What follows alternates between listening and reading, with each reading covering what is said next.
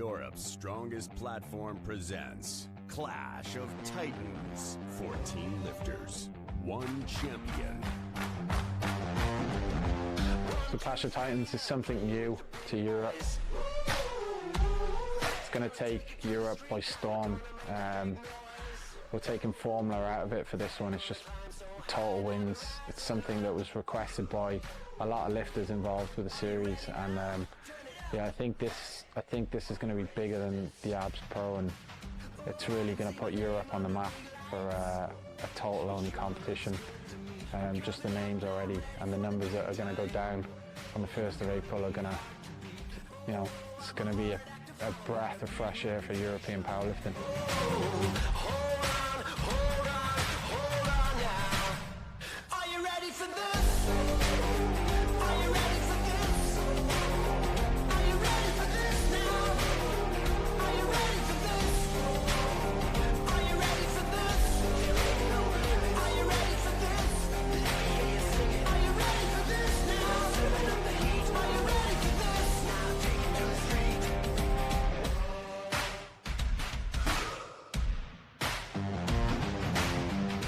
Competition's competition. We always go to win.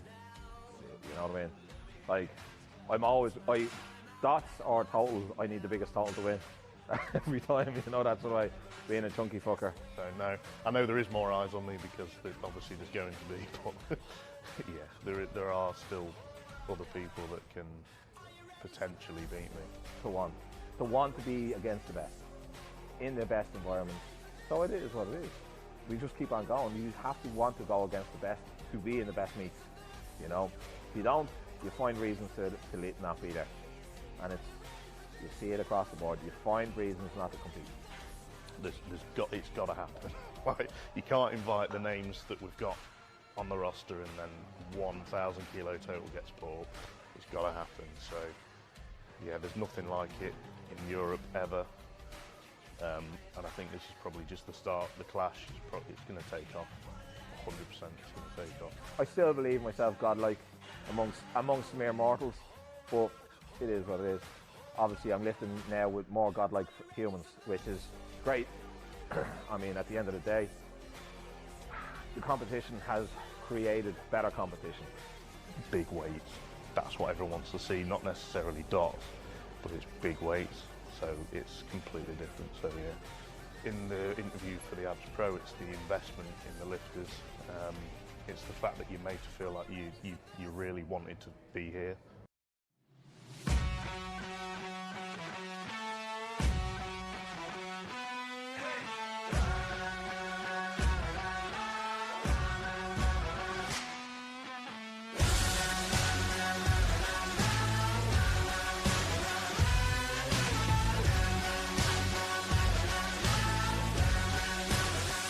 I think it's given the European boys, especially, you know, Ireland, UK, have a big presence, a legit home that they can say, look, this is our competition, our platform, we can battle it out here.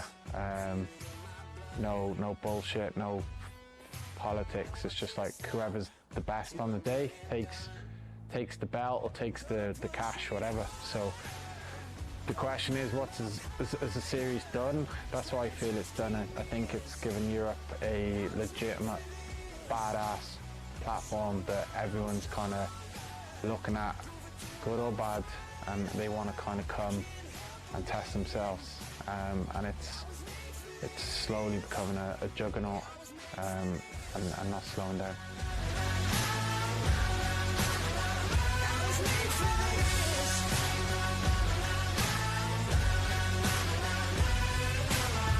Like with the Clash and the Pro together, I think this is bigger than any Pro so far, with the quality.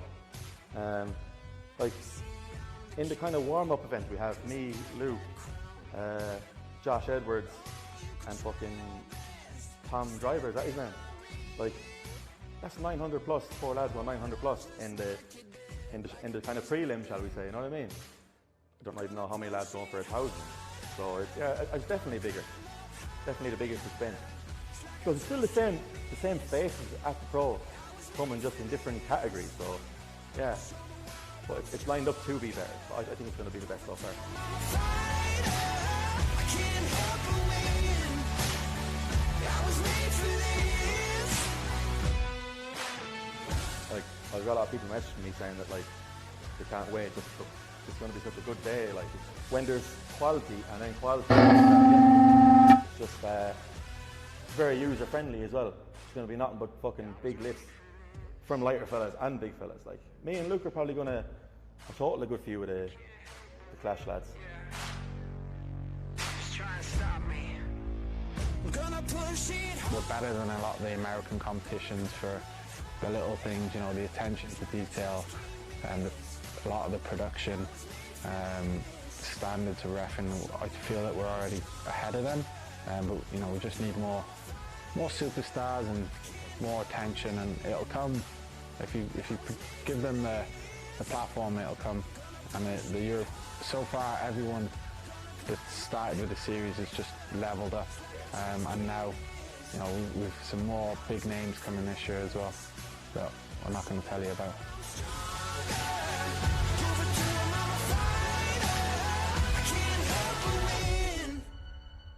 I was made for this.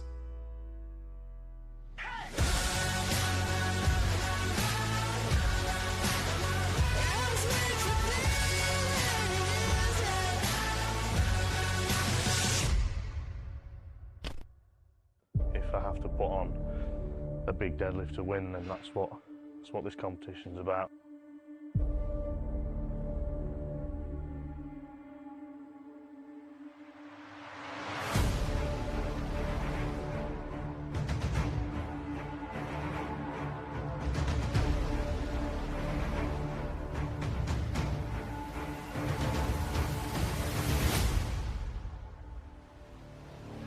I am the best in the country. That's it. Nobody else has done what I've done. Nobody. And nobody's come close to it. And nobody will ever beat me. He'll get his first deadlift, but I feel like he's going to drop his second and third. My only fear this time is going to be fucking too easy.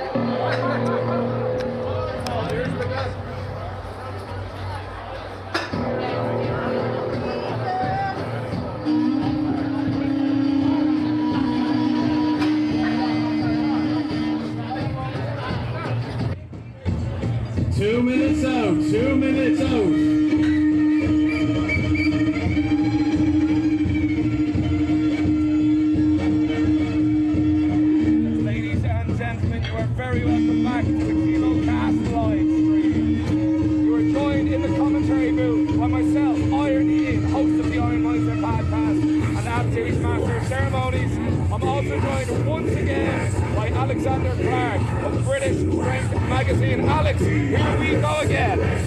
How's it going, everybody? Thank you, Ian, for the introduction. It's great to be back. And the atmosphere in here, once again, this is already better than the Abs Pro. Atmosphere-wise, this place has reached another level atmosphere-wise. There is a tension in the air as we prepare for the Pro-Am battle of Jesse Moran and Luke Tolman, soon to be followed by the inaugural, for the first time in Ireland and Europe, a competition decided on total. Untested, the absolute best of the best, the behemoths, the clash of titans. This is unprecedented. Europe has never had a competition of this nature. Not to overlook the Series 12 battle between Luke, Jesse and all the other guys, but Europe has never had a huge competition like this, decided purely on total, where the big boys, some of the strongest lifters in the world, are going to be going against one another, and you will get to see the action as it unfolds. No dots, no formula, nothing like that. Strongest man wins. Ladies and gents, we are kicking off the action with the Pro-Am fight. We have some serious competitors, some returning champions, some first-time lifters. Out first, we have Rory Porter. He's opening with 215 kilograms. That's 473.99 pounds for a friend in the US. Now we saw Rory last time, I believe, Ian. We saw Rory at Abs Pro, did we not? Rory Porter, I'm going to pull up his history. I want to know more about the guy. Rory, not to be outdone, has not been good before when it looks at me, but has certainly put together a serious amount of competition experience at the GPC. His first lift is successful, which at this competition on this platform, like we saw earlier this morning in Division 2, the standards are the highest in Europe. There are no lifts given. Next up, we have a veteran of the Irish powerlifting scene, Fitzpatrick, Dave Squats on Instagram, opening at 320 kilograms, 485 pounds. I've seen Dave squat sleeves and wraps. He is a confident and well put together lifter, a serious all-rounder, not someone to be slept on. He said in our press conference yesterday, he's more here just to put together a nice tidy total for himself.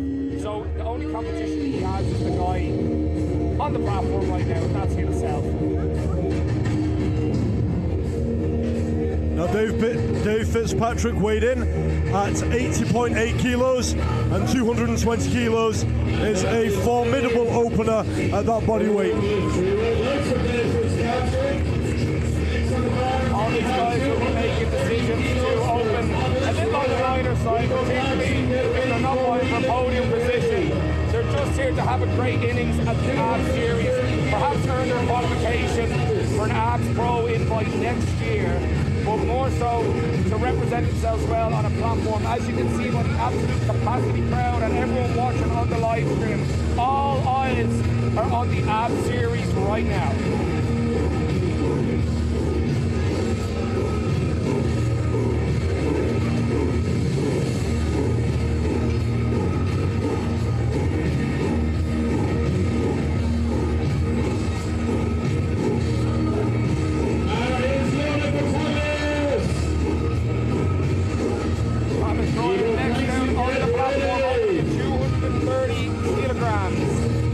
Just over 500 pounds. To consider these are some of the first lifts in the flight, shows you the standard we are looking at. Very fast, explosive over the hold, and it is a good lift. That was easy. Very easy for him. Next up, we have 230 kilos for Ebow Crankson. Noel Wheeling, get ready. Ebow Crankson, trained by one of our Clash athletes, Masson.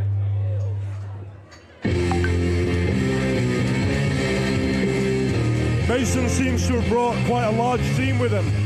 Yeah, he certainly came in with an entourage at this one. So we love to see the series bringing lifters from all over Europe. And in this case, later on today, we're going to see USA competitor Fernando Arias contending for that #1 podium spot at Clash. tell. I can't wait.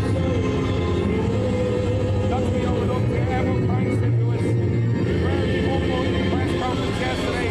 Not a few words, but he's here to show everybody what he can do on a platform of this caliber. Very likeable character, this guy. From what I saw at the press conference, extremely likeable guy. Opting to squat in sleeves today and moving super. Wow. Not a That was fast. It was deep, it was fast, and the referees like it. 437 kilos for Norway.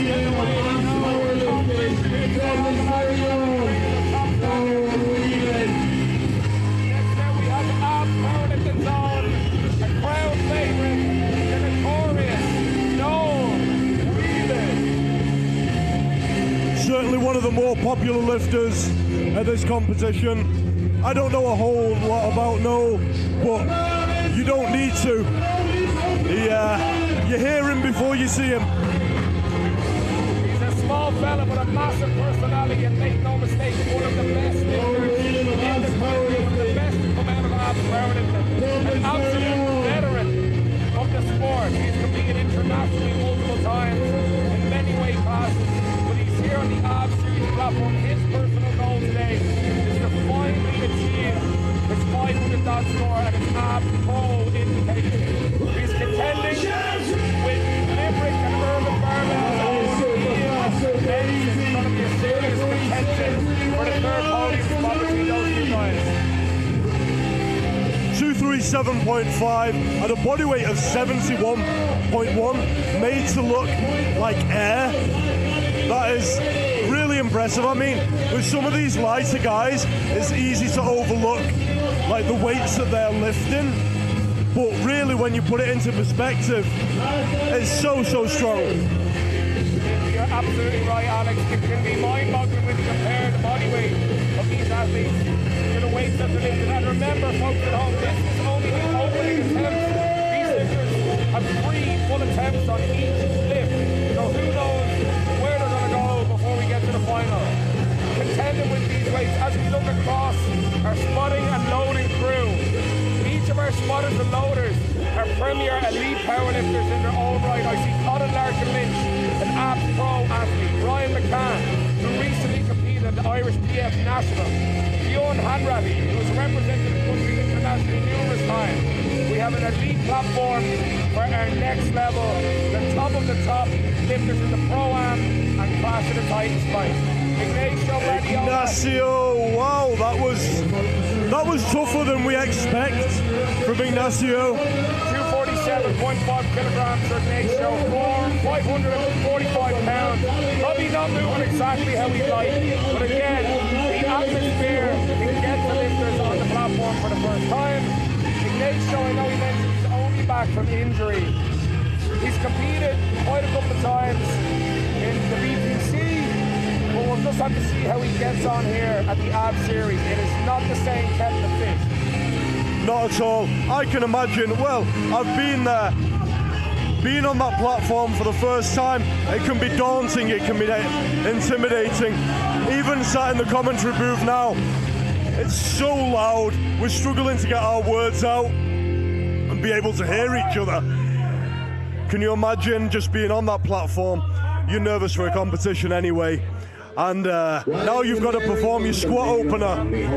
You know, it can have a big effect mentally, psychologically, but sometimes once the opener's out of the way, your second attempt moves a little bit smoother because the nerves have just calmed down that little tiny bit. Marc Galligan with a successful 255 kilo opener.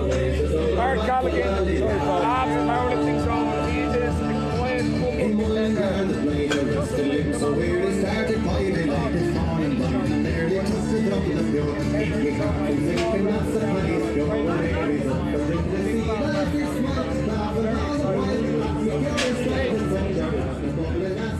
Michael Dickson out there returning to abs powerlifting platform. He's come back leaner, tends to be stronger, and here's making a press. question. We had a hard time getting contentious words out of him yesterday for the press conference, but we'll see what he can put up today. Michael Dickson weighed in at a super light 94.4, opening on a massive 270 kilograms, just under 600 pounds, Alex.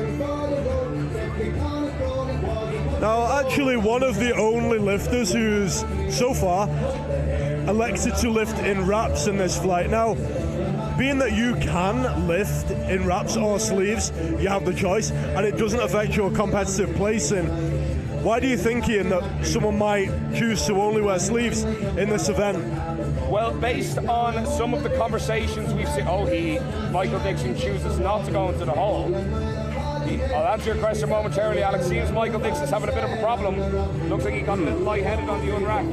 He is held aloft by Joe the Beard, long-time back spotter at the Abs Pro and several events all over Ireland. Michael chooses not to take his opener. Very bizarre. Hope he's doing okay there. Yeah, I mean, that could have been down to so many different things.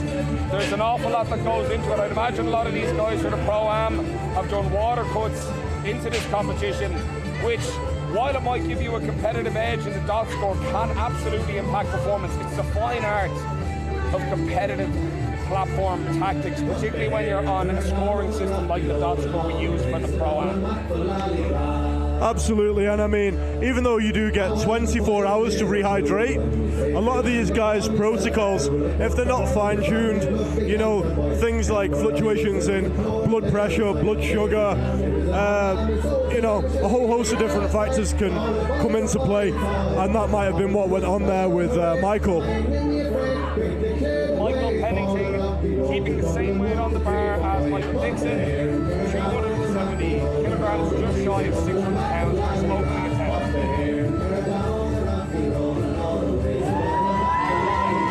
Comfortable, nice and comfortable, nice and deep. That's exactly what you want out of the opener. Well, and to answer your question, Alex, we had a bit of a conversation with Rob Spence, who was returning to the Abs platform after, I'd imagine, a disappointing performance for him at the Abs Pro 2022. He had a little bit of a nightmare scenario where he dropped the bar on one of the squats and actually injured one of our spotters, which is a bannable offence. Now, again, Rob, lovely guy, it was a mistake, very much understood, but I think that maybe got into his head. We opted to stick in the sleeves, and I'd imagine that's a factor for many, many lifters. They are potentially maybe not willing to put up with the variable that is the wrap. Maybe they don't have a consistent wrapper. Maybe they don't have enough experience in the wrap, so they're sticking to what they know. They're removing one variable from the training. Absolutely. I mean, it's a balancing act in a way, because if you really want to win this, you're going to be in wraps, okay? Because wraps can give you anywhere from 20 to maybe 50, 60 kilos. Like, some guys and some girls do get a hell of a lot out of their knee wraps. But at the same time, as you just alluded to, Ian, it can be a confidence factor. Sleeves are easier, A, to get on, and B, they don't quite get the adrenaline going like putting a pair of knee wraps on. I mean, I know that as soon as I start wrapping for that opening squat, or even for my heavy warm-ups, my heart starts pounding, and for some reason it just seems to add that element of danger. However, for someone like Rob, or for many of these other guys, you know, you're squatting out of a monolift this time, so squatting out of a monolift removes the walkout element, and the walkout element can often be very difficult in a pair of knee wraps. You're removing that element, you know, the spotters are there for added safety. So for someone like Rob, even though he's not in this flight, you know, maybe that element of danger isn't there so much. I mean, I can perceive that Rob, for example, is a little bit nervous about this, and I hope that it doesn't play into his performance on the next flight, because I would love to see him and people like him hit the totals that they're capable of in terms of in a competitive scenario whereby wraps are allowed. That squat was super easy by Ian Benson. Ian Benson has built a rivalry with Noel Whelan, and they had a little bit of a back and forth in the press conference yesterday.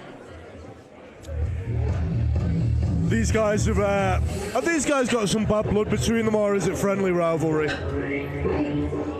For Ian Benson and Noel Whelan, they had a bit of a back and forth yesterday in the press conference, didn't they? There is absolutely a rivalry. It's somewhat friendly, but I would imagine they are both still seriously watching each other's attempt selection. I don't think there's any bad blood, but they absolutely want to beat each other. But it's two dogs racing for the finish line. They're giving each other the most motivation to do their best here today. So if anything, it's going to bring out the best in each of them. Oh, 100%, and it's great to see that rivalry. It's what makes the sport entertaining. Now, here we have Luke Tolman ready to come on for his opening squat. He looks pumped, he looks ready. He posted a selfie earlier in his singlet, in his abs issue singlet, with his quads looking absolutely huge. And let's hope that this squat reflects that. Connor Kiernan is handling Luke. Connor has his work cut out from today. He is also handling Dave Richardson later on. 3:15 opener. Is he going to make this look easy? I think so. Big brace, hits the hole. Wow. That was easy as you like.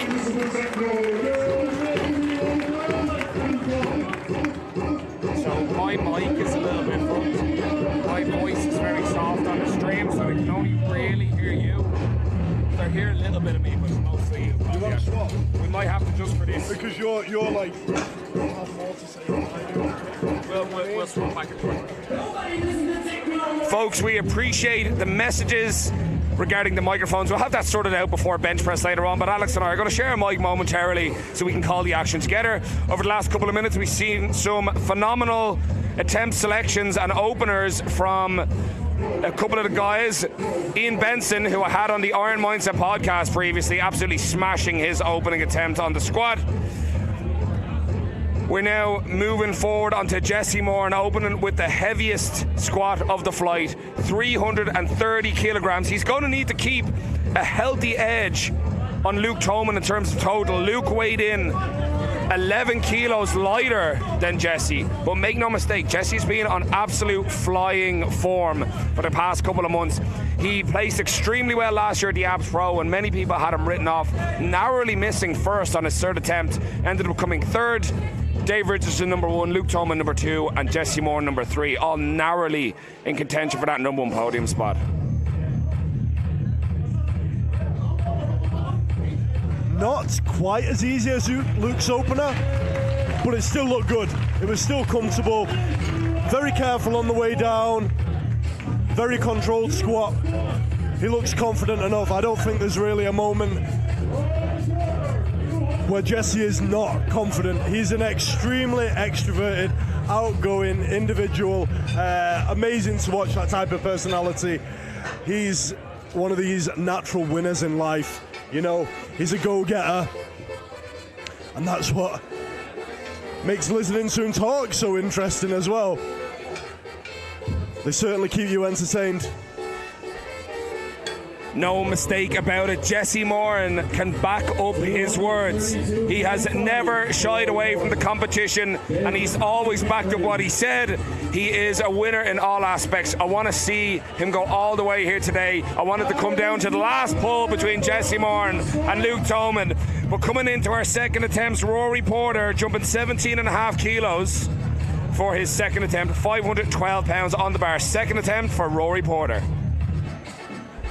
Yes, I made a little mistake before when I said that we'd seen Rory at the Abs Pro last year. I got him confused with someone else, so apologies there. Let's have a look at this 232.5 kilo squat. Slow descent. His coach is actually calling down, down, down, down, down, down. Now that is a method of making sure that your client, or the person you're handling on the day, achieves the correct depth, which he was not able to do. He's got 3 red lights there. He needs to sort that out on the next attempt. He's not going to bomb because he got his opener, but I'm sure he wants to get something a little bit bigger than his opener on the board for squats so that he can build his total. Disappointing miss on the second for Rory Porter, but these things do happen. It is interesting, as you say, Alex, you watch the different tactics some lifters use in reps. Rory and his coach obviously decide to have him tempo down through the lowering down phase of the squat, but you'll see other lifters we've previously had, like Laura Vogelsang, previous abs pro contender, who would attack the bottom of the hole in a dive bomb style. So you'll see many different tactics utilized here at the abs series. In this division, as you say, we allow for knee sleeves, we allow for knee wraps, both are in contention, 2.5 meter wraps, the legal limit on length, so most of these guys will be utilizing every centimeter of those wraps. We have Dave Fitzpatrick out again, a 15 kilogram jump, 512 pounds on the bar for Dave. Again, one of Ireland's veteran lifters. He has appeared on numerous competitions all over the country, super sound guy. Attacks the hole hard, powers through, a little bit stickier than he maybe would have liked, but otherwise a good attempt, happy to see it. Yes, only 15 kilos heavier than his opener, but a fair bit harder. I guess some lifters are just a little bit like that, whereby some guys can seemingly hit a really hard opener and then they'll jump 20 kilos and it'll look the same weight, whereas you'll put 10 kilos on for some guys, or some girls indeed, and it'll look like they've put 50 kilos on the bar. It's really interesting, the dynamics and the differences between different lifters.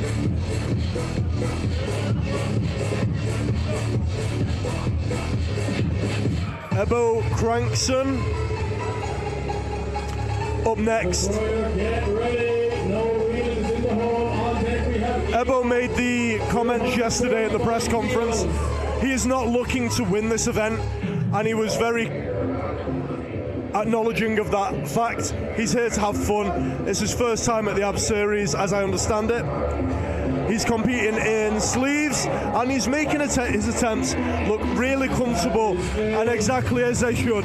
That's a 245 kilo squat, which in sleeves for any male lifter is a nice standard. Ebow with a phenomenal second attempt, 245 kilos locked in. He is only 10 kilos off his wrapped personal best. His wrapped personal best being 255. So Ebow putting on a great performance here in sleeves and walking out of the monolift. Next out we have Tavis Royer, 255 kilos, a 25 kilo jump on his opener. I'll be interested to see how he gets on here. 562 pounds on the bar for Tavis.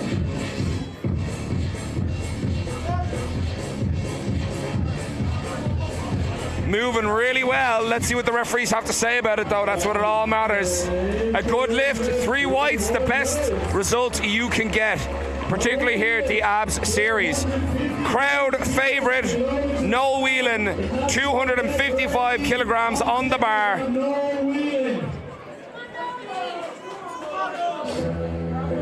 A 17.5 kilogram jump from his opening attempt at only 71.1 kilos body weight. 562 pounds on the bar for the 71 kilo athlete. Noel has the crowd behind him here on his second attempt. 255 kilos, a serious weight to contend with at that body weight. And remember, folks, this is only his second. He will have a third attempt on this to come.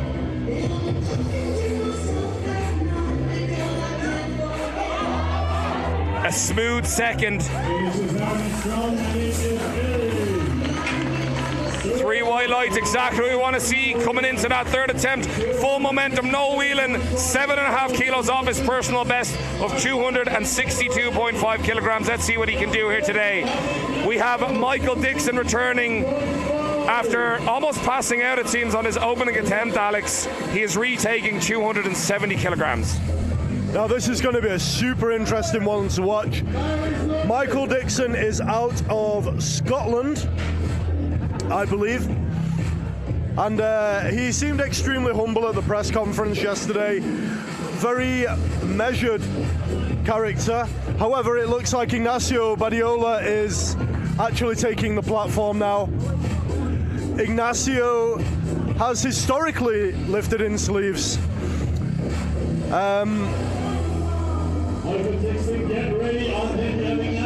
He is an extremely well-rounded lifter. He's extremely jacked, great physique. Not that that makes any difference, but when you're in these lighter weight classes, it pays to really pack your physique out with muscle rather than body fat, because it's muscle that moves the weight, just as you'll probably see here.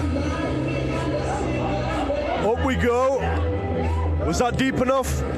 The standards at abs powerlifting, as is often stated, are very quite strict, and the reason for that is quite simply because we have IPF referees refereeing the competition, and across the world of powerlifting it's quite commonly known that IPF referees will uphold the standard of depth to the strictest degree.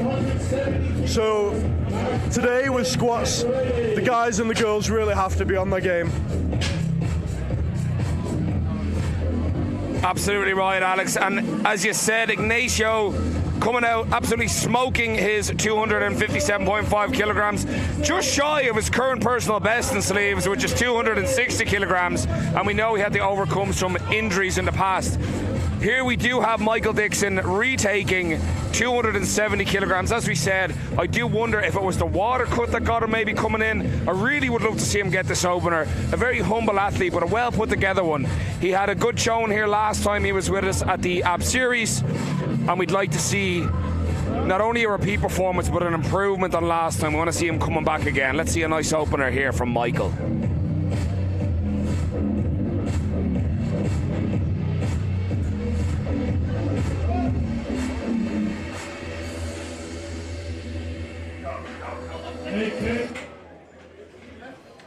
That is a really, really unfortunate circumstance for Michael. He just doesn't seem to have it, and this is why, Alex, most coaches, most gyms, most powerlifters will always recommend opening light. Michael was obviously here to make a bit of an impression. 270 kilograms is a gigantic weight, so perhaps it would have been better for him at this new lighter body weight to have opened a bit lighter than that. So we're in a bit of deep water for him now coming into the third attempts. I 100% agree based on what we've just seen, and historically when you've watched most powerlifting competitions, you'll see a scenario like this unfold, and you would not expect Michael to get his next attempt at that weight. He certainly can't go heavier. In powerlifting, your next attempt can either be the same or heavier as your previous attempt. You're not allowed to go down, just for any people who are new to the sport watching this. So Michael's really going to have to pull it together if he wants this next one. We now have Marc Galligan taking the platform with 280 kilos, and he makes it nicely, I might add.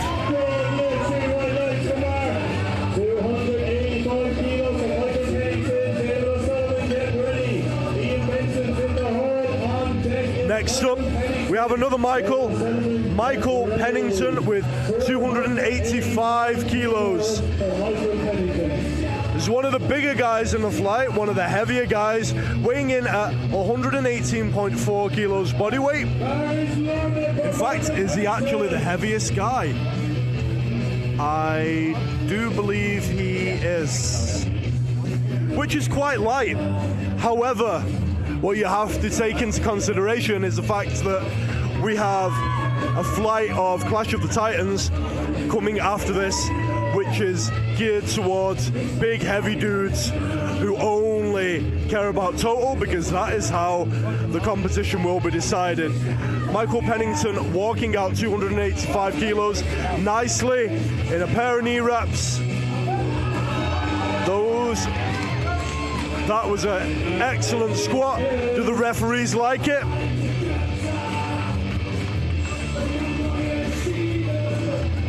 Two to one, that's good enough.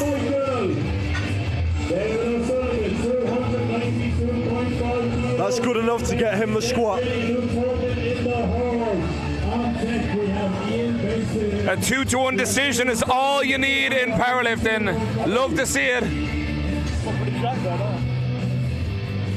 The two boys in the commentary booth calling the action. Alexander Clark of British Strength Magazine, Iron Ian of the Iron Mindset podcast. You can find both on Spotify. David O'Sullivan marches to the platform, 292.5 kilograms. He was vocal in the press conference. He thought he was being overlooked.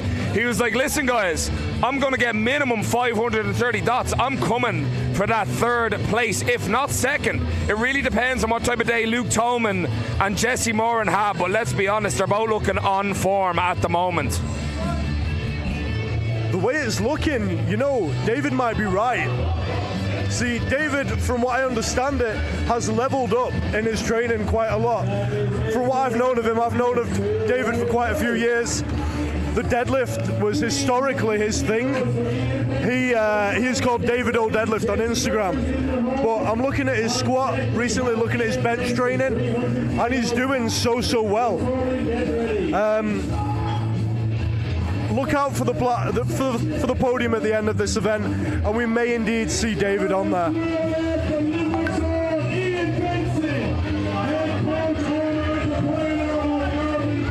Ian Benson, a 300 kilo squat. As soon as you get north of 300 kilos, this is when the squats for the males start becoming really impressive. That, for you gym rats, is 7 20-kilo plates aside.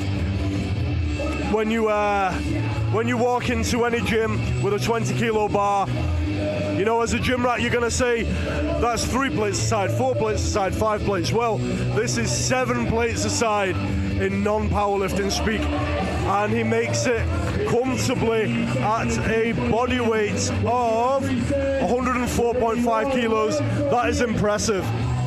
I had Ian Benson on the Iron Mindset podcast yesterday before his weigh-ins. The guy's charismatic. He's got his fingers in a lot of pies. He recently relocated his gym of Urban Barbell in Limerick to a bigger, better facilities.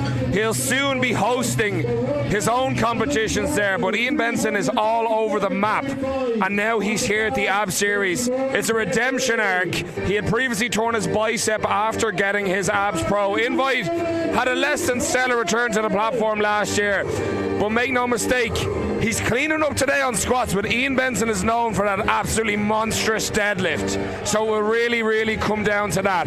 Here is Luke Tolman, ABS Pro 2021 champion and silver medal at ABS Pro 2022.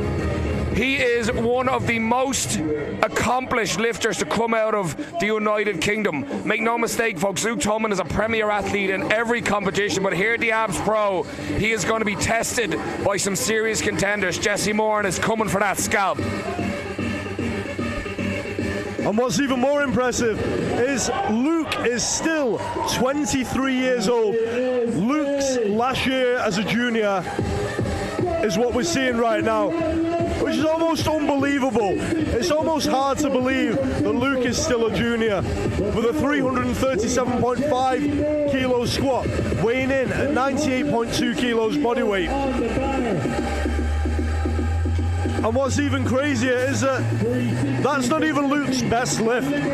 He has recently done a 260 kilo bench press in training. He's an all-time world record holder in the bench press. And the man who is going up against Luke head-to-head is this chap, Jesse Moran, the bad boy from Limerick, who wants to take Luke out, who wants to take a former ABS Pro champion out. The crowd is on Jesse's side. You can hear it as he approaches a 360 kilo squat. He's done 365 kilos in the gym. Let's see what he makes of this.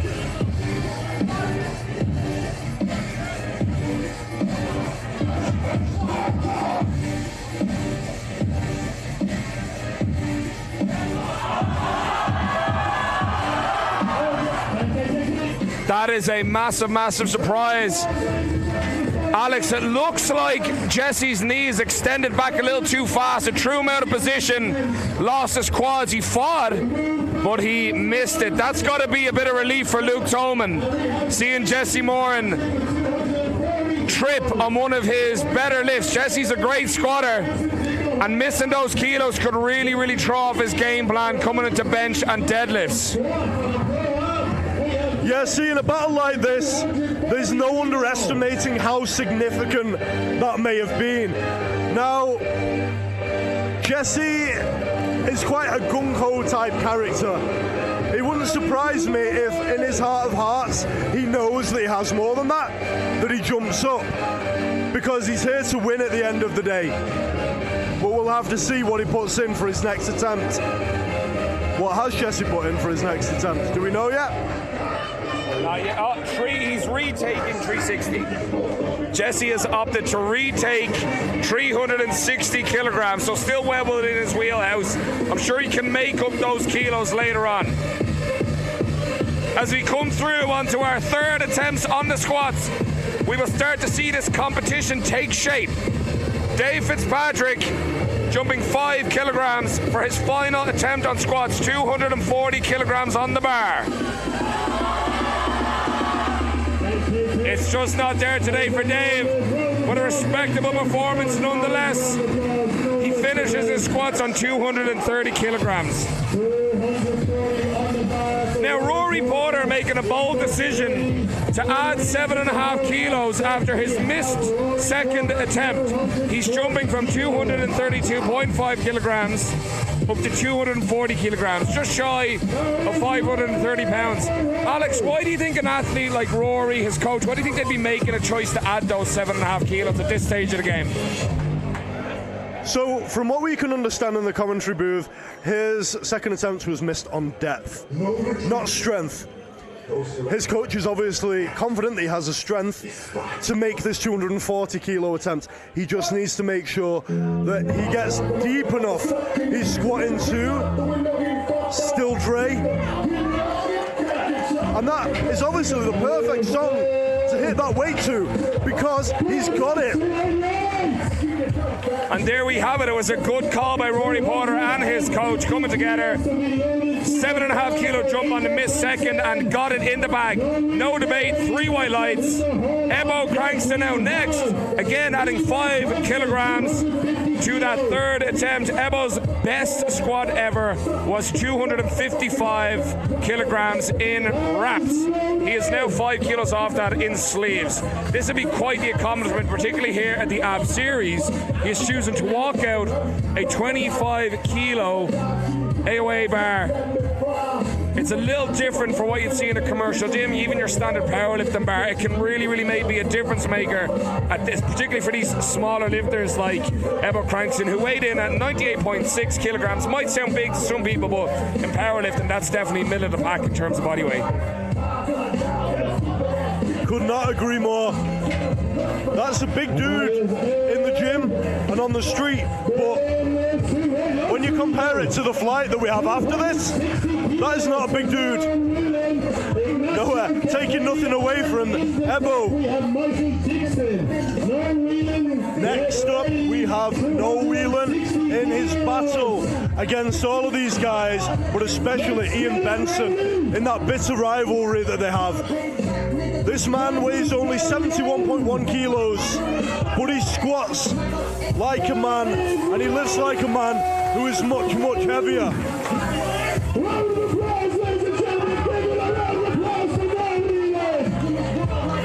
As the smoke fills the room, in the high standard production that Abs Powerlifting has put together for this event, Noel approaches the bar, gets his upper back tight, thinks about what he's about to do. Big brace, solid on rack with 260 kilos, which is insane for a 70 kilo man. Hits the hole. Oh, that was easy. Wow. What a masterclass on squat. That is exactly the momentum we want going forward for Noel. Well within his wheelhouse. He's actually squatted a little bit more in the past. 262.5 kilograms. He did that. He successfully got that. I'm looking back over Noel's history here. His last competition, Abs Series 10. That was at the Pro-Am last August in Con. It was at the same time as the Abs Pro. He did that at 1 kilo lighter, but it was a much grindier squat if memory serves. So I'm excited to see what Noel can put together now coming into those deadlifts later on today. We have Ignacio Badiola, 262.5 kilograms on the bar. This is some monstrous weight by any standard. Whether it's there's meets out there that this would win the flight.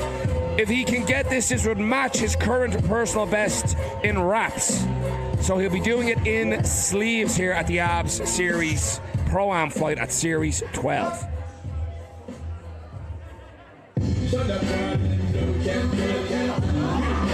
Unfortunate, he made the right choice. Oh, he seems to be grabbing his groin. We're really hoping that is not an injury. Hopefully it's just a small strain through the hip that he can come back from later on. He does look a little uncomfortable. We'll just have to wait and see where things go. Folks, we're at full capacity here at Abs Powerlifting Gym. Alexander Clark, Iron Ian calling all the action in the commentary booth. Folks, we are in the third round of squats for the Pro-Am flight at Abs Series 12, but do not go anywhere. Coming shortly, the inaugural Clash of Titans. Jake Brennan, Dave Richardson, Tobias Cunningham, Fernando Arias, and some serious contenders vying for that inaugural title belt of Clash of Titans. Michael Dickson comes out to the platform for his third and final attempt on squats. Let's see if he can put it together. Come on, Michael. This is really the time when you have to put it together. When you're going to have to dig deep and, you know, make that attempt that it doesn't look like you're going to be able to make. Is he going to elect to take this weight? Because what can happen here is when you don't want to mess up the order of a flight, you don't actually tell the table that you're not going to attempt that weight. And the reason for that is the man who is after Michael, Tavis, would then have to quickly put his knee wraps on, get under the bar and take the squat. People don't want to do that, lifters don't want to do that. So out of respect, what has happened here is that Michael has elected to let the clock tick down. That's a commendable thing to do in powerlifting, and anyone listening, that is how you should approach things if you're going to miss an attempt. What a class act from Michael Dickson, giving all the other competitors that extra minute to recover, get mentally in the game. I'm sure Tavis Royer here will appreciate it as soon as he smokes this 272.5 kilogram squat. For our American friends, that is 600 pounds. Wow.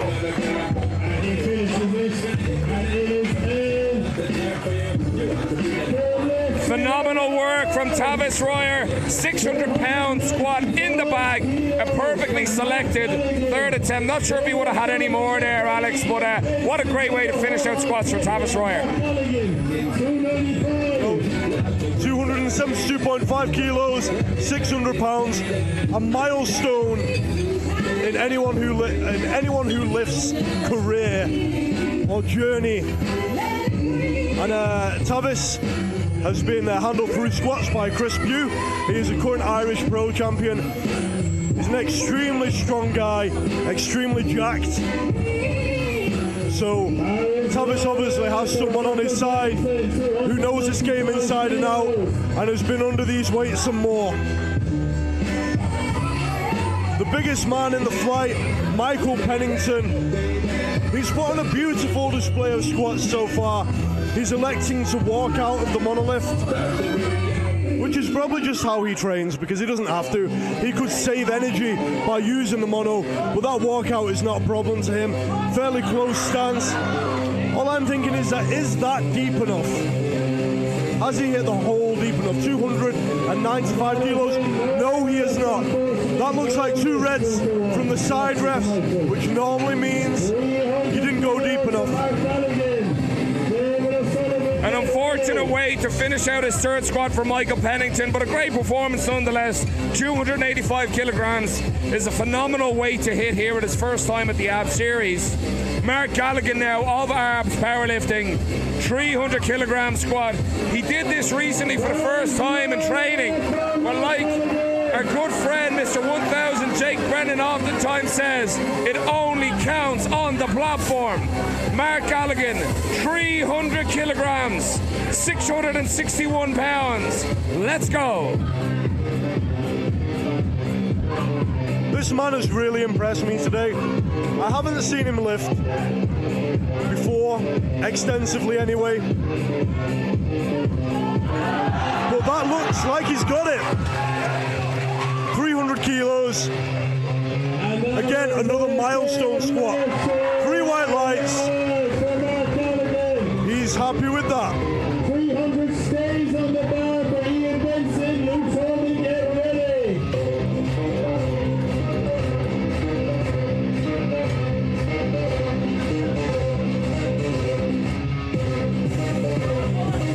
David O'Sullivan, the dark horse in the Pro-Am flight. 300 kilograms at 99.4 kilos body weight. Just over 3 times body weight squat, 661 pounds. This man is here to make an impression, and folks, if you haven't noticed on your screens, do not adjust. He's doing this in sleeves. He's squatting with a super narrow stance. There we go. I think he's got that. It looked deep, it looked well executed, and it looks good. 2 to 1, but 2 white lights out of 3 is all it takes for a successful lift. Dave is happy with that. Fun story for you actually, or maybe not. I once tore my calluses hook gripping on my second attempt deadlift. It was Dave's wife who provided the tape to hold my hands together for the next attempt. I got my next attempt, and that was part of my biggest ever total. So, a lovely couple they are. I'm super happy for Dave that he got that squat. And that's it, folks. There is a serious sense of community here at the ABS Series. Lifters, athletes, families, girlfriends, wives, boyfriends, husbands, all here to support all these athletes. Ian Benson with his contingent from Urban Barbell in Limerick. 312.5 kilograms, 688 pounds. Ian Benson was the man who robbed me of my opportunity to get on the ABS strength board for the deadlift. So make no mistake, as impressive as this man has been on his squats, the best is yet to come.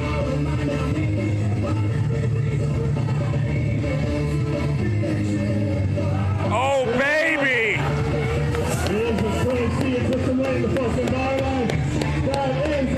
We love to see it. Ian Benson is here to make a statement at ABS Series 12. 337.5 kilos for Luke Tolman. Here we go.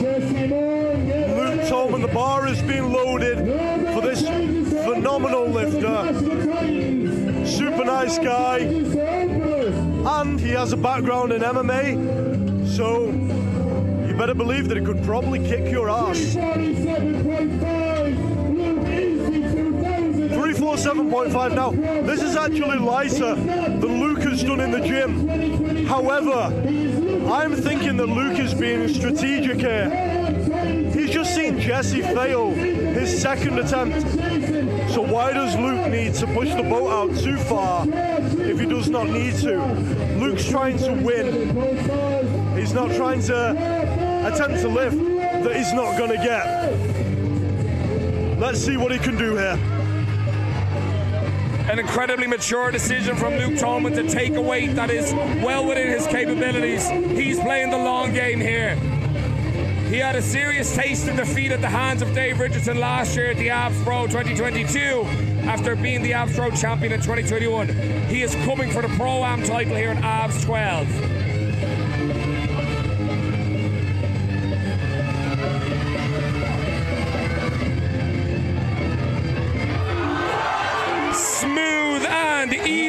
almost pauses it in the bottom. Oh wow, that really changes the face of this competition.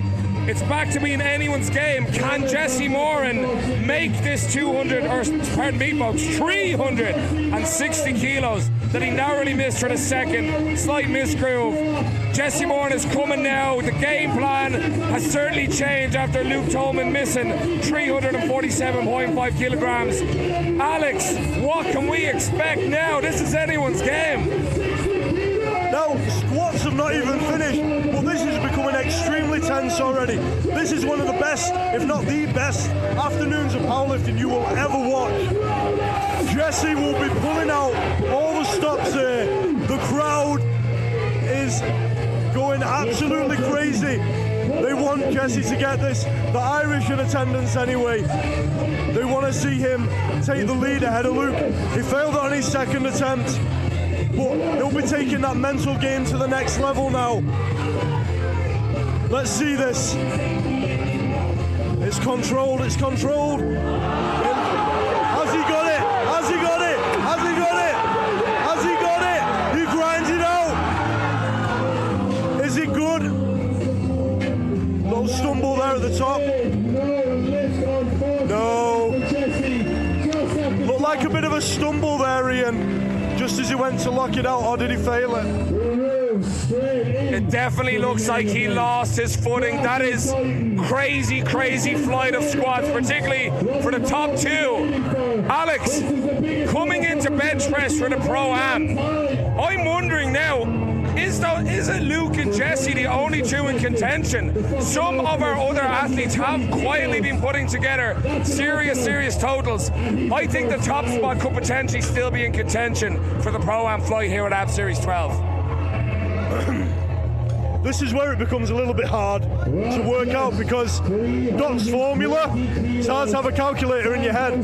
But here's the thing, when you fail lifts, you leave it open to the other athletes. Yeah, you might be the strongest person, but it's not always the strongest person who wins on the day. It's the person who lifts the most. That is very important to take into account. So we're having a little look at the dot scores here, and Ian is gonna, if possible, no. We'll have to wait for their openers. Yeah, we'll have to wait. We'll have to wait for their openers before we can figure out where these guys are on dots. However, here we go. Clash of the Titans. Rob Flett is getting ready to take his opening attempt of 320 kilos. That is a smidge over 700 pounds. Ladies and gentlemen, your main event of Abs Series 12, Clash of Titans. Rob Fleet, Sam Hausberger, Fernando Arias, Dave Richardson, Rob Spence, Nick Meller, Mason Mills. We have some serious contenders: Tobias Cunningham, Jake Brennan, Sean Kyo, pardon me. We are going to see some serious weights lifted in this flight. Our spotting and loading team is made up of Pro-Am, Abs Pro, all athletes that could be in contention in these flights. We need the strongest spotting and loading team in Europe just to keep these guys safe. Make no mistake, they're the most highly trained spotters and loaders in the country. But accidents do happen, so folks, stay tuned as you see some of the biggest, strongest, heaviest athletes from all over the world contending for the first ever Clash of Titans championship belt at Abs Series 12. To reinforce your point, Ian, the lightest squat attempt is over 700 pounds. That says it all. That is a weight that 99% of powerlifters, of people, will never touch in their lifetime. Rob Flett takes to the platform now. This man has only totaled, I say only, that's probably not the correct choice of words, but he's totaled 900 kilos in the past. That is the minimum requirement to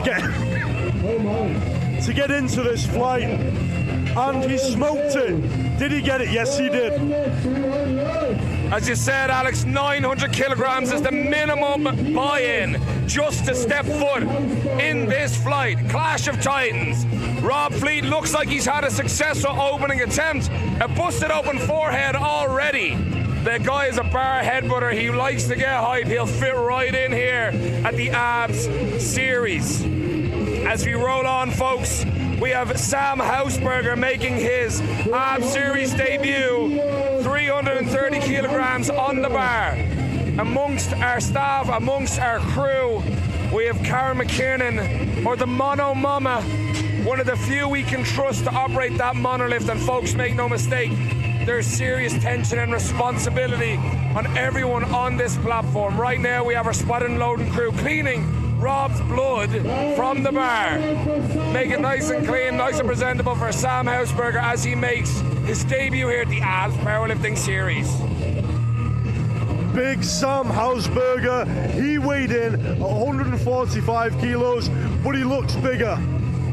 Now he walks it out, 330 kilos. He's a strongman by trade. He normally competes in strongman. He's done very well, actually. No surprise with how easily he moved that 330 kilo squat. He'll be taking big jumps here, I do believe.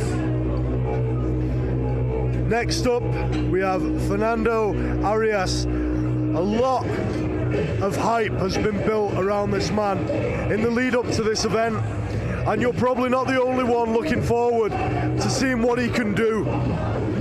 He's a big deadlifter, he's a big bencher. He has totaled 985 kilos, and that was in a pair of sleeves. Now, how much can this man get out of a pair of wraps? That is the question, Ian.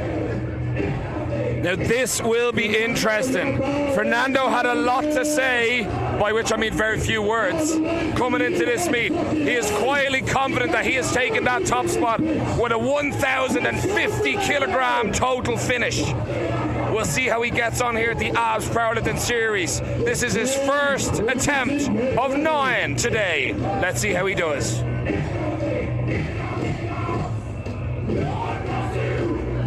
Looks smooth from up here, Alex. What do you think before he gets that call? Well, I didn't want to say anything because it looked like it may or may not be in. I mean, it certainly didn't look high, but we have to say again that we're being refereed here by IPF referees. You're not going to get any gifts. You know, the IPF is often seen to be the strictest judging, and when we're talking about strict judging, the place where you're likely to come a cropper is often squats. Having a heavy weight on your back and taking it deep are often two things that don't mix very well, because it's damn scary. Now, we are about to see the current Abs Pro champion, Dave Richardson, take to the platform for his opening squat of 360 kilos, which is not a lot for Dave. He's being conservative here. Dave Richardson, Abs Pro 2022 champion and current holder of the biggest total ever on an Abs Series platform. 1,012.5 kilograms to secure his championship title at Abs Pro last year. He opens today at 360 kilograms, well within the champion's wheelhouse. I'd be very surprised today if we don't see Dave contend for his first 400 kilo squat. He's known for the deadlift, but make no mistake, since jumping into wraps, Dave has quietly been putting together a seriously impressive squat. Abs Pro 2022, if I'm not mistaken, was actually his first competition in wraps. Clash of Titans is now his second. Let's see what the former champion can do. Now this is exciting. Let's see how these squats are moving. And they're moving well. Dave makes such easy work of that opener. He's a seasoned competitor. You would expect nothing less. And he squats super deep. He leaves no doubt in the referee's mind as to whether that was a technically proficient and satisfactory lift. Head referee Ricky Mullen having a word with our platform crew manager, Joe the Beard, on the security that he wants for these athletes as they make these absolutely monstrous attempts. Make no mistake, folks, some of these athletes are opening on weights that most powerlifters will never ever even attempt. Rob Spence makes his return to the ABS Powerlifting Series at 360 kilos squat. Oh, he's been called back from the platform. He wants those racks in. Rob likes to grip wide, and that's one of the things we can offer these athletes on this monolift. A fully customizable experience for these athletes to demonstrate their absolute best performance on the day. Rob is a very aggressive lifter. As you can see, he gave his spotter a big shove there, which, if you look at the size of Rob compared to his spotter, could be considered bullying. Let's see if Rob can manage the nerves this time and put in the performance which we all know he's capable of. So easy, so easy. That has got to be a confidence booster. This man looks like he can squat 400 in sleeves. He might not even need wraps to get on the podium today. I completely agree. It really depends on how the other athletes look.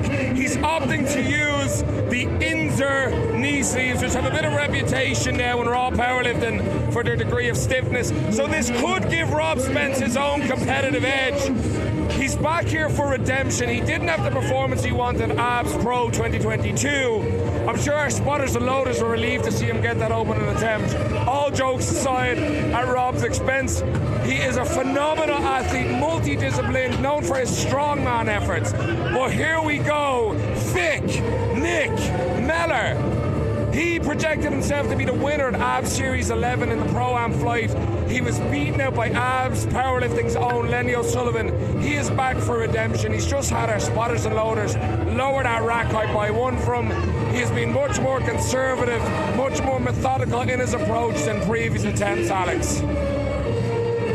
Yes, a 360 opener for Nick is somewhat conservative for the man who has gone down and up with 400 on the platform in the past. However, he had a little stumble with that attempt. Oh. And he had a stumble with this one as well. I really hope he can claw that back, because I don't want to see him biased here. But Nick is one of my favourite lifters. He's one of my favourite people in powerlifting. I don't want to see nothing but the best for him.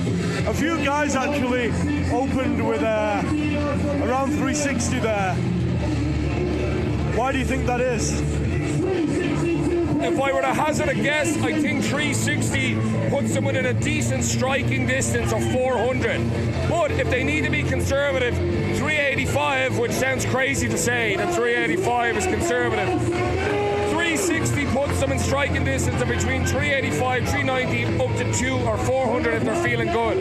Mason Mills, who has contended at ABS Series twice already, ABS Series 9, returned then for the Pro-Am, or pardon me, the Pro in August last year, has been building successfully, working closely with ABS Powerlifting head coach Jay Farrant, and looks like he smokes 362.5 kilograms, just about 800 pounds.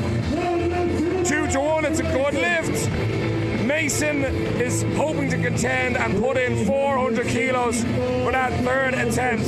Next up we have Sean Kyo, whose second name we may have mispronounced on British Trend Magazine podcast episode 68. However, 365 kilos for Sean. He's primarily an IPF, International Powerlifting Federation lifter, primarily a sleeve squatter, but recently squatted 400 in wraps for the first time in training, Alex. Indeed he did. Now, it's going to be really interesting to see what Sean can put forth today, because the way he squats his heavy weights in sleeves would make you assume that he's going to make them so much easier in reps. Let's have a look how this 804-pound attempt moves. Yep, IPF depth, oh my God. That was so fast. So fast. That's got to build the confidence, and that is going to strike fear into the hearts of the other competitors who just watched that attempt. Next up, we have the dark horse, Tobias Cunningham out of Finland. He's a quiet character. He doesn't like to make much ruckus. He doesn't like to make much noise. He lets his actions do the talking. Let's see if they do just that when he approaches the bar loaded with 370 kilos.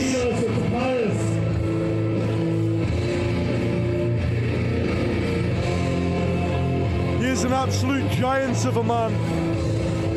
He's weighed in at 140.7 kilos, but he looks so much bigger because I would say he's one of the guys who has a better body composition in this flight.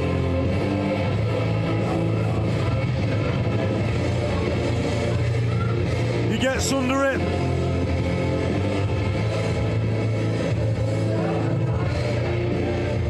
Takes his time, takes his breath, stands up confidently, gets a squat command, takes it deep. Wow! He made that look like nothing. You said it yourself, Alex. Tobias Cunningham is the dark horse of Clash of Titans. He took his invitation for the Abs Pro at short notice. He has had months to prep into this meet. It's really going to come down to what he decides to do on his third attempts for squat, bench and deadlift. But folks, he's opened on the second heaviest squat. Here comes Mr. 1000, Jake Brennan, 380 kilograms, 837 pounds. The first man to total 1,000 kilos on the Abs Series platform. You're going to see, if all goes well, a big squat out of this man today. 380 is absolutely nothing for Jake. Jake has squatted well in excess of 400 kilos before and told me that he's capable of going upwards of 440 kilos. The crowd love this man. You can hear them get a little bit louder when he steps out. Now Jake likes to lift to he likes to lift to softer, more pop music, and he says that is to enable him to take his mind off the nerves of how serious this is. Sits into it. Little slower than I'd expect on the way up, but the lift is good. There's no problem. He looks confident.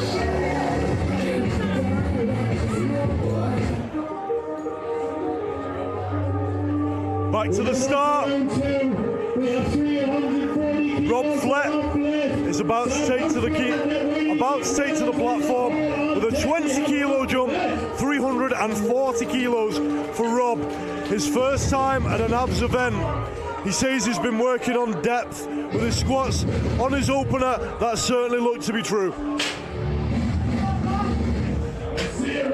Thanks for handling the commentary there, Alex. Had to put on a bit of a different vibe for Jake Brennan's squats. He likes that little bit of levity. He likes a bit of Britney Spears, Pussycat Dolls.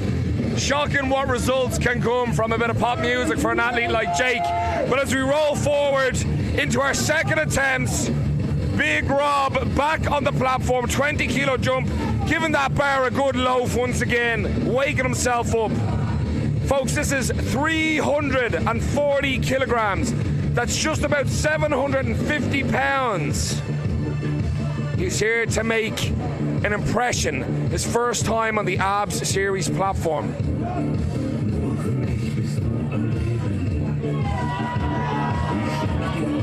Bit of a long wait there on the squat command from head referee Ricky Mullen.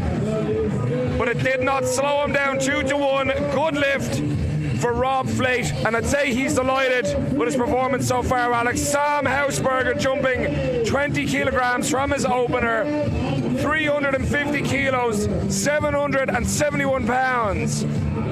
Sam is no stranger to high-paced competition, but I'm really curious as to how he'll get on with the entirety of the day at the pace we move at here at AB Series. Alex, you're a bigger super heavyweight lifter. You've competed here before. How did you find the pace for AB Series?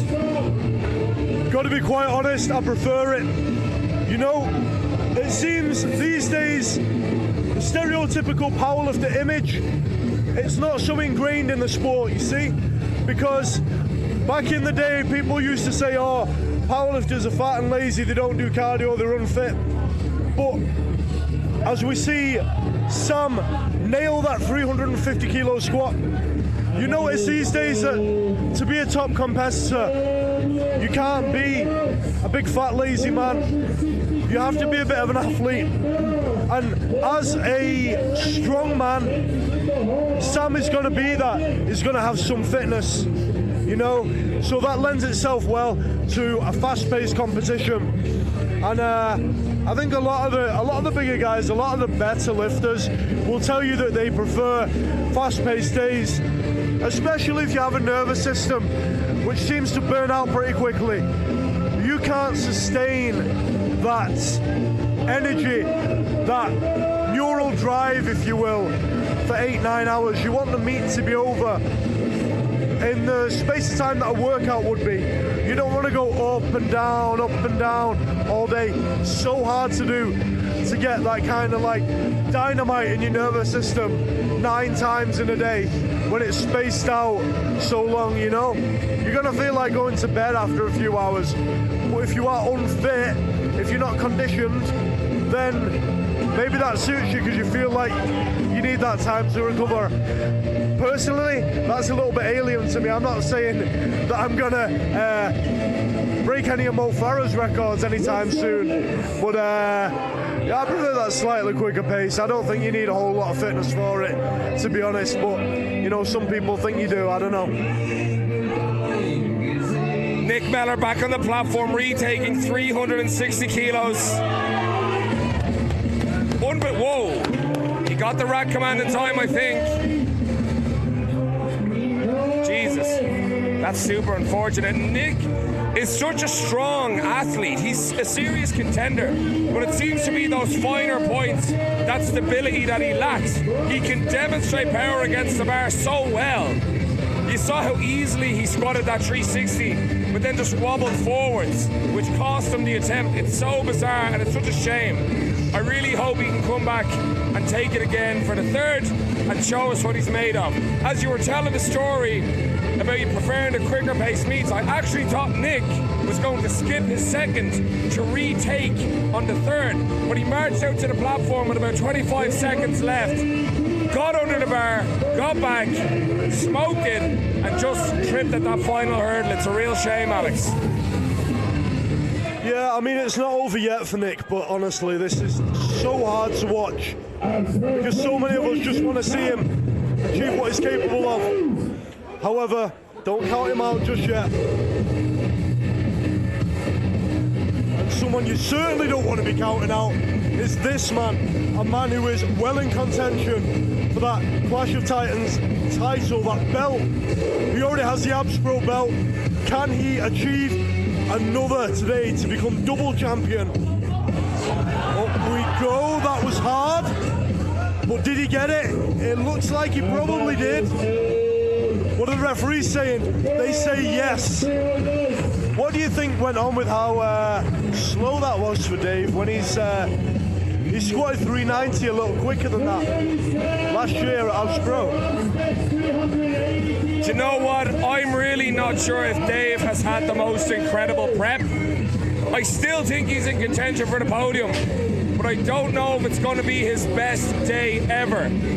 He's been playing his cards relatively close to his chest the last 2 weeks, but I know he missed a 385 kilo deadlift about 3 weeks out. He did retake it and smoke it about a week later, which is great to see, but there's a lot of question marks around who is going to take this #1 spot. Will it be Jake Brennan coming back to reclaim the top spot? Will it be Dave Richardson becoming the first 2-time champion, breaking the champion's curse? Will it be Fernando Arias flying into Ireland, taking the title and going back to the United States? Or could it potentially be this man, Rob Spence, somebody who's writing off because he's doing this in sleeves? However, he's going toe-to-toe with the Abs Pro champion at the moment, Dave Richardson, on those numbers, 380 kilograms. You know what? I did a brief interview with Dave and I did it with Jake before this event, and I said there could be surprises. Yeah, there could be surprises, and I think you might just be looking at one right now as Rob Spence, like a phoenix from the ashes, comes from his bad performance at Abs Pro and gets a 380 kilo sleeved squat. That is no knee wraps, deep as hell in a pair of knee sleeves. Could Rob Spence maybe sneak onto the podium? Could Rob Spence perhaps take the title today? What do you think, Ian? Fernando is here to make an impression, not only at this meet, but all over the world. I think a few people have underestimated him. Mason Mills notoriously does not think he will be in top contention. I think Fernando may have taken that to heart. Make no mistake, folks, he's competed at a seriously high level all over the US. Now, the question mark is over the flying in, the jet lag, not sleeping in your own bed, not eating your own food, not lifting in your usual gyms, not surrounded by your usual crew. But I am confident. Whoa! A little bit slow out of hole, but confident after that. 3 whites from the referees means it was exceptionally well done. Arias here to make a serious impression at the Ab Series. He may only have a few more kilos than that, but if Fernando plays it right, it could be a squat that sees him in good contention for the winner's circle and indeed the title. Now, don't forget that Fernando has a competitive bench and a massive deadlift. We're talking, he has deadlifted 420 kilos, maybe in excess of that, in the gym before.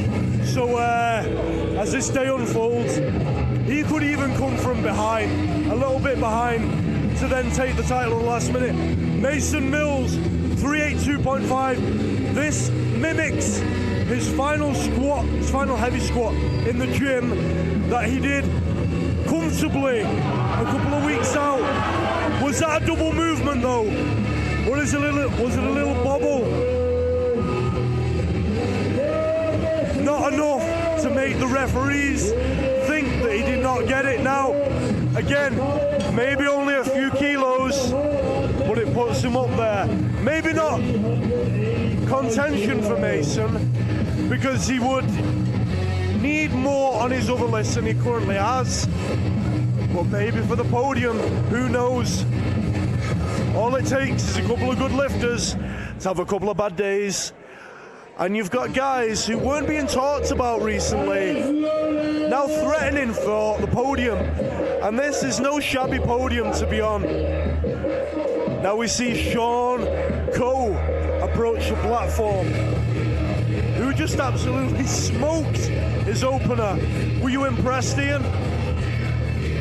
Alex, to be honest, I still think we're really looking at anyone's meet. This is actually one I've had a tough time with the podium. I know on British Strength Magazine podcast, I gave the names Fernando Arias, Jake Brennan and Dave Richardson. But as we're watching the second attempts unfold, and folks, that's 385 kilograms, 850 pounds, second attempt for Sean. This is still really anyone's meet. This man is playing a blinder so far, quietly coming up the rear, the biggest successful attempt so far. But here comes Tobias Cunningham, 395 kilograms for his second attempt, Alex. This is some serious jumping here. 25 kilos up from his second, 870 pounds on the bar for Tobias Cunningham, the dark horse, could potentially become number one. So we talked about dark horses on the podcast on British Strength Radio recently. We called Tobias a dark horse, we called Sean Coe a dark horse. But these guys might be future favourites. By the performances they're putting together so far on the squats, yeah, they will be. 370 was absolutely smoked by Tobias, and if his squats follow a typical pattern, then maybe 395 will move well as well. Let's have a look. Tobias is from Finland. He actually trains with some equipped lifters. He's coached by an equipped lifter in a conjugate style, but it seems to work extremely well for him. I think you can see that Tobias is really well built for powerlifting. He has a big frame, he's a big man. He takes it deep. Up, no. Well, maybe I spoke too soon, because if he can't get this on his third, he's stuck with 370, which is not bad, but I believe it's less than he's capable of. Maybe a bit too much of a big jump there. Here we go. I'm going to hand you over to Ian, who knows Jake very well and will be able to commentate this lift. Perfect. Jake Brennan, 415 kilograms. Don't get that wrong, folks. 415 kilograms, 914 pounds. Jake Brennan has appeared a couple of times on my own podcast, The Iron Mindset. He's overcome an awful lot to become one of Ireland's premier powerlifters. And make no mistake, folks, one of the most accomplished squatters in the world. Not just Ireland and not just Europe, the world. This guy puts absolutely everything he can into the finesse, the technical expertise to become one of the best. Jake has come out to the music. Don't you wish your girlfriend could squat like me? Oh, sorry, that might not be the correct name of the song, but during this lift, it certainly is.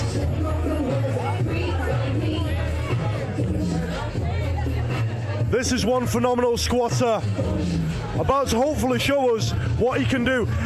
If you could see the crowd right now, you could see how many phones are in the air filming this lift, because they're in awe of what this man can do. Up it goes, up it goes. Yes. It looked nice. What do the referees say? They say yes. That is phenomenal. Jake has to be happy with that, because it puts him... How many kilos is Jake currently in the lead by? Jake Brennan quietly coming into the lead, as there was really going to be no doubt about it with the squats. I'm looking over the sheet here, Alex, on some of these third attempts. We've got some serious contenders coming through. Jake Brennan is currently in the lead by at least 30 kilos. And it looks like for his third attempt, he will be going for a personal best of 432.5 kilograms, which firmly puts him last in the flight. But as we come through onto our third and final attempts of Clash of the Titans, Rob Flett stays in opening position with 355 kilograms. Full steam ahead for Big Rob. He's headbutting absolutely everything he can on the way out, including the bar, Alex. Some lifters are reserved, some lifters are hype. Rob is just the next level. Blood pumping from that forehead already. Rob was donating blood, lowering his hematocrit levels from squat number 1. And he gets squat number 3, quite presumably. It seems that big hype works for Rob, and it has. This man looks like he's been in an MMA fight. He is bleeding from his forehead. There are MMA fighters who come out of bouts looking better than he has, coming out of his squats. But he's got to be happy with that. As you alluded to there, Ian, some lifters are quite reserved, some lifters are quite frantic, quite hyped. Now, I recently, well not so recently, but listened to a podcast with Mike Teixeira, who, for those familiar with that, I won't go into it, discussed the Big 5 aspect scale, which is a personality typing, a very reliable one, method. And it seems that extroverts seem to do better with a lot of hype. Introverts seem to do better with less hype, less people around them. They can train on their own. And I think it's just about matching your personality type and doing what works for you. As we roll through our third attempts here, Alex, Nick Mellor, 360 kilograms on the bar. He has to get this, lest he fall victim to the wrath of the meme master, Jercules. Come on, Nick. Everybody in attendance wants to see him bury this, smoke it out of the hole.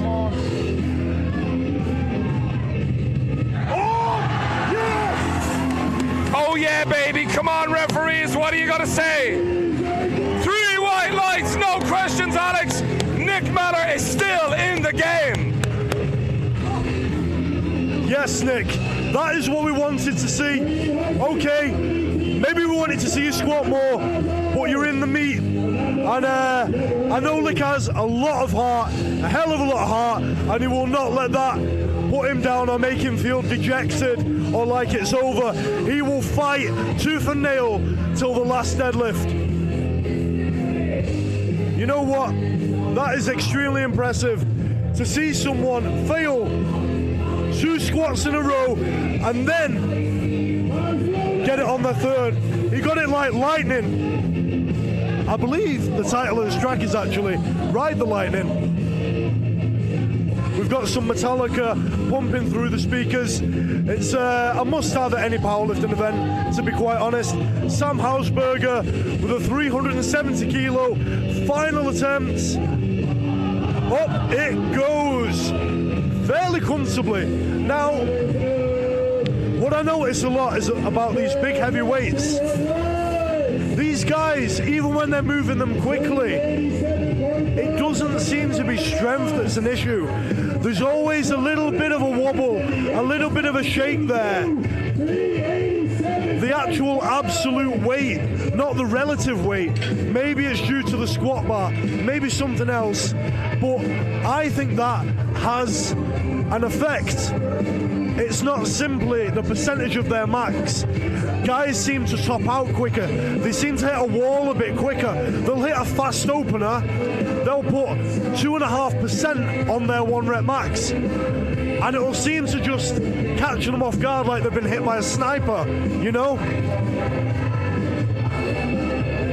Fernando Arias, he is squatting to Hulk Hogan's theme, the lyrics to which contain "I am a real American," and I'm sure Jercules, the resident comedian at Abs Powerlifting, has selected that for him. Fernando Arias has elected a fairly smart jump of only 7.5 kilos. But will it be too much? Let's find out. The 380 was hard, but can he pull this off? Yes, he can. Hopefully that was deep enough. I believe it was. Yes. Fernando puts himself in a good position. He is currently only 27.5 kilos behind Jake Brennan. However, to go 2.5 kilos ahead of Fernando Arias is Dave Richardson, approaching the platform, about to address a 390 kilo bar and hopefully make it his mistress.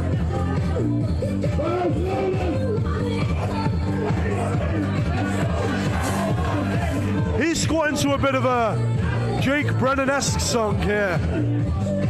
I decided maybe we'd add a little bit of levity to Dave's performance. The guys already put on a show, 380 kilograms in the bag. Perhaps a little bit of change in the ambience of the surroundings might bring him back into the room. Choosing to walk out from the monolift, a bold choice from the Abs Pro 2022 champion.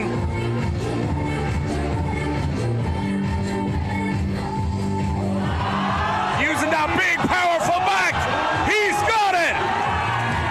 What a fighter, Big Dave, no doubt about it, one of the best. What do the referees have to say? 3 white lights. What a moment. Dave just shows what a class act he is there. He goes back to what he knows by walking out of the monolift, which is an extremely gutsy move when you've been using the mono for your first 2 attempts. However, if you look at Dave, if you look at his training, he doesn't use a monolift in training. He decides to, if you've ever seen the movie Any Given Sunday, where Al Pacino tells Willie Steeman Beeman to go back to the hood. Imagine your mama's calling you for dinner. He's basically telling him to go back to what he knows. And maybe that's what Dave's handler just told him to do as he walked it out of the mono and smokes 390. Maybe not smoke, but he got it. Mason Mills with the same weight. Come on, Mason. Come on. This is one hell of a show. As Mason Mills gets 390, he's even with Dave now. This is crazy, and I don't know about you, but this is damn electrifying.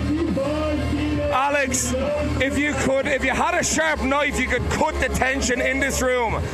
Folks, I'm not sure if you can see it on the stream, maybe you can. As you look through the audience, strange for a powerlifting meet perhaps, but everybody is on their feet. We've got a couple of seats in the front, but we have, I'd imagine, a capacity perhaps 200 people, maybe more, jammed into our tiny little powerlifting club here in Finglas to witness some of the most premier powerlifting in the world.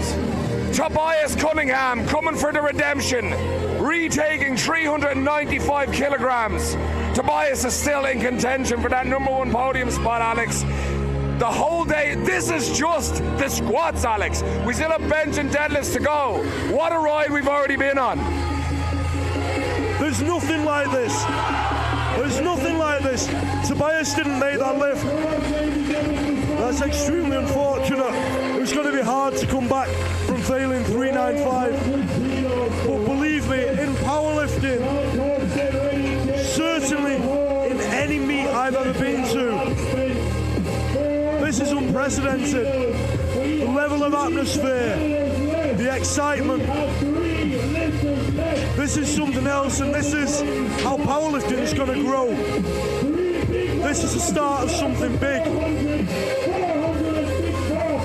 I don't know how the hell I'm going to train tomorrow because my adrenaline is all going on this. Rob Spence approaches the bar loaded with 400 kilos. In a pair of knee sleeves, Rob's looking for redemption. And not only is he looking for redemption, I think now he's looking for the win. 400 kilogram squat in sleeves. And this will put him currently in the top 3 of the Clash of Titans flight. 400 squat for Rob, 405 for Sean Coe, and Jake Brennan with a monstrous 432.5 kilograms. What's that? For who? Jake?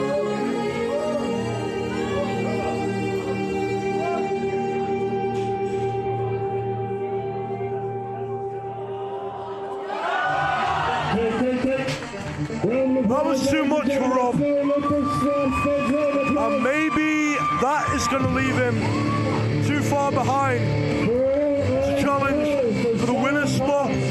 However, Rob has a good deadlift on him. 370, I would say upwards these days, because I recently witnessed him on Instagram pull 360 for a nice double.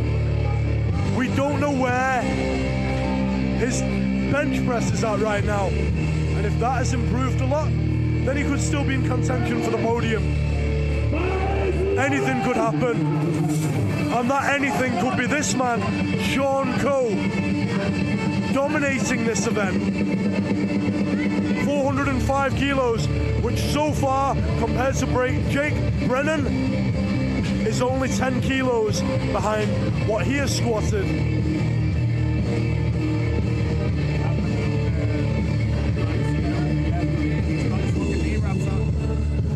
Okay. That is probably not the best thing for Sean, because those racks have just been moved out. He has his knee wraps on. He'd already psyched himself up. However, as a seasoned competitor, a guy who's competed in such large, prestigious stages as IPF, Europeans, Worlds, maybe it won't faze him. He recollects his thoughts, psychs himself back up for what should be a pretty easy squat for Sean. He's squatted weights like this, 400 in the gym, I believe. Nice and deep. Yep, there we go. 3 white lights, no doubt about that whatsoever. What a beautiful, deep, technically proficient squat that was. Here we go once again. The big man, Ireland's only representative in this flight. Everyone in the crowd, I can guarantee you, will once again get their mobile phones out, their camera phones, to record this attempt. There's a lady with the camera, with a professional camera in the front. That highlights just how impressive this is going to look. Folks, make no mistake, you are witnessing powerlifting history. This is the inaugural Clash of Titans flight. Jake Brennan, the third and final attempt of the flight, 432.5 kilograms, 953 pounds. Do not blink. You're about to see something special.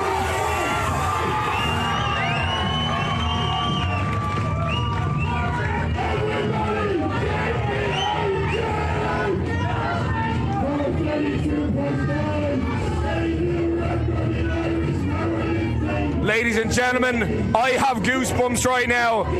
Jake Brennan is a close friend, a training partner, surrounded by colleagues, supporters, training partners. We've got Karen McKiernan, the Mono Mama, controlling it. Let's see what happens.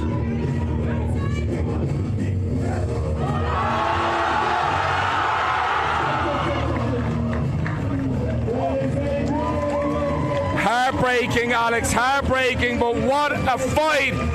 Jake came out of the hole, he hit that sticking point, and unfortunately it wasn't there today. We are still looking at anyone's meet. That podium is still up for contention, Alex. What a ride we've had, and that's only squats.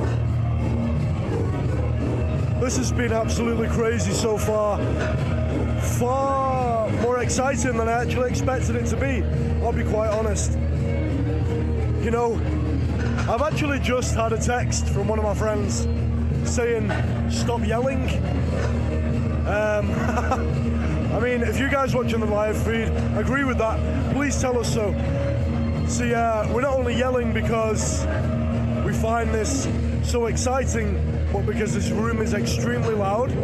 We have no headphones and we're struggling to hear each other. We're facing some challenges up here in the commentary booth. But Ian, as to your question, this is something else. It really is. It's difficult to find words to describe it, but it feels like we're on the cusp of something special here.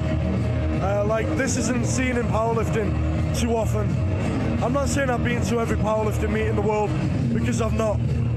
But this is not your average weekend powerlifting meet. Jay Ferrand and his team are putting together something really unique here. and you can tell that this is all geared towards the growth of the sport. You know, there's often a lot made about division and differences between different federations and this, that and the other. And, you know, you can put all that aside because this is not about that. This is about wanting the sport to grow as a whole. And I think that as one competition levels up, so will another. And, you know, it creates a snowball effect within the sport. And I think down to things like this, in 5 years, you're going to see a completely different landscape. You're going to see more lifters come into the sport grassroots level, which we need, and you're going to see a higher standard of professional lifting, professional level lifting, and you're going to see more prize money, more people being able to hopefully do this as their career like they can in other sports. That, I think, is where we ultimately want to go. And, you know, I know that Jay, that is similar to his vision too. So we're only a third of the way through this meet, but Jay, well done to you for masterminding this. And you know, I'm not scared to say that Jack Lovett and I put a meet on, which is going to be held this June 17th, called Spartan Row, which is a sleeves only meet over in Concert, which is near to Newcastle in the UK. And you know, I'm not ashamed to say that we're looking around this competition and looking at little ideas about how we can improve, how we can level up. So we've got a hell of a lot still to come. We've got a huge treat yet to come with some big benches, some big deadlifts. Just off the top of my head, you've got guys like Luke Tolman benching in the region of 260 kilos. Fernando Arias deadlifting in the region of 420 kilos. I hope I see both of those things go down and indeed up. Do you know what, Alex? I couldn't agree more with everything you've just said. And with respect to everybody that's watching on the stream, I can completely see what they're saying. We probably are getting a little loud, but guys, if you were here, the tension, the electricity in the air, it pulls you in. We have the best seats in the house. We're right above the platform. We're within spitting distance of the lifters as they make these attempts, and the excitement just pulls you in, so it is difficult. However, we will try to keep it down just that little bit. And you'd mentioned it yourself, Jay Farrand and the team here at ABS, absolute trendsetters. Everything from yesterday with our press conference, the way the athletes are treated, the nutrition protocol, all the free stuff, and shout out to all of our sponsors, Gravitas Pens, Motion Masters, Powerlifting Motivation, a recent addition being Soul Food Dublin, supplying all of our athletes with protein-fueled overnight oats, Strom Ireland for all their supplementation, TDE, that's Thomas Davis Equipment for designing our unique, our notable and our much storied monoliths. We're currently using our Punisher monolift, and all of our sponsors. Can't forget our apparel sponsor Testo Wear, who supplied all the t-shirts for this meet. We couldn't do it without them. But then we come to the boots on the ground, the soldiers, our volunteers, our spotters and loaders, people in the back. There's so many moving parts that go into making a meet like this. We got our guys on the platform who are up there and we can see keeping our athletes safe. We've got our warm-up room managers keeping things in control, cleaning up after our athletes, all of our staff throughout the venue, and then it goes without saying, we got KiloCast in the house for the live stream, Marc Stell in operation, one of Ireland's top athletes, one of our premier benchers in the Irish PF and internationally, is the guy operating our live stream. So when I say it's a team effort, please make no mistake, some of the best lifters in the country are responsible for making sure we can present present this platform to you. Even myself, Alex, not only did I handle my own athletes this morning in Division 2, I'm here commentating with yourself, and thank you once again for lending your voice to the series. But not only that, the barbell they're using for the deadlifts and the one they're going to be using for bench are actually mine. So I'm more than happy to contribute these things to the series to see it grow. And as you said, I believe we're leading the way. The high tide raises all ships, and it's athletes and voices like yourself at British Strength Magazine that really lend that prestige, and it's great to have you in the commentary booth once again. Thank you, Ian, and what an opportunity. This is something which, just a couple of years ago I couldn't have envisioned that I'd be commentating a powerlifting event, and it's kind of surreal to be commentating what many consider to be the premier powerlifting event in Europe now. Yeah, absolute honour, and we're having a blast up here. Oh, Ian just made the point that it's not as warm as last time, and I'll tell you what, that is one understatement. Last time we were here in August, okay? One of the hottest days of the year. We had fire breathers, and we're right at the top of the building. We're right near the ceiling. So of course, all the heat is rising towards us. I was soaked through in sweat on both days. I believe I actually got out of the commentary booth on the second day. We had to go and catch our flight, Faye and I had to change into my clothes outside from the day previous. I couldn't go out in public with so much sweat on my body. We have some serious conditions, and that's just us up here in the commentary, but you can imagine what the athletes went through. And even now, we look across the field of what we've seen. Unfortunately, it looks like Michael Dickson is out of the Pro-Am, choosing not to take that third and final attempt squat.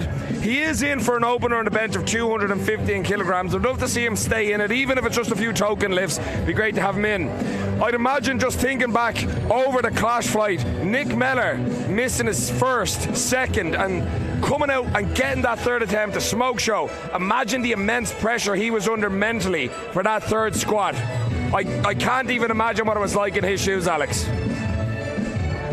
Nor can I, and it's actually really heart-wrenching to watch someone who you've rooted for so long. I guess I make quite a big thing of it, but I'm friends with Nick Mellor. I often say how much of an adorable big bear he is, but trust me guys, it's nothing untoward.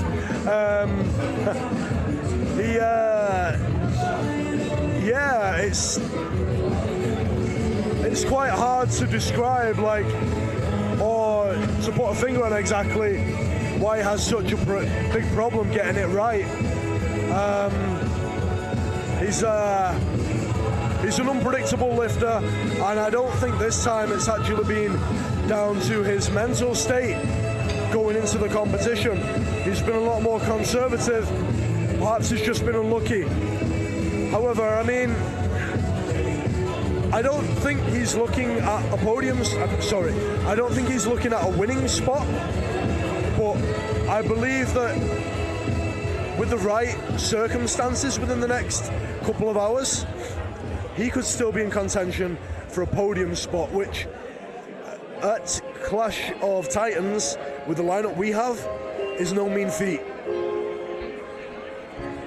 Folks watching at home, we're just a couple of minutes out for the bench press for the Pro-Am flight and Clash of Titans. If you're getting snacks or you're going to the loo, do that now. I don't know about Alex, but I'm bursting for the loo. I'm going to run now. If you want to keep the guys entertained, feel free, but don't go anywhere. We'll be right back. Well, I wish I would have got there first, Ian, because I too am bursting for the loo. However, for the sake of powerlifting, I will be your saviour, and I will hold it in until the end of the bench flight. Luckily, I haven't abused too many DHT compounds, and my prostate seems to be in working order, and I'll be able to make it until the end of bench press. You IPF lifters won't really know what I'm talking about there. The joke will have gone over your head, and that's fine. It should stay that way. Preserve your innocence. So, something you can do during this break is head over to our sponsors. Check them out. We have, now this is off the top of my head, guys, Strom Sports Nutrition Ireland. I can vouch for Strom as a company. Fantastic, fantastic supplements. We are also looking at Testo Wear, which is a clothing brand. So go and check them out. Maybe Google them. I don't know their website, but give them give them a look. They are supporters of the Abs Powerlifting series also. And of course, go over to BritishStrengthMagazine.com and subscribe to British Strength Magazine. British Strength Magazine is an online publication catering to the strength athlete. Both powerlifting and strongman are featured. We have interviews with the UK's best athletes and articles by the brightest minds in UK strength sports. That's BritishStrengthMagazine.com. Now, just to recap some of the action that went down during the first flight, the Pro-Am flight, which features a well built up battle in between Luke Tolman and Jesse Moran. We saw Luke miss somehow his third squat attempt of 347.5, which is actually uncharacteristic of Luke's performances. We then saw Jesse Moran try to capitalise on his reattempted missed second attempt of 360 kilos, which unfortunately he could not do, which kind of left the competition, or leaves the competition, a little more open. We've had guys like David O'Sullivan. I know that guy's second name. I don't know why I struggle to remember it there. There's a lot to remember here today. However, we've had guys like that talk himself up in the press conference, and with a 300 kilo squat in sleeves, he seems to be backing up his BS, as is the saying, and maybe it's not good enough for a win, his performance today. Who knows? I mean, it would have to go quite drastically bad for these guys for that to be the case. But Dave O'Sullivan said that he was gonna get onto the platform and onto the podium. Sorry, I keep making that mistake. And looking at the way things are going, it looks like a possibility. However, he has guys like Ian Benson, Noel Whelan, who are themselves in a intense rivalry against one another to contend with. You know, that podium spot, that what I believe to be third podium spot, is wide open, and who knows if Luke and Jesse continue to have a less than perfect day. Who knows, maybe one of these guys could edge them out. So far, I don't think so. But you know, this is powerlifting, this is sport. Anything can happen.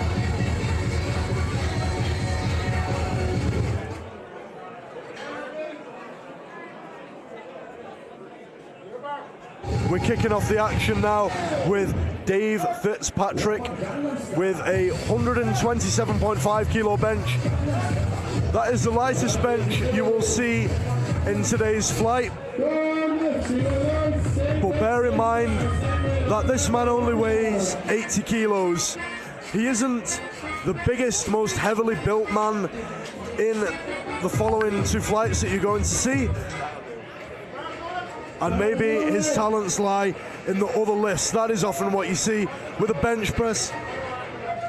with a bench press specialist indeed. You're looking at more heavily muscled men who are proficient in the bench press. How's it going, Ian? How's the feeling more relieved now? I'll be honest, it all hit me like a ton of bricks as soon as the lifting finished. I actually did get chatting to this man's coach. Rory Porter's coach was explaining to me the strategy with his jump on attempts on his squats after missing the second and then jumped at 7.5 kilos for the third. He missed 232.5 kilograms and jumped to 240, and you and I were discussing whether or not that was the best decision, and naturally he got that third attempt. The coach was explaining to me that Rory had jumped his yes command when he was giving him the down, down, down, down, down, so maybe it was competition nerves for Rory.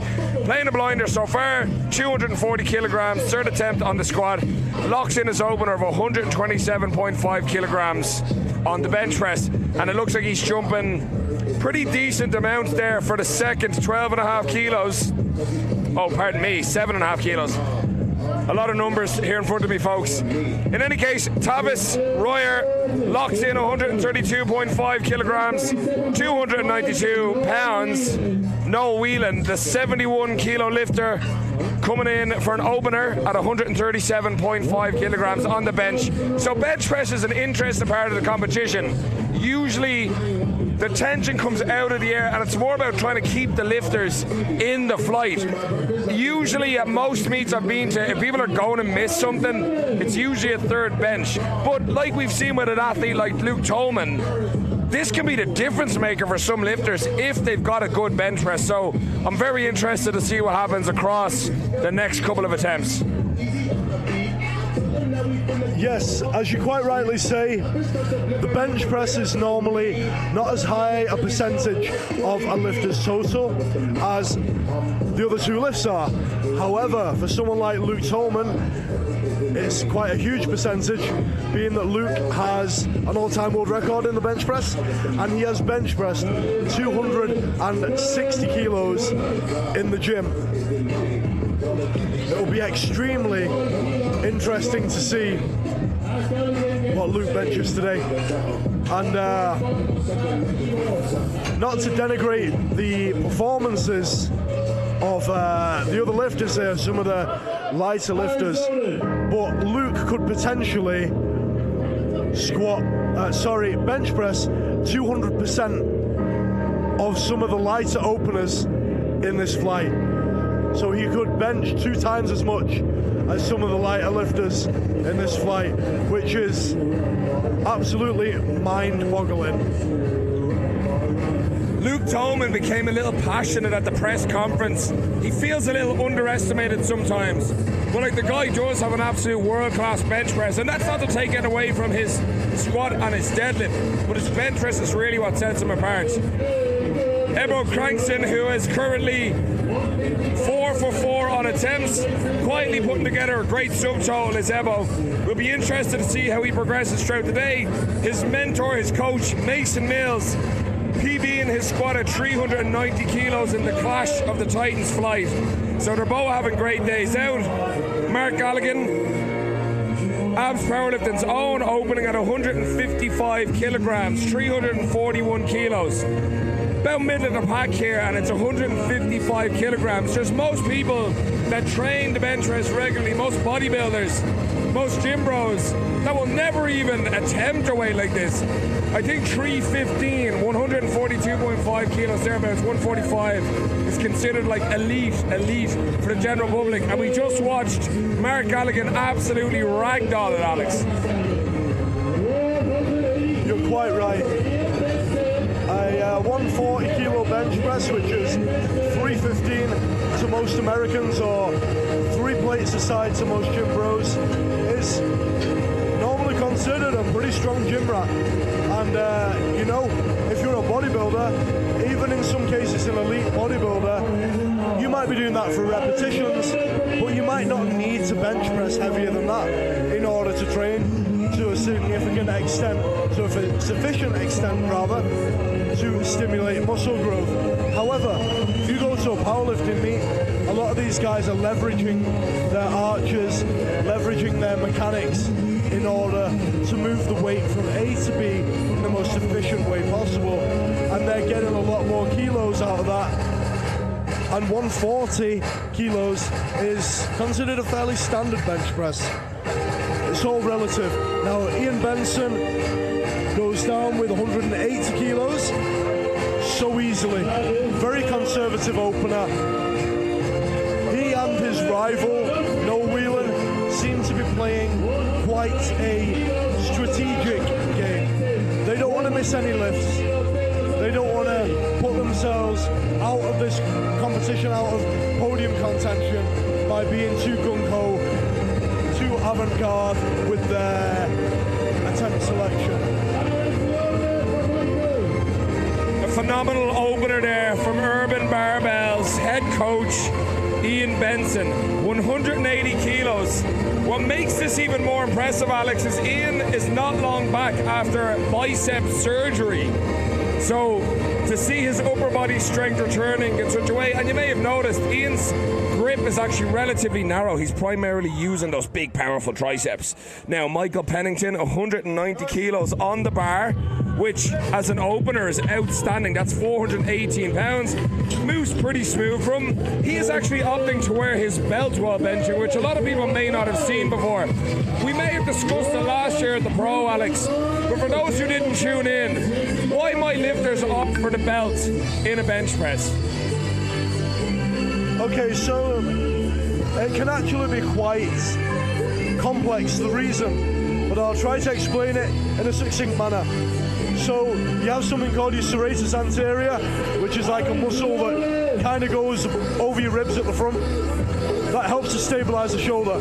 If you've got a more stabilized shoulder, you have a better bench press, okay? So wearing a belt helps to activate the serratus anterior, stabilizes the shoulder, and hence you can be a stronger bench presser. One thing you might want to avoid doing is wearing the belt too high, because that can actually interfere with your ability to arch. David O'Sullivan, who is known as David O'Deadlift on Instagram, fails his opener of 192.5 kilos, but it was on a technicality. What was the technicality? Down. What do you think the technicality was down to there, Ian? It's hard to tell from up here. I know we are not integrating the IPF bench depth drill here at the series, but even so, he was well in on that. I would imagine from our perspective, because we probably can't see it, perhaps his glutes lifted from the bench, perhaps his foot lifted off the floor, but to be honest, it looks pretty smooth. Here's Jesse Moran opening on 210 kilograms on the bench. What a phenomenal lift. And he's not even opening the heaviest in the flight. Enters the rack from the back to allow himself to get nice and tight. Self-lift off. Controls to the chest. Fast off. But here's where it matters. He's a strong dude, but what do the refs think?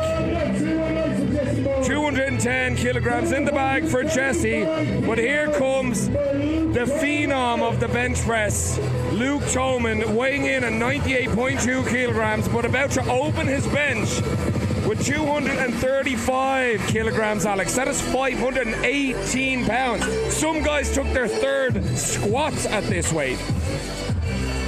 Now, if you could see me, I'm just shaking my head there, because Luke Tolman weighed in at less than 100 kilos, and he's benching a weight which most people will just never even dream of approaching. He's so elite at this lift. Whatever it takes to be good at bench pressing, Luke Tolman has it, and he's only 23 years old. And this is a conservative opener for the young man. He employs a very wide grip. And the wide grip, as well as making more use of the pectoral muscles, will lower the range of motion, which is exactly what you want to do in any of the power lifts, as long as you can make it work. The shorter range of motion, the less work needs to be done in order to hoist massive weights. I'm laughing because that was so comically easy. Whenever you see 4 red plates loaded onto a raw bench press, you know that the lifter is damn good. They are so proficient in their craft. We're witnessing greatness in the bench press here. And as I just said, you saw the biggest bench press opener of the flight. We're going back to the start now, and like I was saying, Luke is probably capable of doubling. I don't mean do 2 reps here, I mean ×2 the lighter bench presses in the flight, roughly, which is just mind-boggling. You know, that's not to be disparaging towards any of the other lifters. It just shows how good Luke is. Well, when you're so strong that you're making 130 kilos look like not that much weight, it shows you the standard that Luke Tolman is at. But make no mistake, Dave Fitzpatrick earned his spot here in the Pro-Am flight. He has one of the coolest singlets in the entire flight as well. What's on that singlet, Ian? I think it's definitely comic book. It looks like Thor from the Marvel comics is on the front. Dave, comic book fan. He is, as I mentioned, a mainstay in Irish powerlifting. Even looking at his open powerlifting, I'll actually show you here real quick, Alex, on the computer. This guy has been around the block. Look at that series of competitions this guy has been in. He's been competing since 2010. And he has competed regularly all the way through 2010, 2011, took a short break, 2015, 2016, 2017, 2018, 2019, 2020, 2021, and he's competed twice in 2022, and this is his first meet of 2023. What an absolute mainstay, what a champion of the sport. Here is Rory Porter.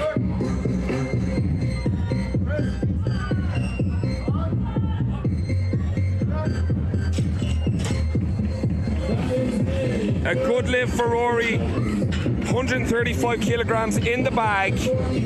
Didn't take too long for him to get it, about right for a second. I'd imagine he'll be relatively conservative on his third and quietly putting together a great subtotal here and a great dot score.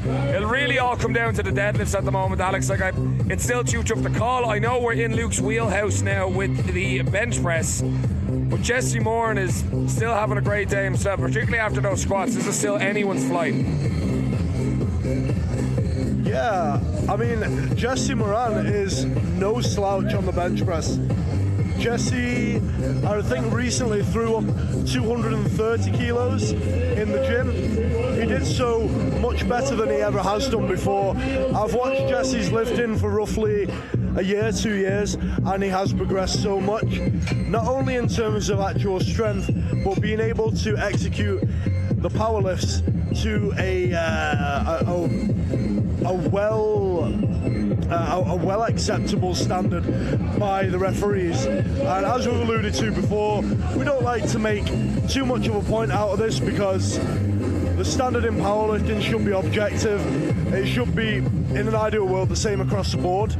But at the AB series, we have IPF referees, and if there's a platform that you're not going to get any gifts on, it is here. So Jesse has done a really good job at tightening up his lifting and attempting to leave no doubts on the platform. No bounce benches, you know, there has to be, as you've just seen here by Noel Whelan, a very clear pause. The bar must rest still on the lifter's chest, on the lifter's sternum, in order for the referee to give the press command, at which the lifter will then proceed to press the bar back to the starting position before receiving a rack command. Next up, Ebow Crankson with his second bench press of 150 kilograms.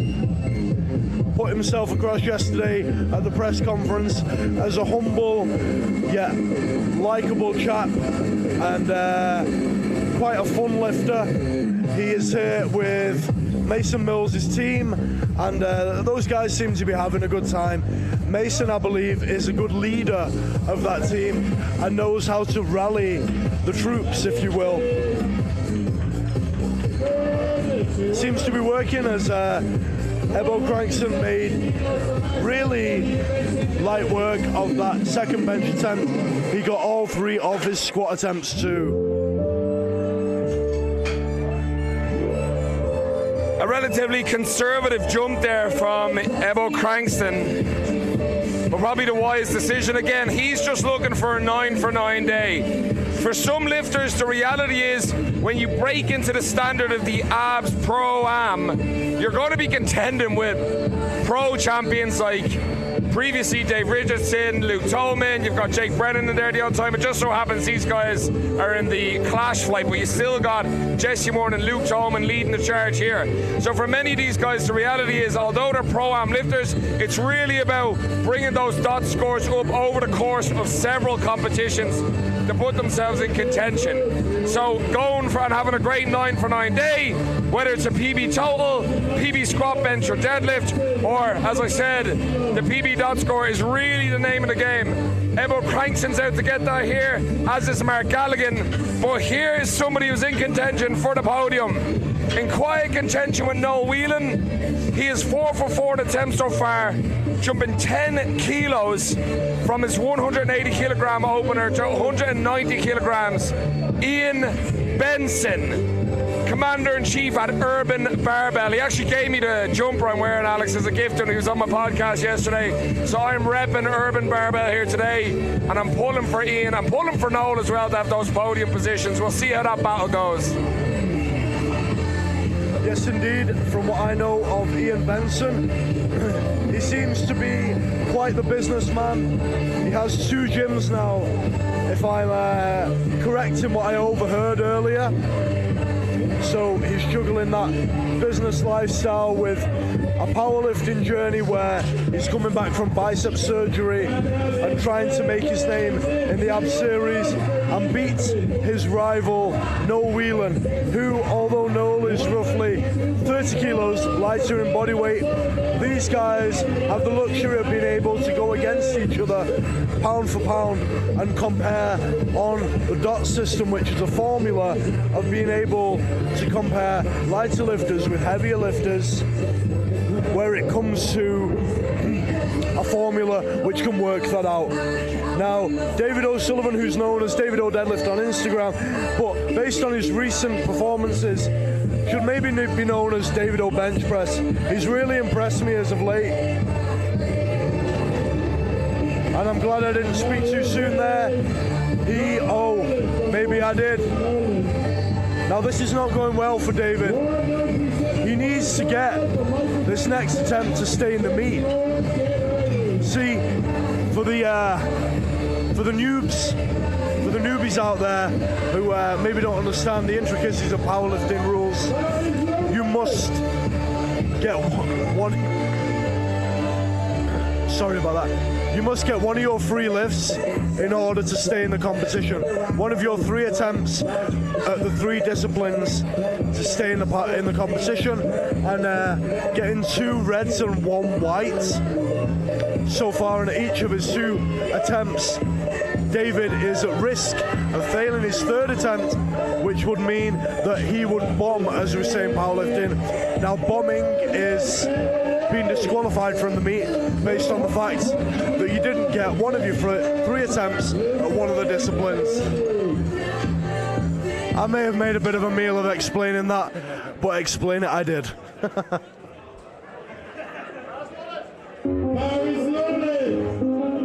Jesse Moran, Luke Tolman's rival, looking to put together a bench press performance which, although it might not beat Luke in terms of kilos, it puts his total to a point whereby he can achieve a DOT score at the end of today, which will put him on the podium, hopefully in the winner's spot for him ahead of Luke.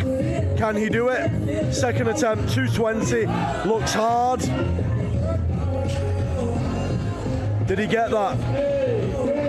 Yes, he did.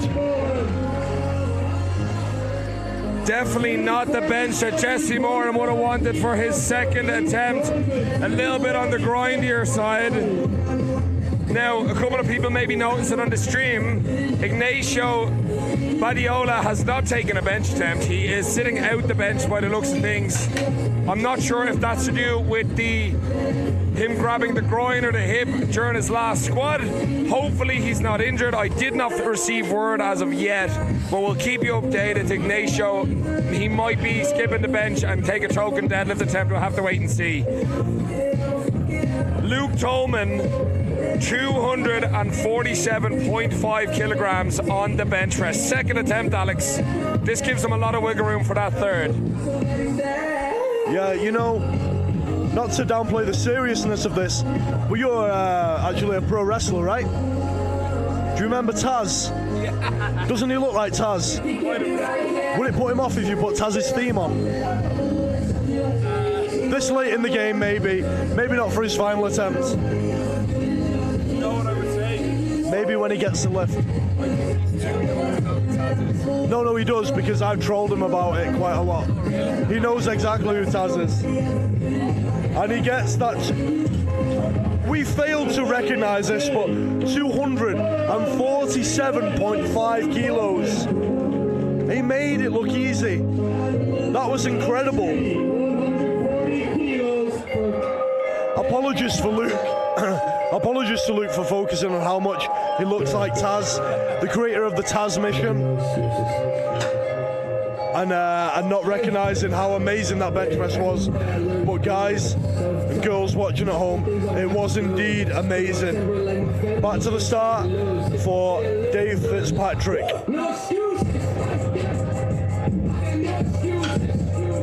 As rap music plays, maybe not in Dave's headphones, but rap music blares through the speakers. Dave gets ready for his final bench press of 140 kilos at 80 kilos body weight. Well, as you mentioned about Luke Tolman's bench press, sometimes it can be easy to overlook how strong he is because of how easy he makes these monstrous weights look. So, with all respect to Luke, you're just too strong, my man. You make these lifts look so easy. Dave Fitzpatrick for his third and final attempt, a conservative 5 kilo jump, 140 kilos on the bar, 308 pounds. He works for every centimetre. He hits that sticking point and no good. Referee Ricky Mullen orders the re-rack. 140 kilos stays on the bar for Rory Porter. Another 5 kilo jump. Rory Porter quietly putting together a nice subtotal here. Weighed in nice and light today, 74.8 kilograms. Definitely one of our leaner lifters. Visible six-pack, visible striations in the arms and the legs. On any night out, anywhere on the beach, this would be considered a jacked dude. He also sporting some pretty cool tattoos. You'll see some in powerlifting, some questionable ones as well. But Rory definitely a well put together athlete. Hoping to lock in a 140 kilo bench press here.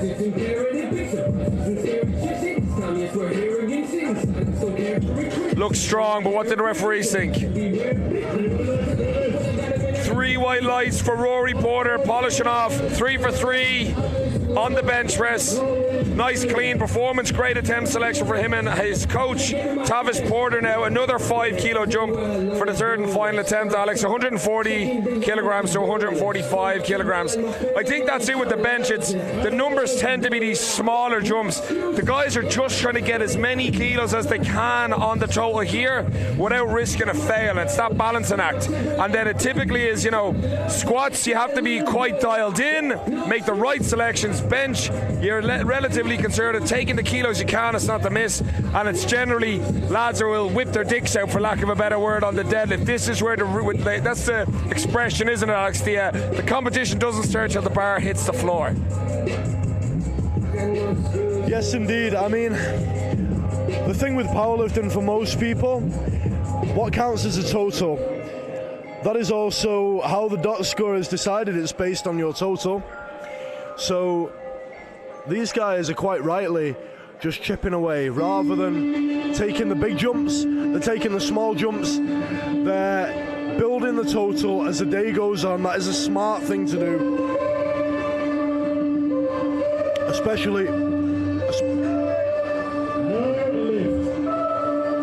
especially on the bench press. Did Tavis decide to skip that attempt, Ian? It absolutely seems so, Alex, and like we saw earlier on with Michael Dickson, giving the other competitors the full minute to rest and recover, give them the best chance of making their third attempts. Tavis had to work hard for that second, so perhaps the smart decision. No Whelan out on the platform for 155. Ricky Mullen calling a stop to the action here. He wants to see the red lights, the no lift for Tavis, so the system can update, the overlay there on your screen can update to no Whelan. No Whelan now attempting a 7.5 kilo jump on the bench, 155 kilograms for his third and final bench press. You alluded to it earlier on, Alex, about lifters when they don't make any attempts in any of the disciplines. We're looking forward to David O'Sullivan later. He's going to reattempt 192.5 kilograms. Like we saw in the Clash of Titans flight, Michael Dickson made none of his squat attempts, choosing not to take the third after 2 misses on the opening and second. This means he will not achieve a subtotal and he will not get a placement. So for anyone listening at home, as you mentioned, if you miss out on one lift in any of the disciplines, you do not get a subtotal, you do not get a score, and therefore essentially you're out of the competition. And this is why, if you're listening to this, if you're an aspiring powerlifter, open light. Now speaking of light, Noel Whelan made a light work of that third and final bench press, 155 kilograms on the bar. So Alex, just on that, Michael missing all his attempts. He's essentially out of the competition. Have you seen that much in the past where lifters will open too heavy, make poor decisions, and it costs them a meet?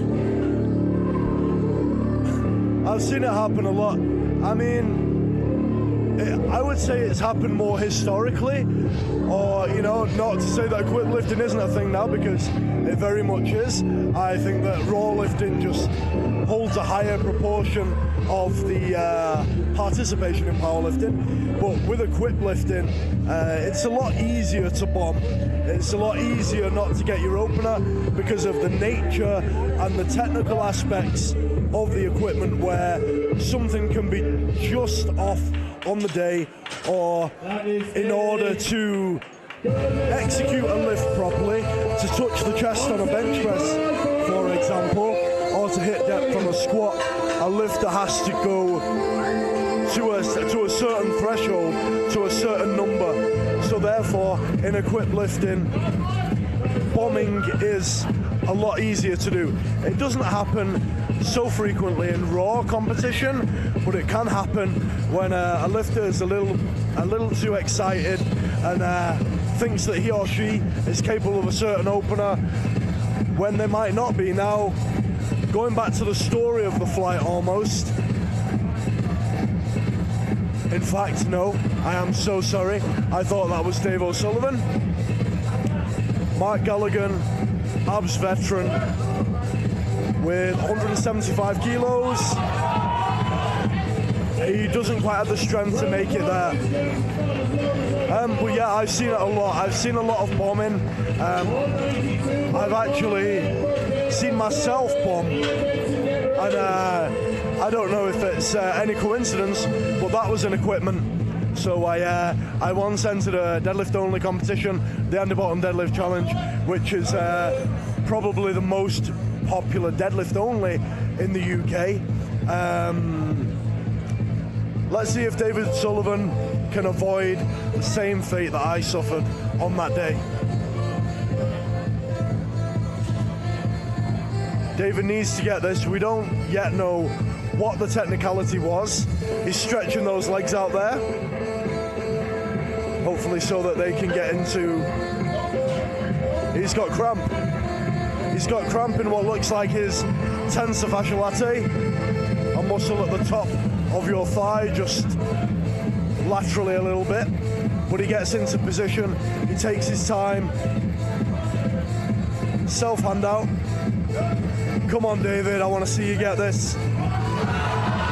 Come on, come on, come on, come on, come on. Does he have it? Was that technically okay? No. No, that is really sad. Really sad. you can see the frustration as David O'Sullivan is out of the competition. Knowing David personally, that's hard to see because he's travelled over from the UK. You know, he tends not to have technical problems with his lifting. He's normally technically sound, but unfortunately today he's not able to stay in the competition. Over to Ian Benson with a 200 kilo bench press attempt to round out his 3 attempts. He's gone with even 10 kilo jumps. He's gone with a fairly narrow grip, as you said, Ian. He's recently had bicep reattachment surgery, and of course the biceps tendon is involved in the bench press. So don't just think that a biceps tear is going to affect your deadlift, it's going to affect your bench press as well. Controlled descent. Oh, it's no, not quite there. The last couple of attempts are really changing the face of the Pro-Am flight. David O'Sullivan, who was playing a real solid game coming into this meet, he was projecting himself on the podium, and based on his squat performance, he absolutely could have been there. But unfortunately, he's out of the meet now for missing all 3 bench attempts, and we hate to see that. Doesn't matter who you're here to support, we all want to see everybody demonstrate their best on the platform and let the lifting speak for itself. So losing out on technicalities is always a bummer, but look, hopefully we'll have him back. Ian Benson, a super respectable attempt at 200 kilograms on his 3rd attempt. Lost it a little bit on the way up, but hey, he's still putting together a tidy subtotal here. Michael Pennington couldn't lock in, and that was 205 kilograms, strokes 451 pounds. So, like we discussed earlier on, it really does come down to this attempt selection on the bench. The jumps are usually smaller, more conservative. Like Jesse Moran here had a bit of a struggle on his 2nd attempt bench press, 220 kilos, choosing to jump 5 kilos to 225. That's 496 pounds, Alex. I don't know. I think I might have gone 222.5. What do you think? I was thinking the exact same, Ian. The exact same. That 220 was a grind. Now, of course, he could have just got out of line, as I say. He might know that he's got this. But it might have even not been such a bad idea to skip this attempt and save it for the deadlift, save the energy for the deadlift. But let's see if he's got it. Unfortunately not. In his mind, I suppose, he had to try. If he thought that 5 kilos might have been there, then I guess in his mind he was going to try and take it. He's such an aggressive competitor, an aggressive lifter with a lot of hype that goes on internally in his mind. You know, I don't think Jesse can back down from a fight. Now, this is a finale of this flight, and deservedly so. 257.5 kilograms for a 100 kilo lifter, a 23-year-old 100 kilo lifter, Luke Tolman, the absolute bench phenom, the all-time world record holder in his class and weight division for the bench press. I don't know if we just saw the live feed cut out there. I don't know if you can still hear me, but he unracks the bar, gets the start command, the press command. Oh my God, that was easy. That was so easy that it's borderline scary how strong this young man is. He shakes the hands of the referees. My God, what did we just witness? He might have had another 5 or 10 kilos there, Ian. What a masterclass on bench press. I mean, Luke Tolman's known for the bench press, but still, what a smoke show. 257.5 kilograms. He's just given himself a 35 kilo total lead on Jesse Moran, 35 kilos. He also weighed in 11 kilos lighter. So right now, Luke Tolman is running home with this competition. So Jesse's going to really have to pull it out of the bag on these deadlifts if he's going to give Luke a run for his money. But as we get rolling on here, Clash of Titans bench press. Naturally, it's been opened by Mason Mills. 167.5 kilograms. This is no way to sneeze at by any standard. That's 370 pounds. But in this flight, that's only good enough for the first lifter in the flight. Mason, PB in a squat, 390 kilos. He's looking to, again, add a couple of kilos onto the total, put something respectable up total-wise in this competition. I'd imagine Mason is aiming to get over that 900 kilo mark. He's achieved it before, maybe 920, 925 today for Mason. Easy opener for Mason. Smart decision there from the man of many words, the man of many memes. We'll look forward to seeing what he jumps to for his second attempt, Alex. Jake Brennan opening on a very conservative for Jake, 180 kilograms. Now, I'm not sure how vocal he's been about it, but Jake had a couple of problems with the elbow, the shoulder, but we're just going to have to wait and see what this guy can do. 415 kilo squat was secured earlier on his second attempt, and again, he's just adding numbers onto the total here. I think this whole flight of bench will change the face of who we can expect to see on the podium today, Alex. It's going to be exciting. Yeah, as you're saying, the thing with being a massive squatter is that can often cause problems with the shoulder and elbow joints. A lot of neural pain, as I understand it. And that is what Jake experiences. However, that was mega easy. He didn't even need to wear wrist wraps. So maybe Jake's plan is not to burn that elbow out too much and to instead take bigger jumps and just have to deal with the pain for maybe one of the 3 lifts rather than 3 of the attempts, when by the 3rd attempt it could be absolutely killing him. Very smart. Jake's a seasoned competitor and he's smart enough to come up with a good game plan. Tobias Cunningham with a 205 kilo opener. Such a massive guy.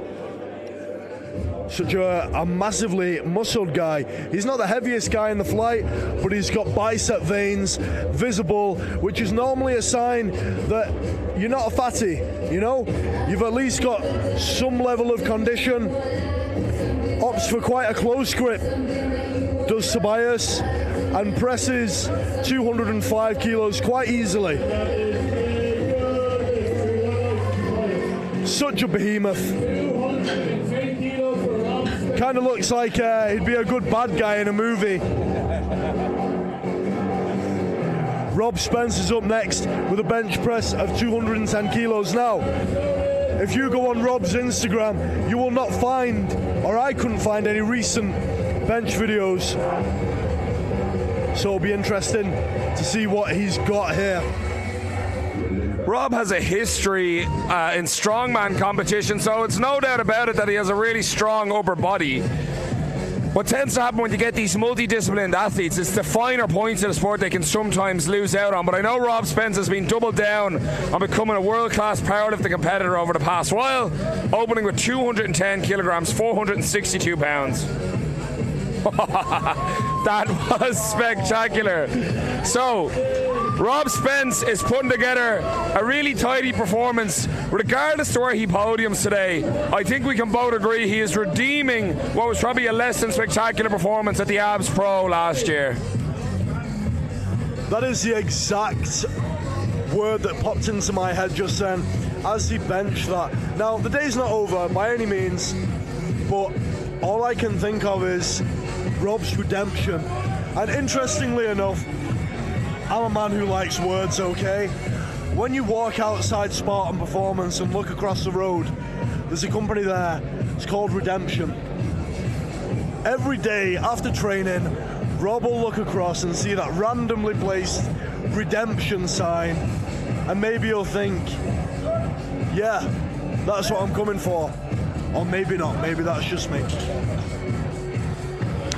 Rob Flett with a nice 212.5 kilo opener, and if you were to categorize Rob's favourite or best lift, I would say the bench press is probably it. I believe Rob is coached by Delroy McQueen, a legend in UK powerlifting, a legend in world powerlifting indeed, you know. Of Rob's lifts, you know, he comfortably puts forth 220 kilo bench presses, and it's going to be interesting to see what he does today. Now, Big Sean Coe opts to open with 217.5 kilos, which is a large, formidable opener. And what you have to take into account as well is Sean is he's a drug-tested athlete. You know, up to this point in his career, he's competed exclusively with the IPF, I believe. So all his lifts here, purely based on that, are that little bit more impressive. Throws that thing up like a slingshot. Successful opener. Sean, as you mentioned, has competed exclusively in tested meets. Having him here at the ABS Series Clash of Titans inaugural event speaks volumes to what these lifters want to achieve. They know the notoriety they receive for placing well in a competition like this. Now here comes ABS Series ABS Pro 2022 champion Dave Richardson. The ABS Pro is contested in the harshest conditions, Alex. You have to walk out the squat from an EO rack on a 20 kilo noodle bar, as Jake Brennan would call it. Bench press is as standard demonstrated here, and the deadlift is performed on a 20 kilo stiff bar, so there's no flex in the middle. Clash of Titans has been set up in such a way it's decided on total. So these lifters didn't have to cut weight. This super smooth, easy opener for the champ. Didn't have to cut weight. 25 kilo squat bar mono lift, so they don't have to walk out if they don't want to. And later on today they will be deadlifting on the deadlift bar.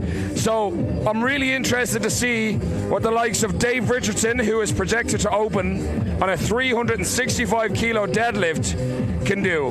However, our next man out to bench, Fernando Arias, also taking 220 kilograms, 485 pounds, is projected to open, Alex, on 390 kilograms on his deadlift. That could completely change the face of this meet. Absolutely, I am a big fan of the deadlift as a lift. Many people are. It's often said to be the most exciting lift to watch. Now, Fernando Arias makes pretty light work of a 220 kilo bench, but it's going to be even more fun to see him make pretty light work of a 400 kilo plus deadlift. You don't see many of those.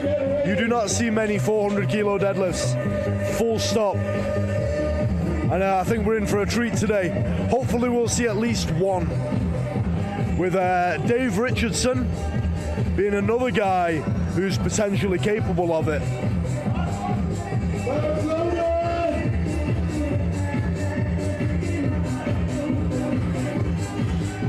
Nick Thickmeller takes to the platform. Now this guy's a good bencher. He's built for the bench press, he's built for the squat. He wasn't very lucky on the ladder. However, hopefully he can experience some redemption too. He has a quick descent and then throws that thing up. Little tiny stick around the midpoint, but hopefully he's got another 10-15 kilos in him.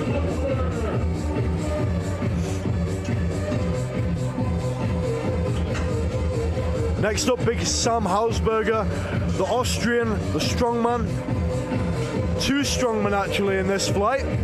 Strongman tends to lend itself to the bigger guy, so maybe that's why we're being treated to more strongman competitors in the Clash of the Titans flight.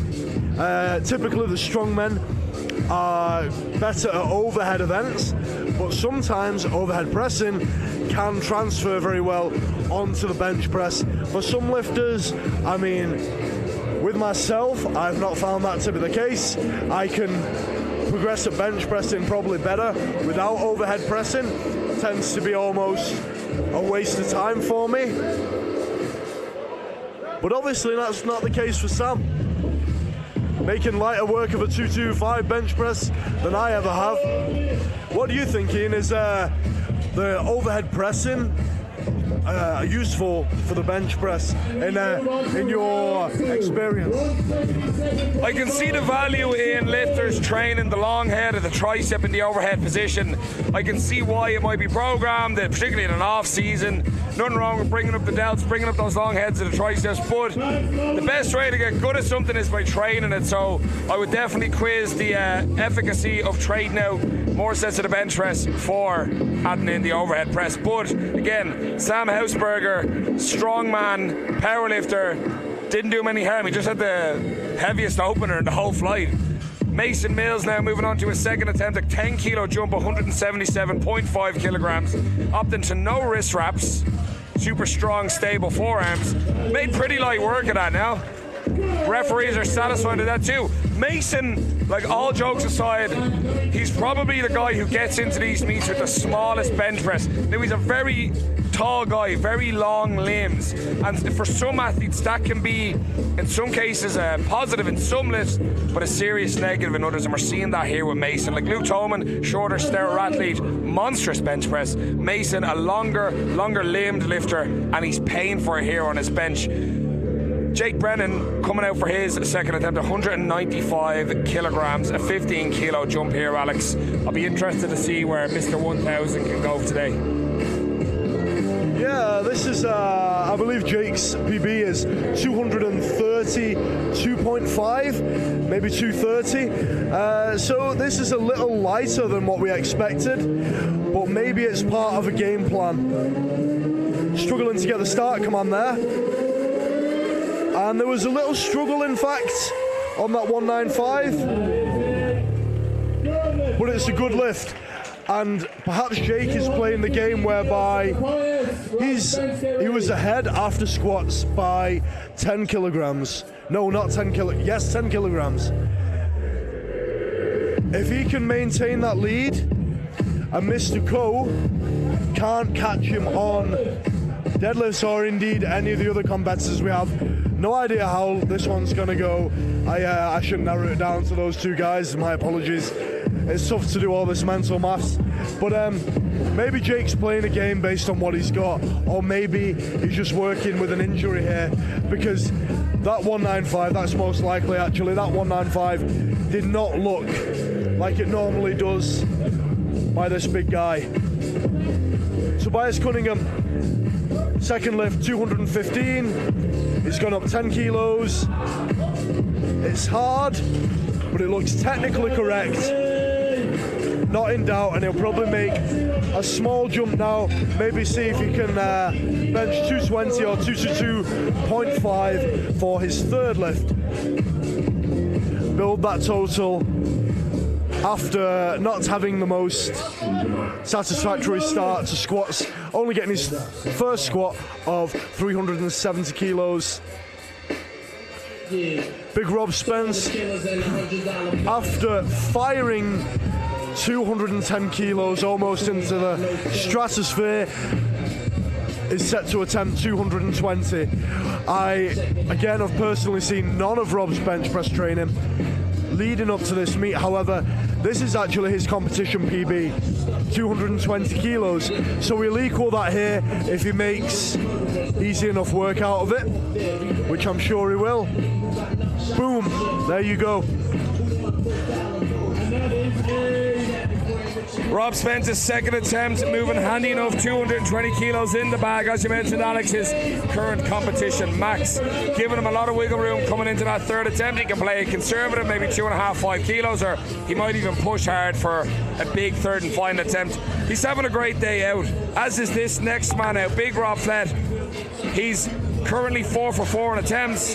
He's taken a 7.5 kilo jump here for the second attempt. Another 220 kilogram bench press, 485 pounds, which is just monstrous. Like, in this flight, it might seem very middle of the pack, but it just really speaks volumes to the caliber of these athletes. You mentioned earlier on Rob's favourite lift is likely the bench press.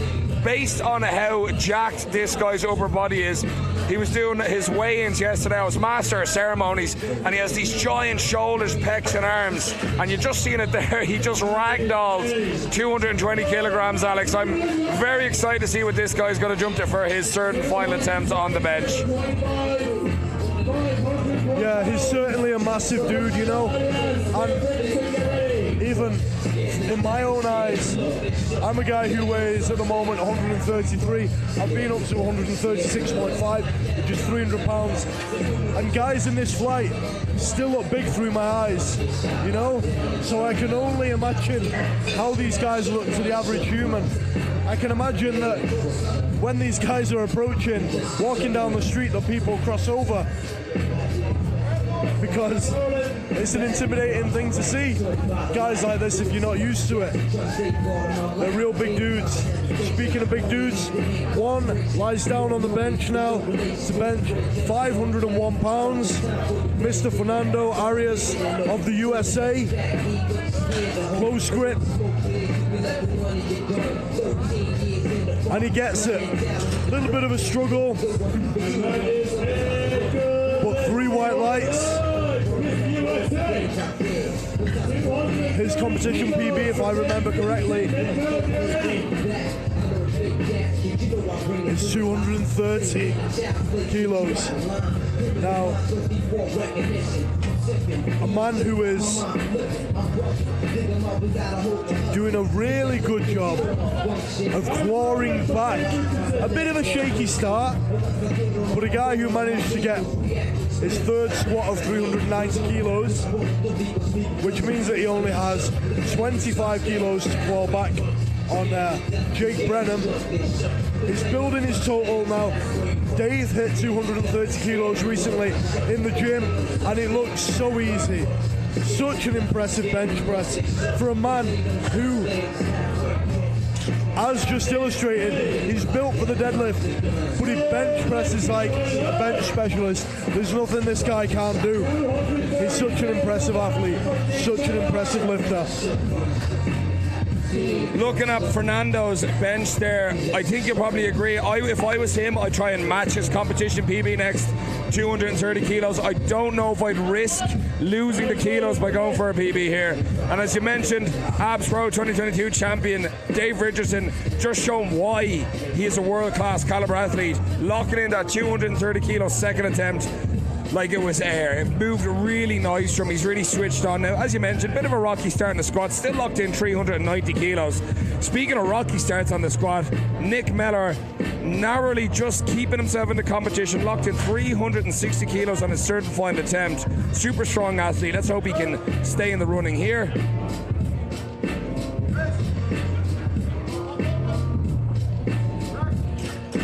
$230 kilos. The referees don't give it to him. 2-1. Again, like I was saying earlier on, Alex, with lifters like Nick Mellor, so strong, but almost to his detriment. It's the way he moves so quick, it almost throws him off balance. So I'm hoping he can come back and maybe take that again, or I'm not sure what he'll do with his hander. I'd actually be interested to see if, similar to Rory Porter earlier on, he'll still go up as Rory Porter did on his squats. That maybe that's the right call. And this is what I mean, it's still anyone's meat. Now here is a serious #1 podium competitor. I'd definitely like to get your impression on Sean Coe, who is now about to lock in 230 kilos if he gets successful on this attempt. My impression of Sean is, so far, I'm extremely impressed with what I've seen by him. This will probably move like lightning, 230 kilos. He has a big sink into that chest, which means that, yeah, you will take longer to get the press command, but you have that added benefit of the springboard effect that you will get when you launch out of the press command that you get. 230 looks a little harder than I thought it would. I think that Sean's chances of the podium may be a little bit jeopardized by the fact that he might not have as big a deadlift as the other guys, but at the same time, Jay Ferrand assures us that Sean's deadlift has actually come up quite a lot, and we might be looking at a 350 deadlift as opposed to a 320, which is indicated by his comp stats, I believe, if my memory serves me correctly. Now, Sean Hausberger successfully attempts 232.5 kilos, which is no mean feat. The biggest bench of the second round of the Clash of Titans flights. Over to Mason Mills. He may have the longest arms of this flight, the smallest bench, but he's got the biggest smile and probably the biggest personality. All jokes aside, I think Mason is currently being coached a little bit by Jay Ferrand, and I think that's a positive move because Mason seems to be moving forward at a good pace as a lifter. PB in his squat with a 390 kilo squat. I believe that's bench PB also. I'm not sure. Jay Ferrand having a little dance there. I believe it probably was a PB because of the elation experienced by those guys when the lift was completed. Jake Brennan is about to take to the platform, which, judging by past performances, should be a fairly comfortable bench press. Ian, do you think that this reduction in, poundage for Jake is purely down to an injury? Based on what I know personally, Alex, yeah, it is. Like, I've trained with the guy for months. He helped me into my Irish PF Nationals performance that I had earlier in February. Jake was integral to my success at that meet. He really helped me out a lot, and as we see here, it's an injury that has just been haunting him. I've seen him press 222.5 in prep at lightning speed. We were really on form for a great meet, but like we've seen, this meet seems a little cursed. Athletes are pushing super hard. We've lost Tom Smith, we've lost Zahir, we've lost Eamon Hartford, and Jake Brennan, now in fairness to him, he's showing out today, he's giving us his all, but like that, it just wasn't here for him on the bench press. However, what I will say for Jake Brennan is he has unlocked the secret to his deadlift. I think this is going to be one of the best deadlift performances we've ever seen out of Jake Brennan, so it still could be his meet. The big Finn, Tobias Cunningham, I believe is vying for a place on the podium. If not, actually, it's not too late to say that with a big deadlift, Tobias, if he's able to make this, could be in with a chance of winning. Oh, a premature celebration there by Tobias. Only one white light. I believe what happened there is that there was a little double movement, and for those new to powerlifting, if the bar goes down on the way up and then returns to going back up again, that's called a double movement, however you want to term it, and it's not allowed. You're going to get red lights, especially by these very eagle-eyed judges. Again, you're not going to get any gifts. You're unlikely to get away with any technical discrepancies, and you'll be punished with red lights if you're not able to lift to a really good standard. Rob Flett, the big guy with the big bench, 227.5 kilos, which is 501 pounds, a big milestone for any bench presser. Big quick descent. Does he? Yes. This man must have triceps of steel to lock that out. And I think you swore on the platform, which is not that shocking to most of you, but I believe that most IPF referees might threaten a disqualification if you celebrate by saying F yes when you get a lift. Isn't that right, Ian? Unfortunately, yes, but at the Abs Series we actually want powerlifting to be enjoyable, so we understand athletes' emotions run high at these meets and we facilitate that. So the series is all about athletes demonstrating their best performance ever. So that's with equipment, with standards, with our spotting and loading team. We want these guys being able to put on the best performance, and sometimes, Alex, I'm sure you know, sometimes it is worth a fuck yeah, I did it. And I'm going to say that on the KiloCast live stream. And frankly, folks, if you got a problem with that, you can put it in the chat, but I'm not reading the chat, so say whatever the hell you want.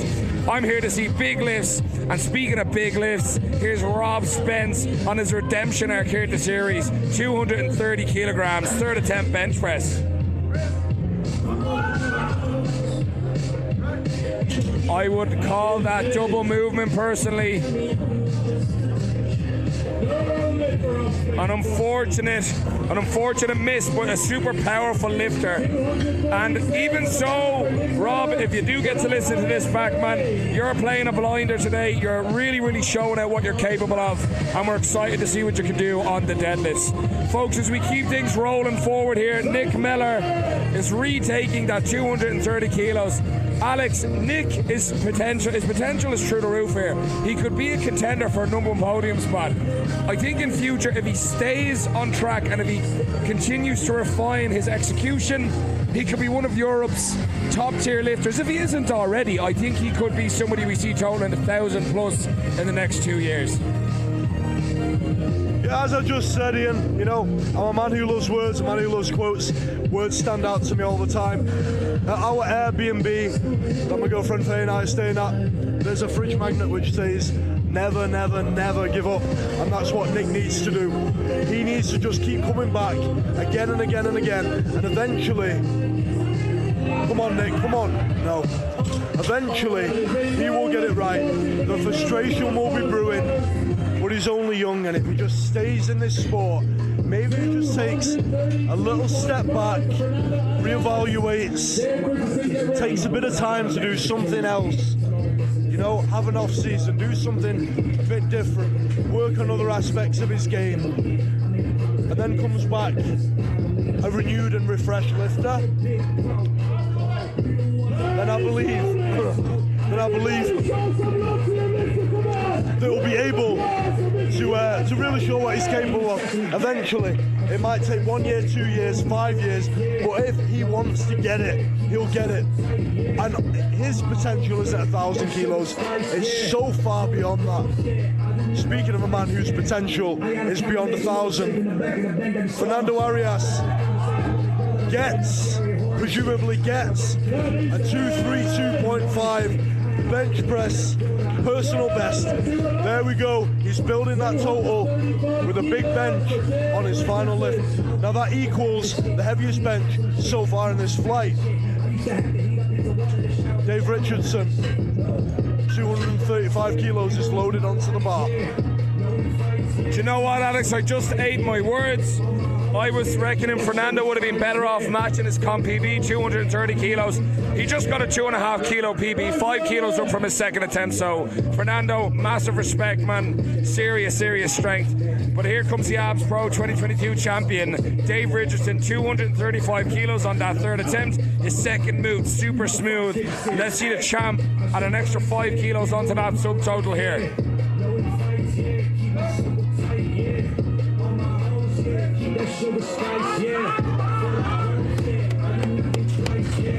Oh yeah. No doubt about it, Dave Richardson is not taking this lying down. He's here for that double champion status. There is a rumor that there is a champion's curse in Abs Series, that no one will repeat their efforts twice. Last year, Luke Tolman almost didn't make the meet, which could have potentially cost him his performance after winning in 2021 at the Abs Pro. He almost didn't make it to Abs Pro 2022 and ended up missing that #1 spot very narrowly. So it'll be interesting to see Can Luke potentially claim a double title? Can Dave claim a double title? Or will we see newcomer Sam Hausberger or potentially Sean Coe come in and seize that title and make their presence known at the AB Series? There certainly is a lot said about the Champions Curse. Now that was a hell of a bench press. 240 kilos for you gym rats. That's 5.5 20 kilo plates aside.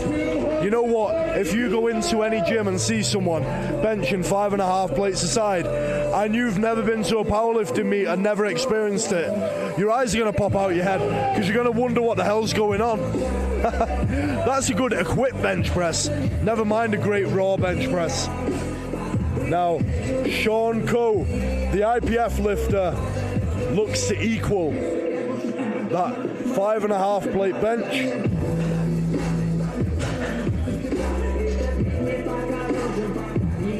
I don't know what this guy's best bench press is. He's going to get a 5 kilo PB if he gets this.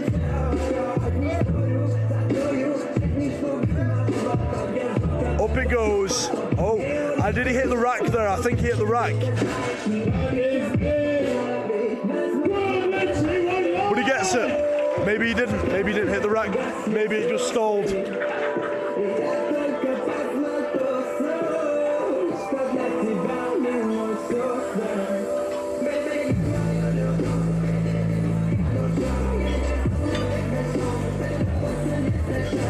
That is it for the bench press. We will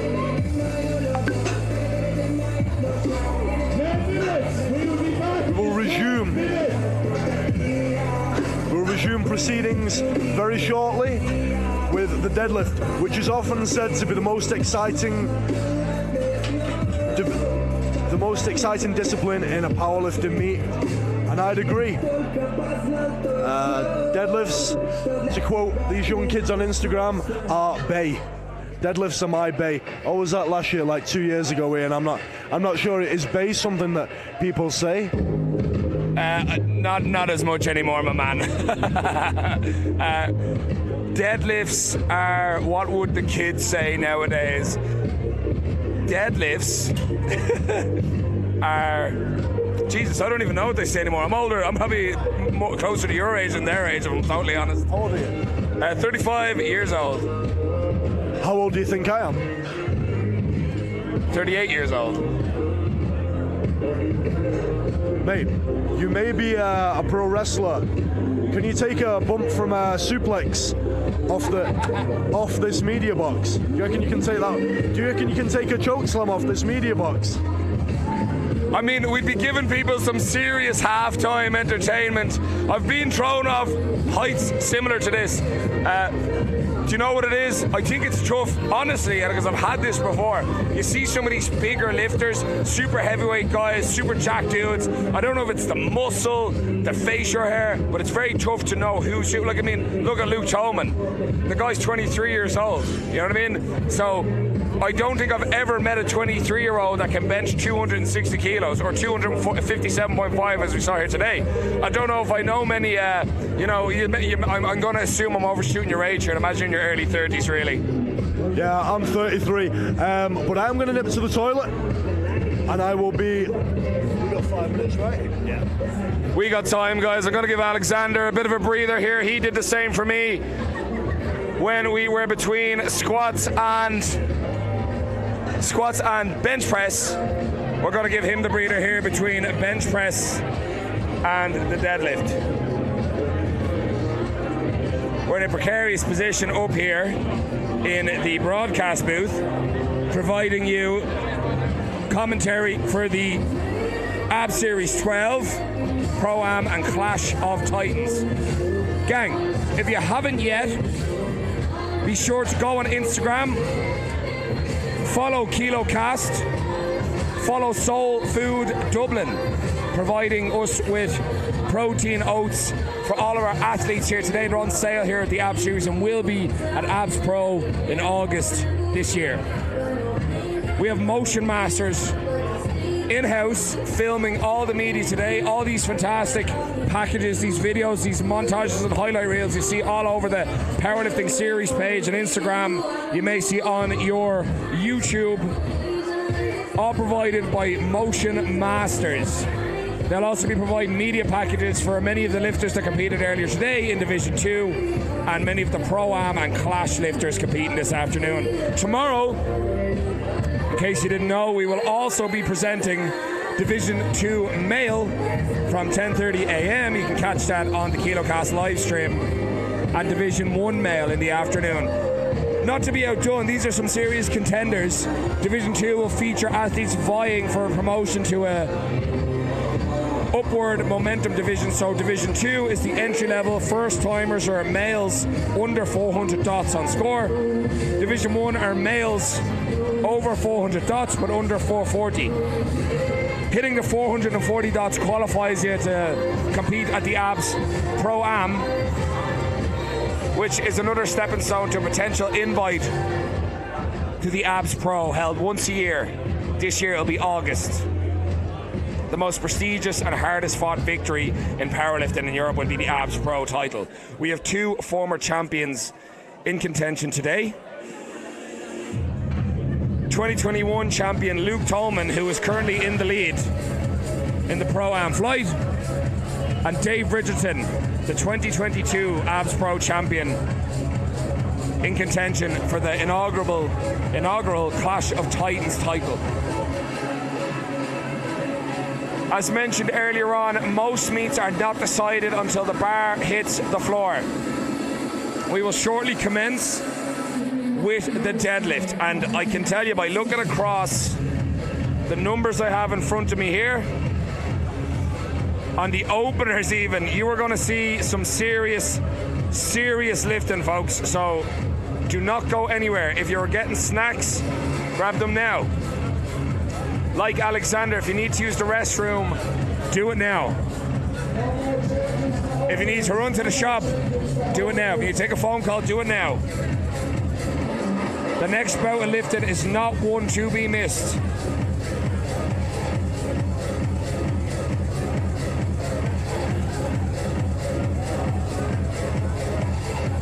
We are bringing you the finest powerlifting in Ireland, presented in the finest way possible. World-class entertainment and video quality provided by the KiloCast crew. Excellent commentary provided by myself, Iron Ian, host of the Iron Mindset podcast and master of ceremonies at the ABS series.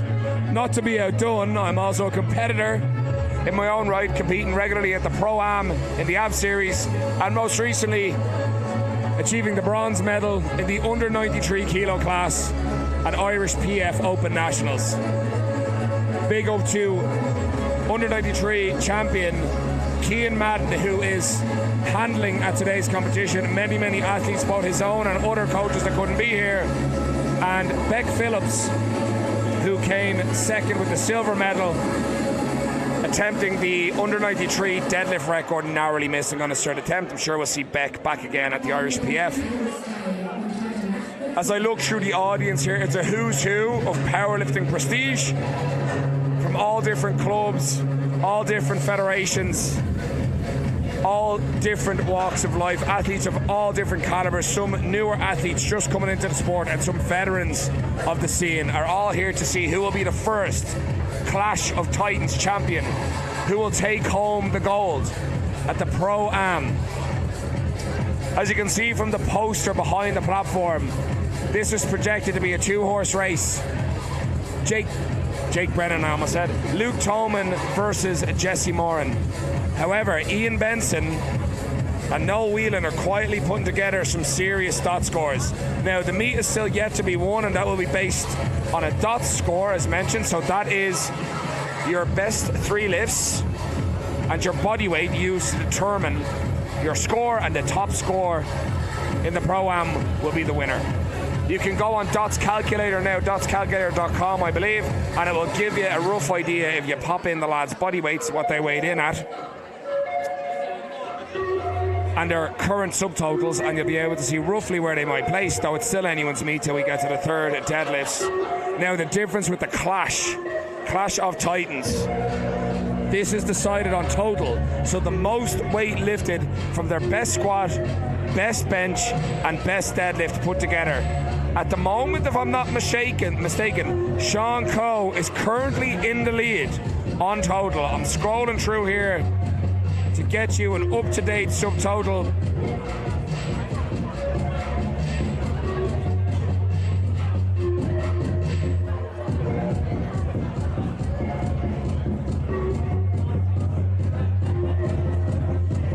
Yes, indeed, it looks like Sean Coe is currently in the lead on subtotal.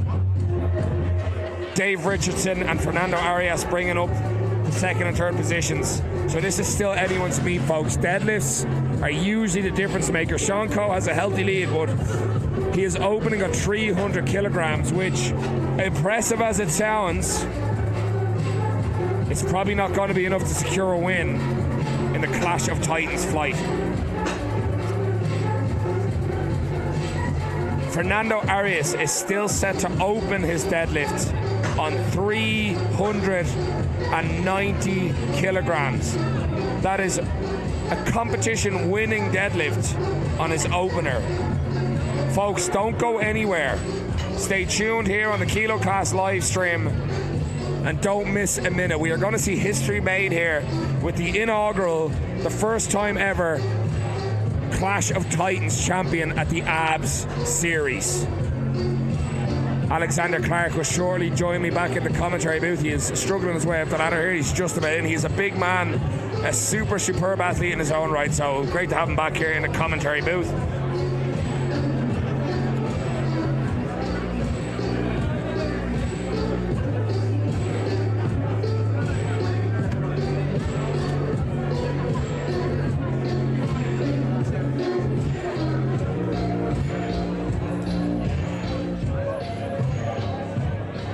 We're just going to let Alex get situated here. Once again, big shout out to all of our sponsors: Testo Wear, Powerlifting Motivation, TDE Equipment, Soul Food Dublin for providing their protein overnight oats for this meet, Motion Masters for all their media, great coverage of the meet, and all of our spotters, loaders and volunteers. Without you, we could not put on the show that we do.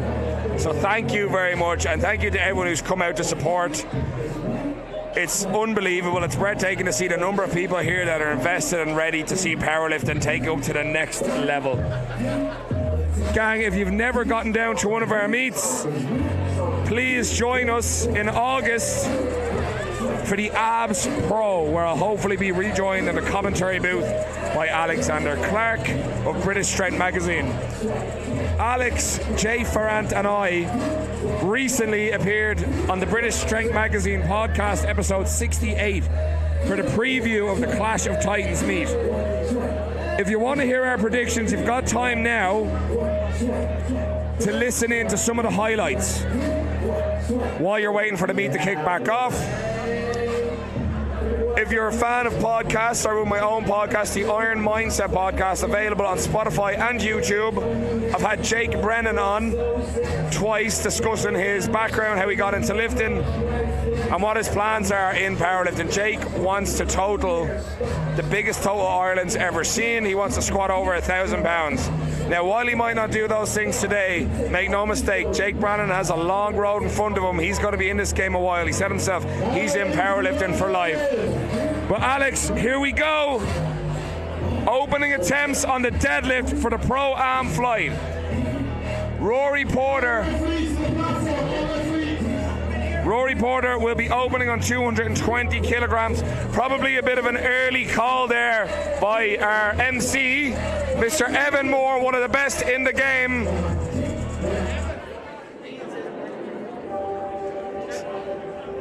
Ricky Mullen giving Evan a little bit of a scolding. Ricky decides when the bar is low, not Evan.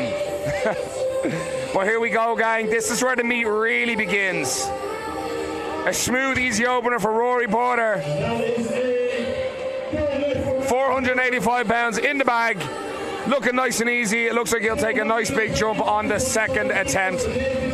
Dave Fitzpatrick, the mainstay of Irish powerlifting, weighed in today at 80.8 kilograms, 232.5 kilogram opener. That's 512 pounds for our friends in the States.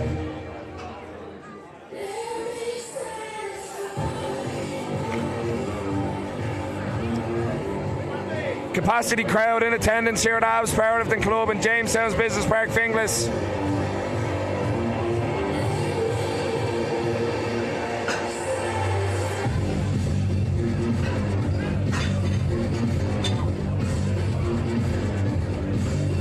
Folks, some of these weights, lifters will train their whole lives to take this for one.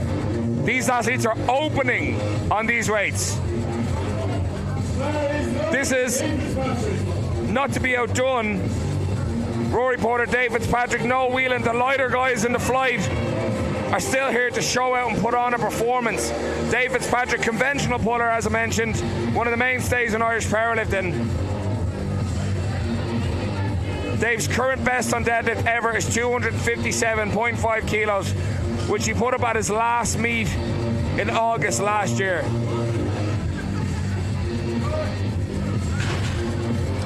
Alex, hopefully you're feeling good, feeling fresh as we get going on these deadlifts.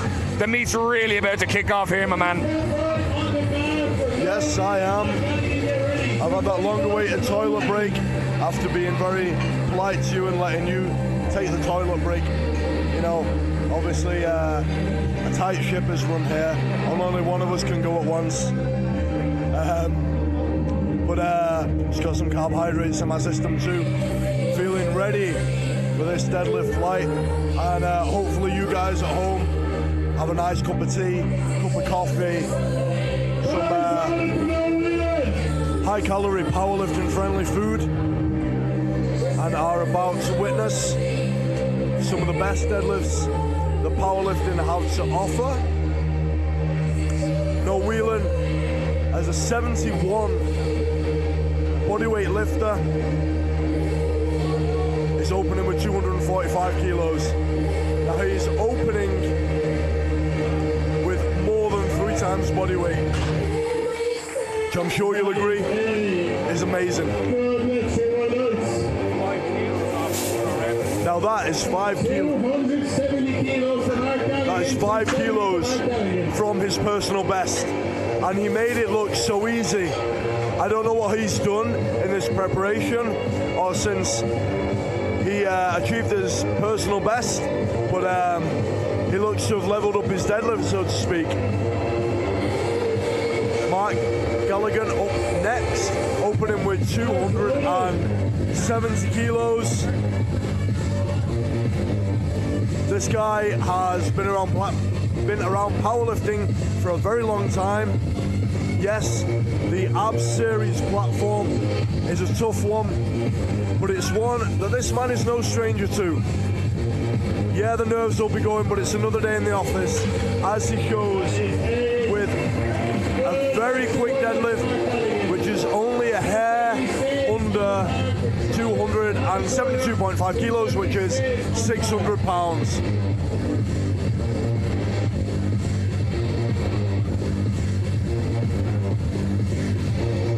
Tavis Royer is up next, replicating that opener with 270 kilos, also a smidge under 600 pounds. Opting for a sumo stance, semi-sumo some might say, mega fast. So what choosing a lighter opener relative to 1 rep max on the deadlift does is that it enables you to save energy for your future attempts, for your next attempts. If you burn yourself out on your opener on the deadlift, especially the deadlift for some reason, seems to have a higher demand on the nervous system. Just breaking that thing off the floor requires more starting power, more nervous system energy.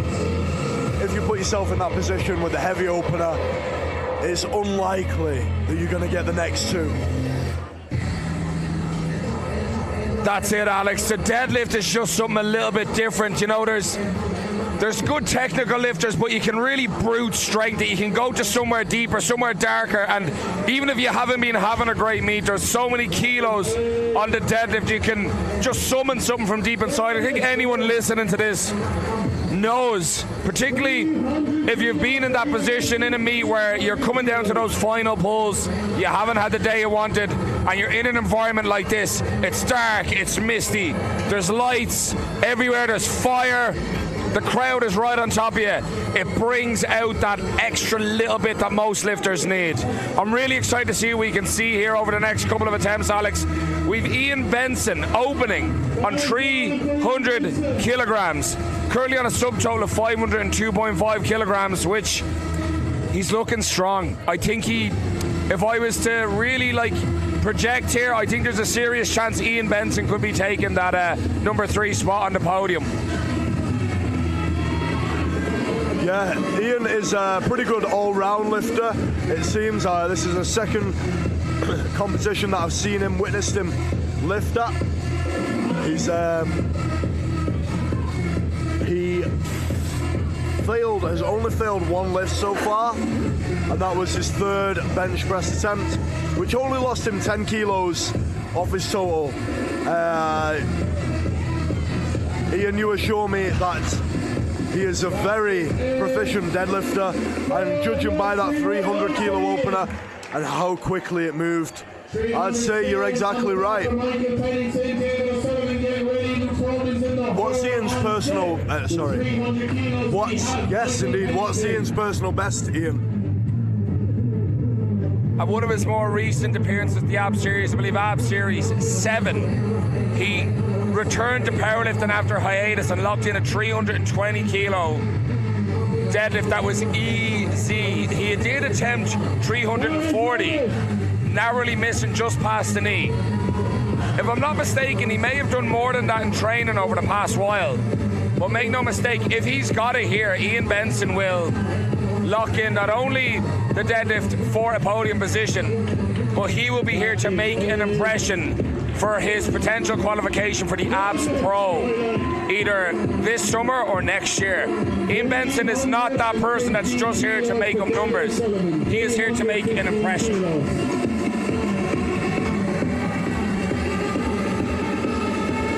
David O'Sullivan, probably one of the main stories of this flight. Now, he's not the only one, but we lost one lifter to bombing on the squat.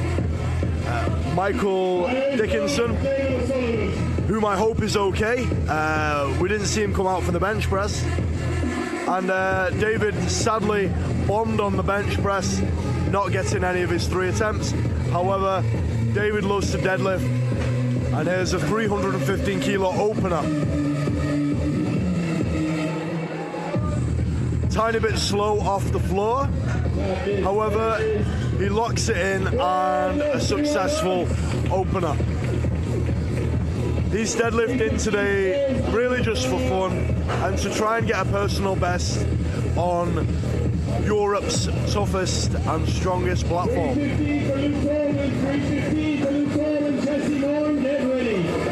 Here we go. This begins the battle of the flight. The battle for pole position. The battle for the Series 12 belt between Luke Tolman and Jesse Moran.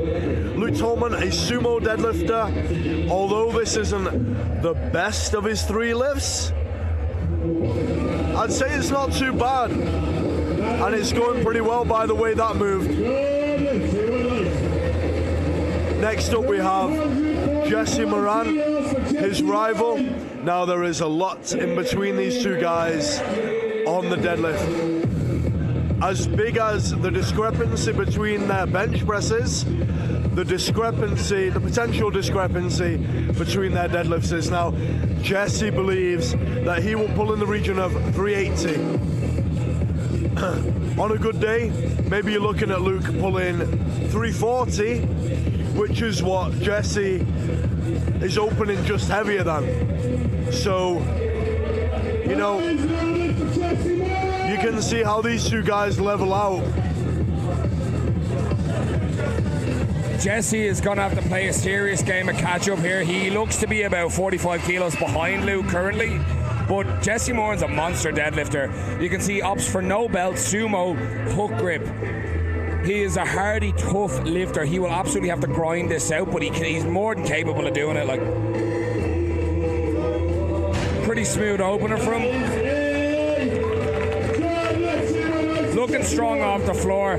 I'm really hoping the best of Jesse Moran is yet to come on the second and third attempts, because he is absolutely world class. Capable of 950 on his best day. If it had been the best day, maybe 965. It just hasn't been the day from today. I hope we'll see Jesse Moran back. I know he shortly leaves for the States, but we'll see him back on an Ab Series platform in future. A good training block or two, and we'll see a brand new athlete in Jesse Moran. He surprised everybody at the Abs Pro in 2022. It came down to the last polls between Luke, Jesse and Dave for the championship, and all three ended up on the podium. As you roll through back to these second attempts, Rory Porter had a super comfortable 220 kilo opener, jumping 25 kilos, 245. Well within his wheelhouse. 5 kilos off his personal best, so he's definitely looking for a PB here. And there's any platform to do it on, it's here, Alex. This guy, he's quietly putting together a nice total. Again, one of the lightweights in the fight. I'm not sure about that knee lockout. We'll see what the side referees have to say. He gets it 2-1. 215 kilos for Dave Fitzpatrick. No wheeling, get ready. Dave Fitzpatrick coming out for that second attempt. 7.5 kilos off his personal best.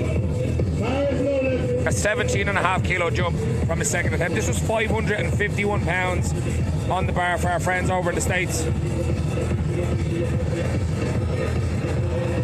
Dave's one of those athletes, just gave himself a little smack in the back of the head. I think his handler did as well, opting for his own music for the hype. And you will see some athletes do that. Some athletes like to soak up the ambience of the back. They want to get into the hype, into the tension of the moment. But then some lifters want to zone out, pull away from the moment, get in their own head, focus on their own performance. Dave, as you mentioned, I think is probably one of those lifters. He might be a little bit more conservative, but then really brings out the aggression on the platform. He grinds it to the top.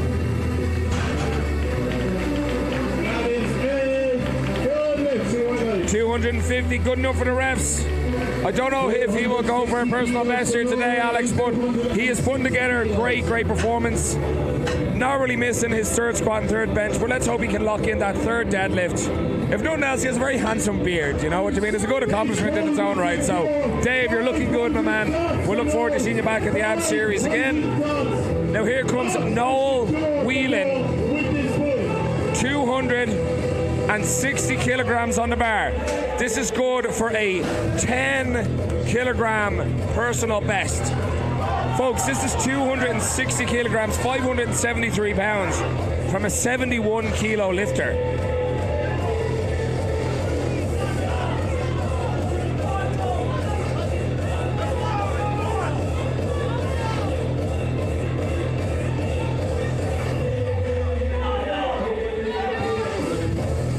The notorious Noel Whelan.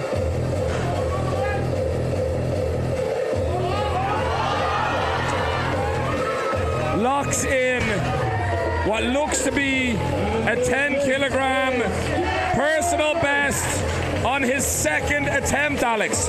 What a champion. 290 kilos for Tommy. That is a 10 kilo personal best by Noel there, and he's super happy with it, as you saw. Who wouldn't be? This guy's been in the game a long time, and to be making progress of that sort at this point, it's a real gift. I mean, you have to work hard for it, but you've got to be smart, and it's a great result, in my opinion, to be hitting 10 kilo PBs when you're so deep into the game of lifting. 260 kilos at 71 kilos body weight is, I want to say nearly, it's not nearly, but it's approaching 4 times body weight.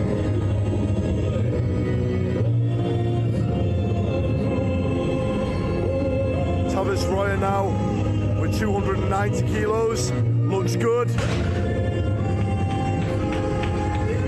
is a good lift. Say well done. Beautifully executed. 297.5 for Marc Galligan. Ebow, Crankson, get ready. 297 for Marc Galligan.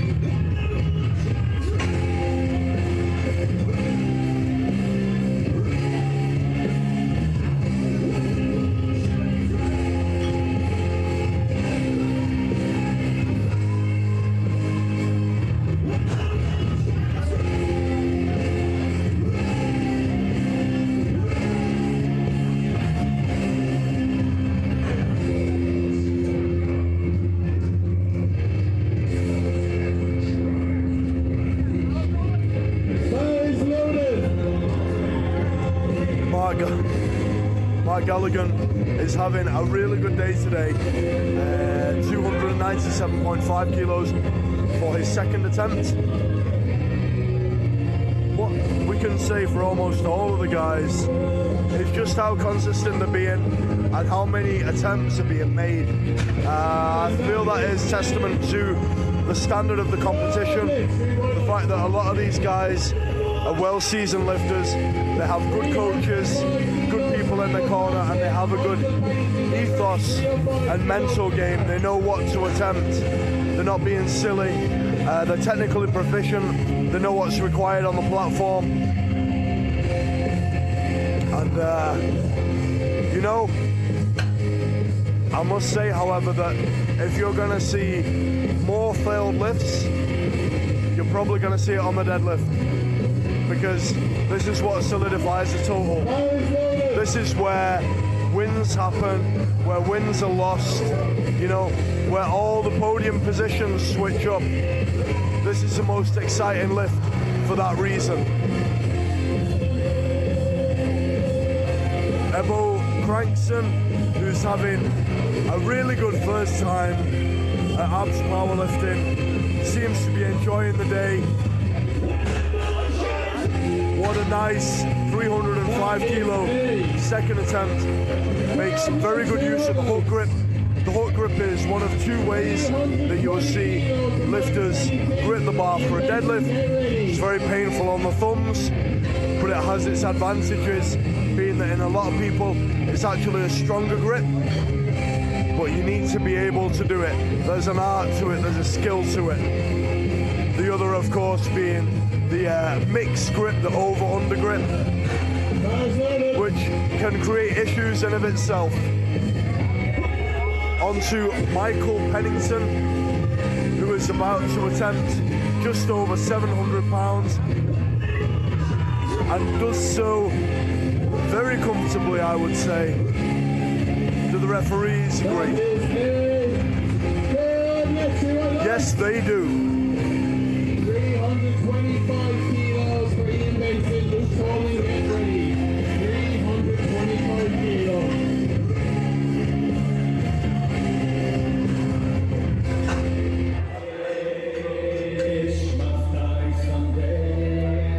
Ian Benson,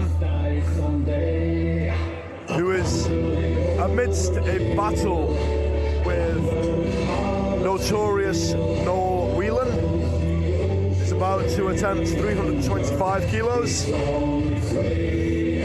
for his second attempt on the platform today.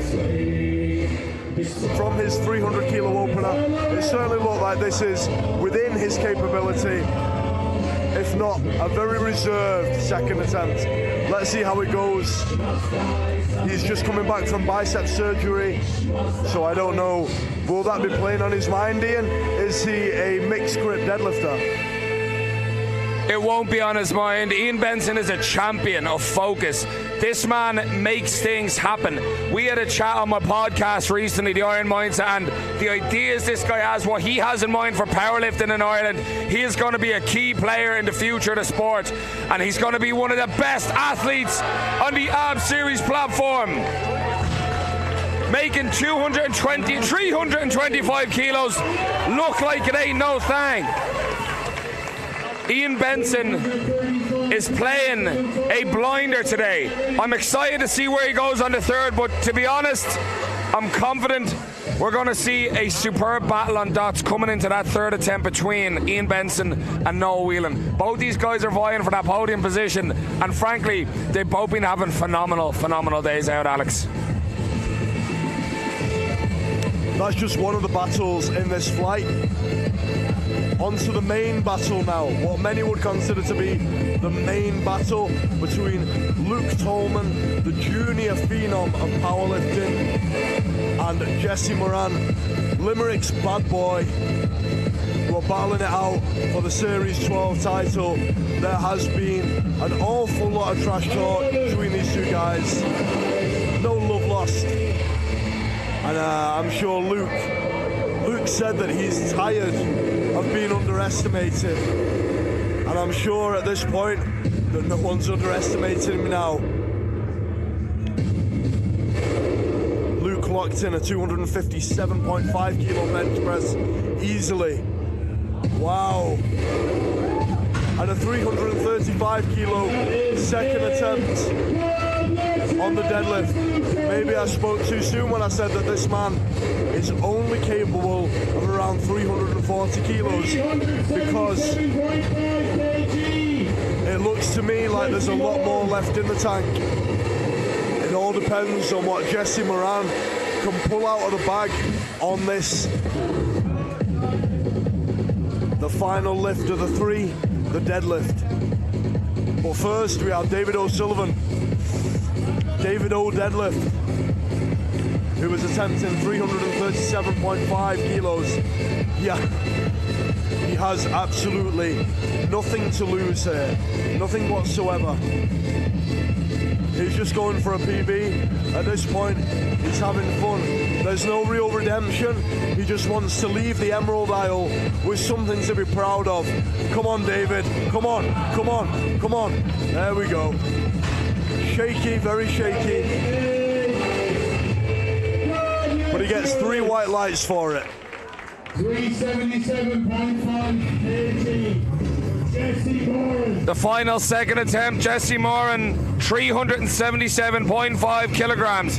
Jesse is a behemoth, a phenom on that deadlift bar. This is well within his reach. Something he narrowly missed. It's just a little bit off this 375 at the Abs Pro. However, that was on a Kabuki stiff bar. This is a Rogue deadlift bar. This is much better facilitated to lifters like Jesse with that iron grip, that thinner, longer bar, that better flex through the middle. If anyone can do this, it's Jesse Moran. Folks, I've been speaking to the meme master himself, Hercules, one of the key players in the amazing audio you hear at the AB Series. So far through the Pro-Am and Clash flights, I've been handling the audio, the music, but I will be handing the tunes over to Hercules for the Clash of Titans deadlifts. Let's get it, Jesse! He got it to the knee but couldn't lock it in. The look of disappointment on his face, Alex. I do not think we're seeing the best Jesse Moran's capable of today. I feel for the guy. I'm actually personally a big fan of Jesse Moran as a lifter. I think he's great optics for the sport. He's an aesthetic dude. He looks great. He talks great. He gets people interested in watching, and I really wish we could have seen a better day out of him. But look, he's still putting on a masterclass, but I just don't know if it's enough to beat Luke Tolman today. I really don't think so. Yeah, I mean, I would echo those sentiments, Ian, because normally when you fail a deadlift, unless it's really easy and you fail it due to a technicality, it takes a lot to get that back and to actually get it on your next attempt. You know, maybe this guy has another gear within him. Maybe he can step it up a notch, and maybe he can get 377.5. Now, although I am personal friends with Luke, I never like to see anyone lose a powerlifting competition. You know, it's nice to see people win, but I don't necessarily like to see people lose. And although on our podcast, on our podcast episode the other day on British Strength Radio, I said that Jesse hasn't set himself up to be quote-unquote a likeable character, set himself up to be a villain. That does not mean that I don't like the guy. If you actually go a little bit deeper and watch his longer form interviews, he's a likeable chap, he's a good guy. I just think he does a really good job of playing the villain, which is what we need in this sport. We need heroes, but we can't have all heroes. We need villains too. So maybe the bad guy needs to dig a little bit deeper on this next attempt, and he needs to get it. Because otherwise, Luke Tolman is going to walk away with that title. Yeah, it's really sad to see. Like we just saw Dave Fitzpatrick unable to lock in any of his third attempts today, but still getting a nice showing here at the Ab Series, getting to share the platform with some seriously notable lifters, as he mentioned, Jesse Moore and Luke Tolman. And I think I could echo Luke's sentiments if I say this. Jesse's probably not having a good day. Luke is having a good day. I think as much as Luke wants to win, he would rather beat the best Jesse Moran than the lifter that's here today. And Jesse, if you do listen to this back, we know up here in the commentary booth, you're one of the best in Europe, one of the best in the world, and we know we'll see you back again playing an absolute blinder in the future. And we're looking forward to seeing a repeat performance. If he does choose to retake for the third attempt, if he chooses to reattempt at 377.5, he'll get a lot of respect out of me, but I'll also understand if he decides to sit it out. He's done the absolute best he can today. Now, Noel Whelan, currently in third place, is looking for a 15 kilo personal best. He's already locked in the 10 kilo personal best, Alex, at 260 on the second. This is 265 kilos from a 71 kilo lifter. This is world class on any stage, any platform. The crowd are behind him. The hometown favourite. Noel's family, Noel's sister, Katrina Whelan in attendance. His wife, Louise, also world-class powerlifter. This will mean the world to Noel.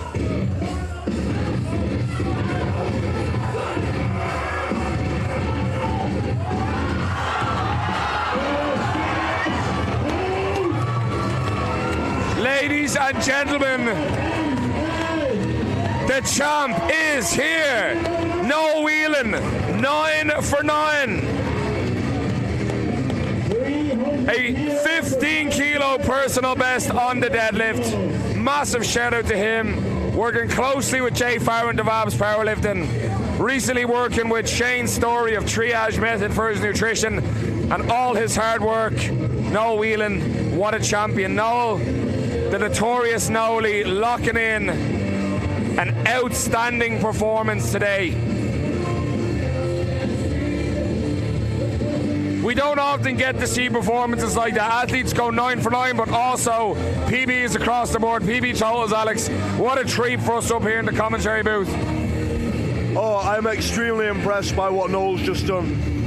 I thought that second deadlift looked really hard, that 260 kilo deadlift looked hard, and I questioned whether he would get his third, but the way he executed that, and just how much he's put on his personal best, on a platform where he's already vying for a podium spot. So he's not only increasing what his own personal numbers are, he's getting himself on the podium, quite presumably.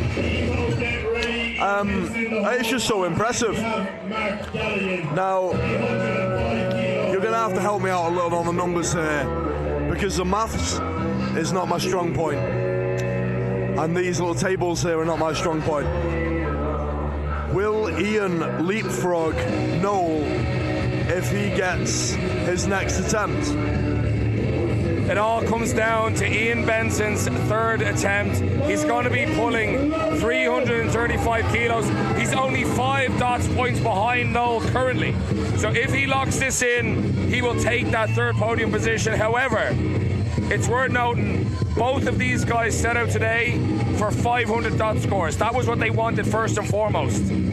and they've both locked that in so far, Alex. So already they're both winning. This is the victory lap. Whoever gets on the podium, it's that victory lap to say, I was here, I did it, I contended with the best. But looking at the dot scores as we come into the closing deadlift attempts, Alex, Luke Tolman has this in the bag. He is currently sitting on 577 dot points. Jesse Moran is at 531. As I said, Jesse's just not having his best day. And as unfortunate as it is, we are seeing one of the best Luke Tolmans we've ever seen. So it's bittersweet. We see an excellent Luke and we see a less than 100% Jesse. But make no mistake, if Jesse Moran walks out of here today with 531 dot points, that still puts him among the elite of the elite in the country. So even Jesse on a bad day is superior to 98% of the lifters in Europe, so it speaks for itself. As we look back towards the platform, Ebow Crankson, 317.5 kilograms on the bar.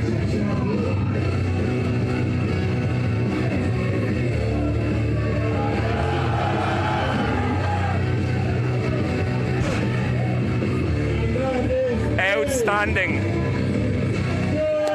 A 9 for 9 day for Ebow. He must be delighted.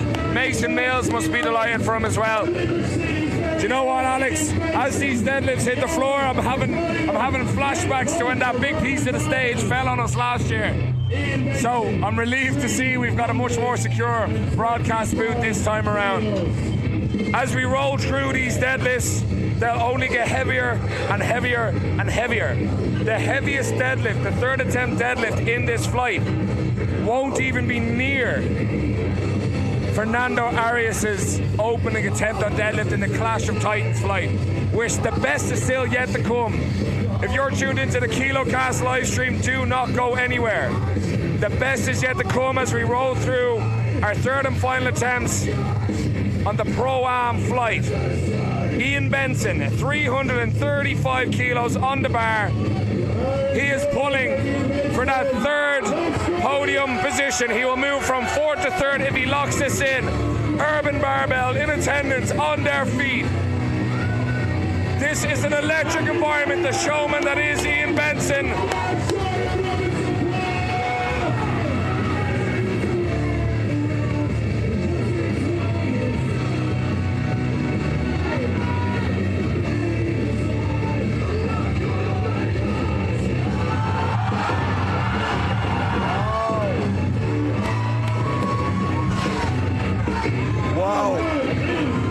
Benson takes third place, and man is he happy about it. What a pair of performances by both him and Noel.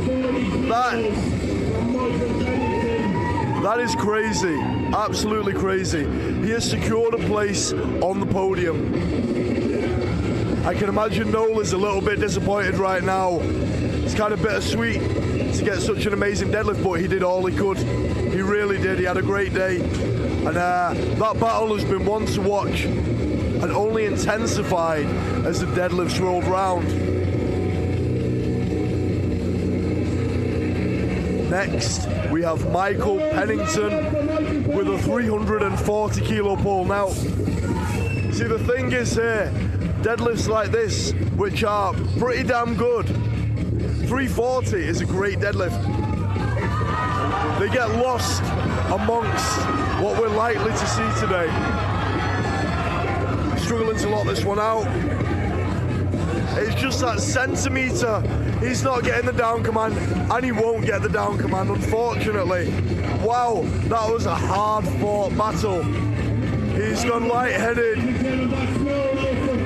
But man, did he give that everything he had. You can tell he gave it everything he had. He wasn't letting up.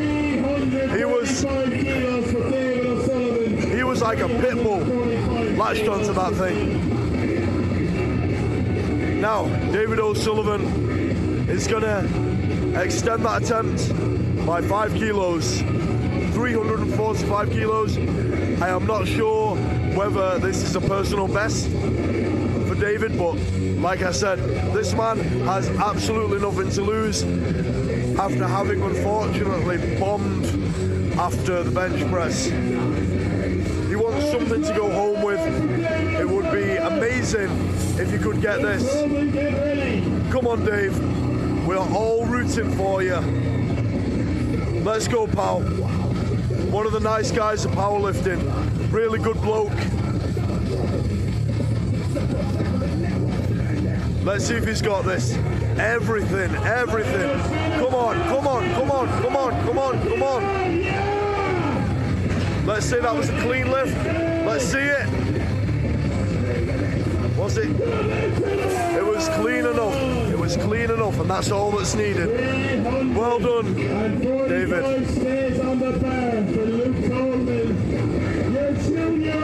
Now Luke Tolman moved his second attempt.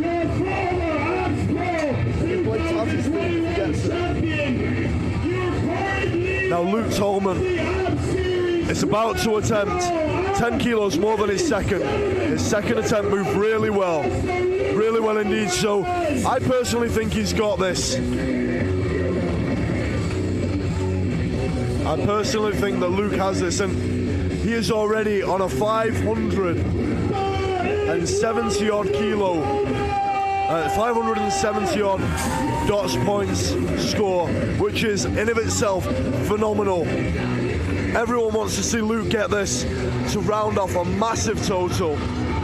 A total of 940 kilos if he gets this. He's currently on 930. Come on, Luke.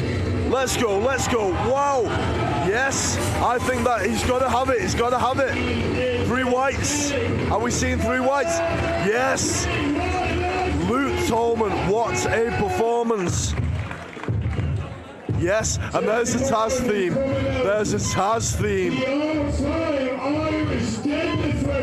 Jesse Moran is coming out to Luke's theme. As Luke celebrates, Jesse Moran looks to rectify what has been a bad attempt on his 377.5 kilo pull. There's nothing to say that he can't get this. There's nothing to say that he can't redeem this. Jesse Moran, massive props. He's loaded the 377.5 kilograms again. 7.5 kilos and a body weight of 109.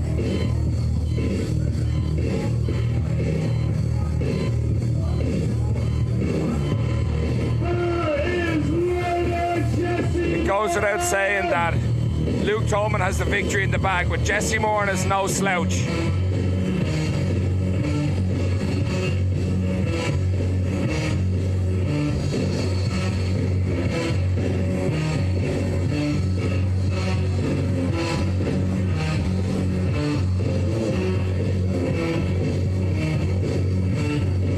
The timer is ticking down on Jesse's minute to take this attempt.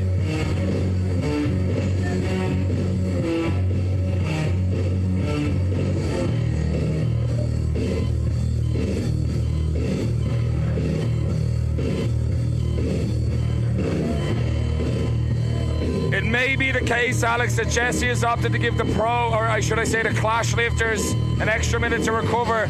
Also a classy thing to do.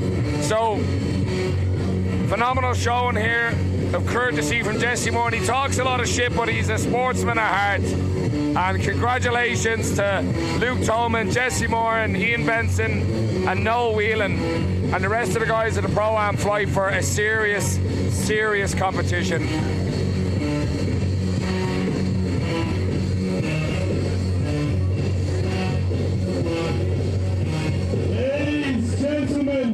Welcome to the platform,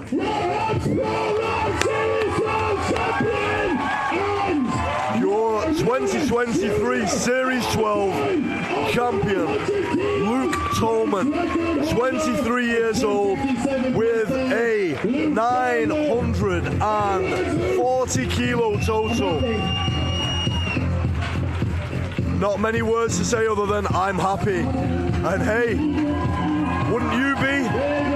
after putting forth such a performance, such a class act. A lifter who, at 100 kilos, has just totaled roughly 9.4 times body weight, with a 257.5 kilo bench, which looked like a warm-up. My God, what an absolute future legend of lifting.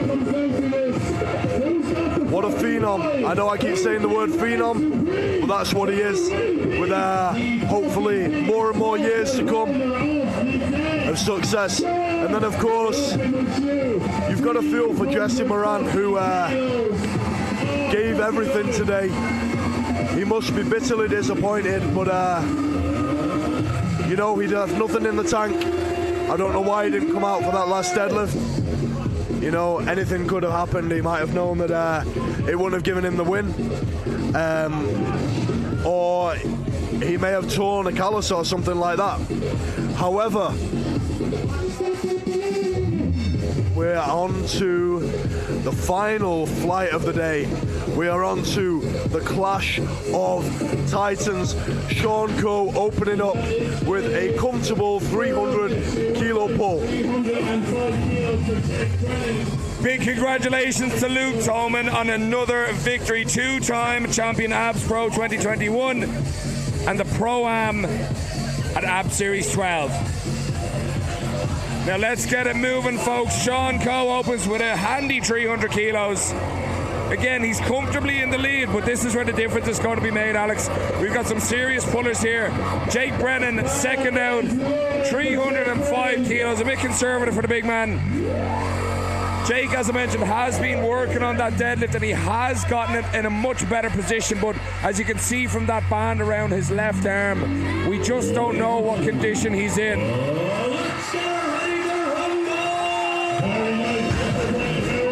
Makes 305 look good. You can see Jake is ready to the point. He walks out, does what he has to do, and he gets straight off the platform. Next, 310 kilos for Mason Mills. Mason Mills, the man with the longest arms in this flight. And folks, if you can hear the music at home, I have handed over the reins to Hercules. I am no longer responsible for any of the shenanigans that happen with the tunes.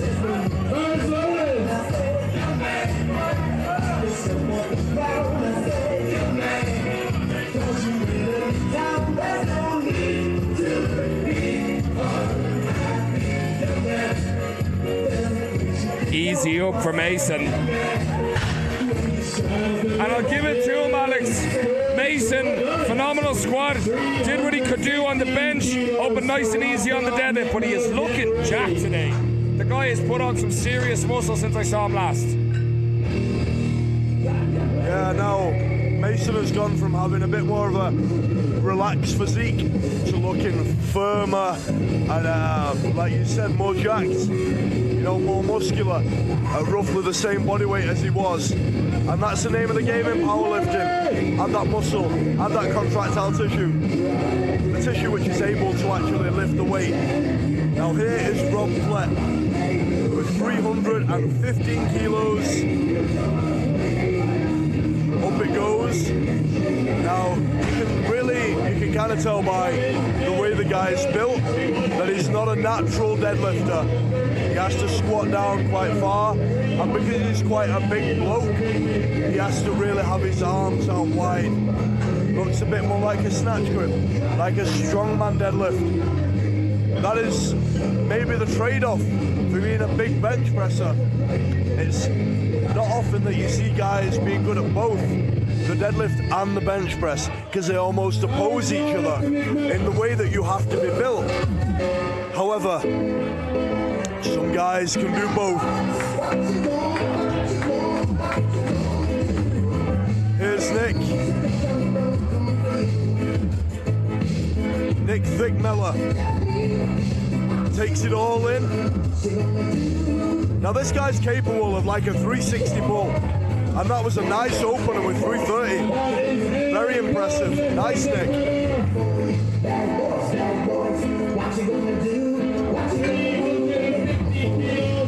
Big Rob Spence now. Rob Spence has a good deadlift on him. Rob Spence is His competition personal best is 370 kilos. I witnessed him pull that at the inaugural Spartan Raw, which he won. He has won an overall podium at a powerlifting event, a big powerlifting event before. And so he's not a stranger to competition. And you can tell that he isn't worried about last year. He isn't worried about the mishaps of last year anymore. He's put that behind him. And today, despite missing both of his third attempts, he's having a really good day. 350 kilos, moves like lightning. Rob Spence smokes his opener, 350 kilograms. 771 pounds, stays on the bar for Tobias Cunningham.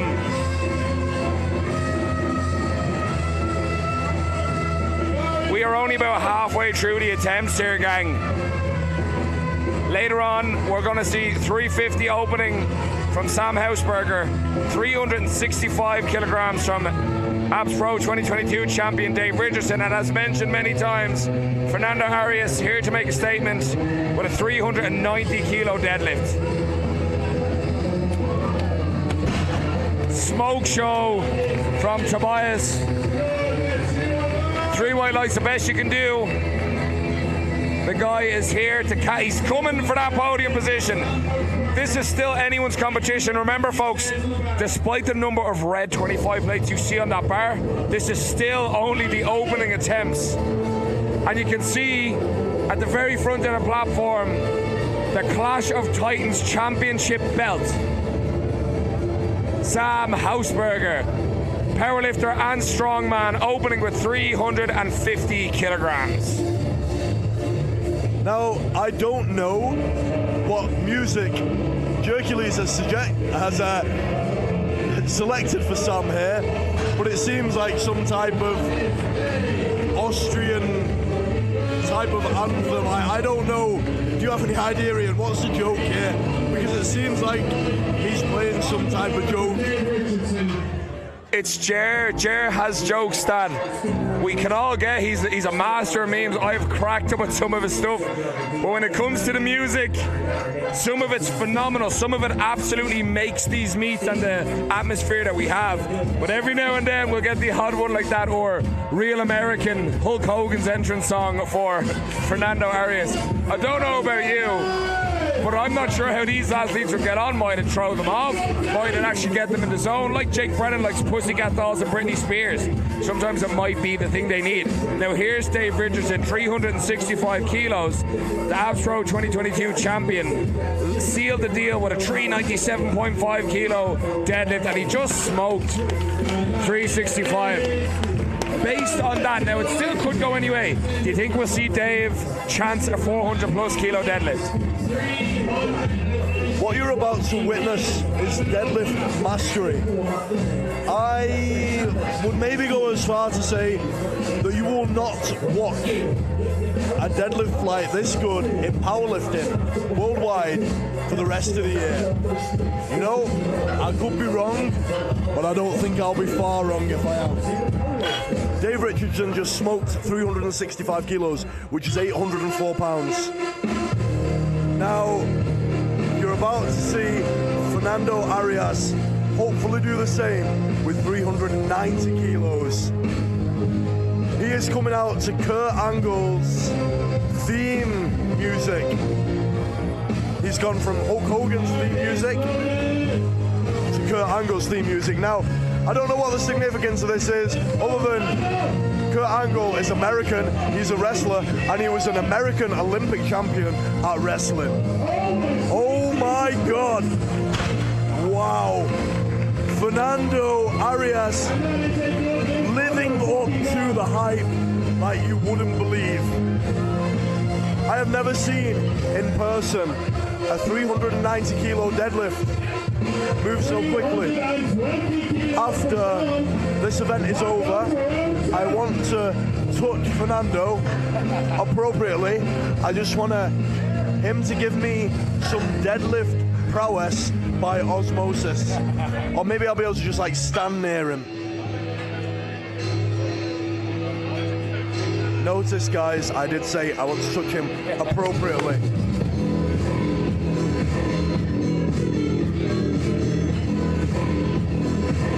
Back to Sean Cole. Yes, he is opening, or he is the lightest deadlifter in this flight thus far, but it's not where you start, it's where you finish. He's psyching himself up, he's really talking to himself there. He's telling himself that he's got it.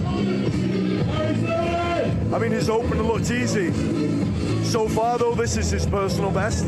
But don't forget, Sean Coe is used to being an IPF lifter, pulling on a stiff bar, and for some guys, the difference between a stiff bar and a deadlift bar is really, really significant, in that you get that flex from a deadlift bar, and it just helps you along that little bit.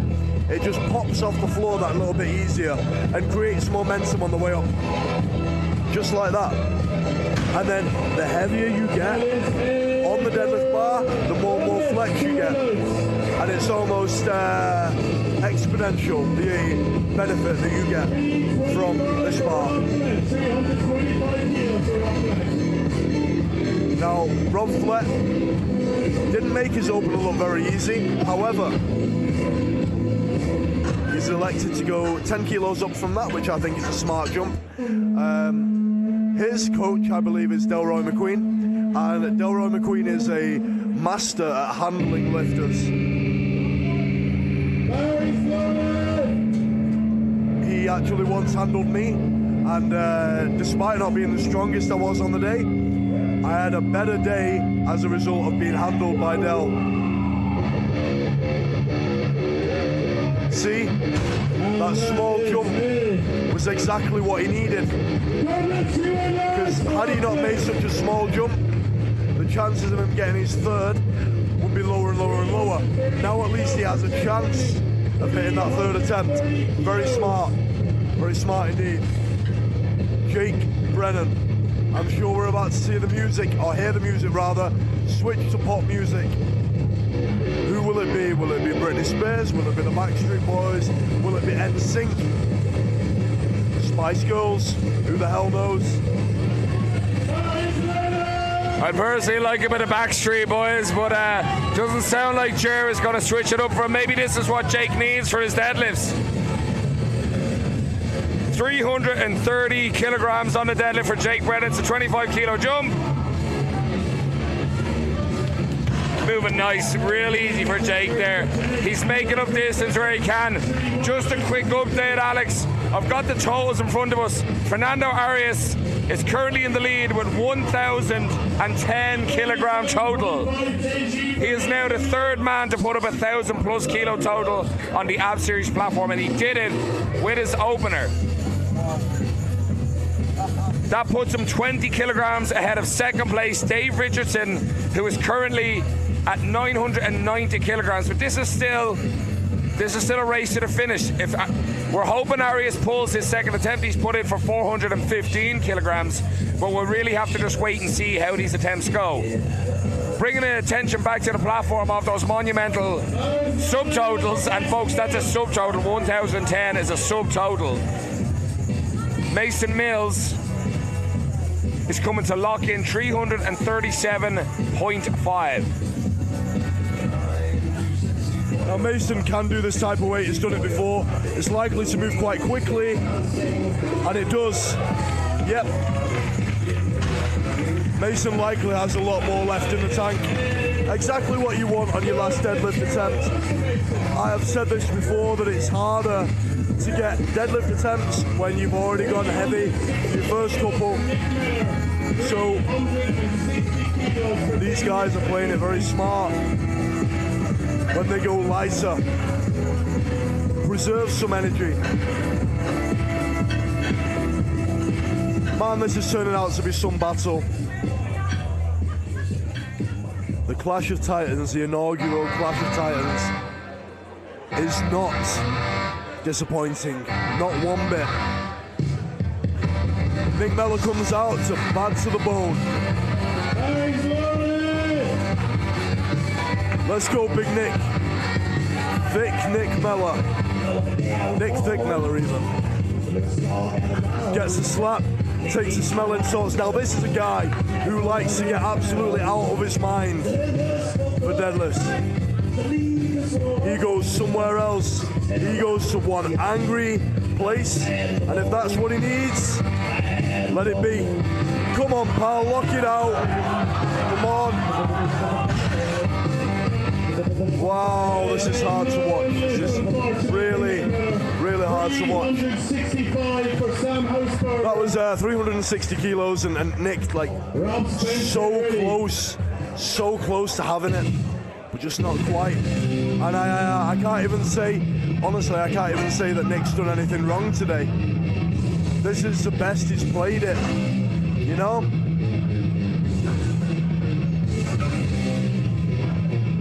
However, one of several 800 plus pound pulls likely to be loaded onto the bar today with Sam Hausberger from Austria. Pulling this time to something a little livelier, some Metallica, I believe.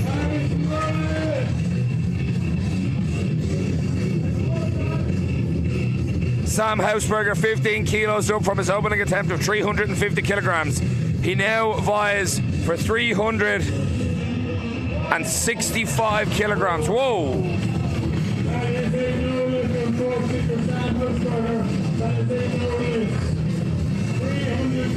We're getting to that stage in the meet, Alex, where lifters are going to start making those decisions to try and get as close to the podium as they can, position themselves as close to those top three as they can, and sometimes you're going to see plays like that where it just doesn't go according to plan. Now, next up we have Rob Spence, 370 kilograms on the bar. That is 815 pounds, 20 kilos up from his opener.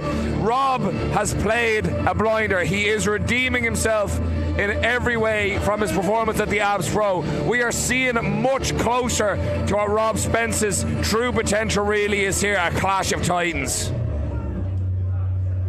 Holy shit. He just absolutely nailed his handler to the side. Rob is an absolute gentle giant when you speak to him, but when he's coming out to lift, the animal takes over. He becomes a different person. A sweetheart, a heart of gold, but there's definitely a dark side to Rob Spence, and he's about to take it out on this 370 kilogram deadlift.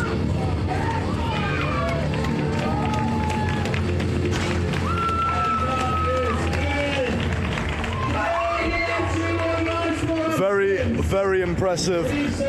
Rob has so far amassed a total of 970 kilos in a pair of knee sleeves. That has already beat his best ever total in knee sleeves by 2.5 kilos. Now, he's already equaled his deadlift PB. How much more does he have in him? 10 kilos, maybe 15.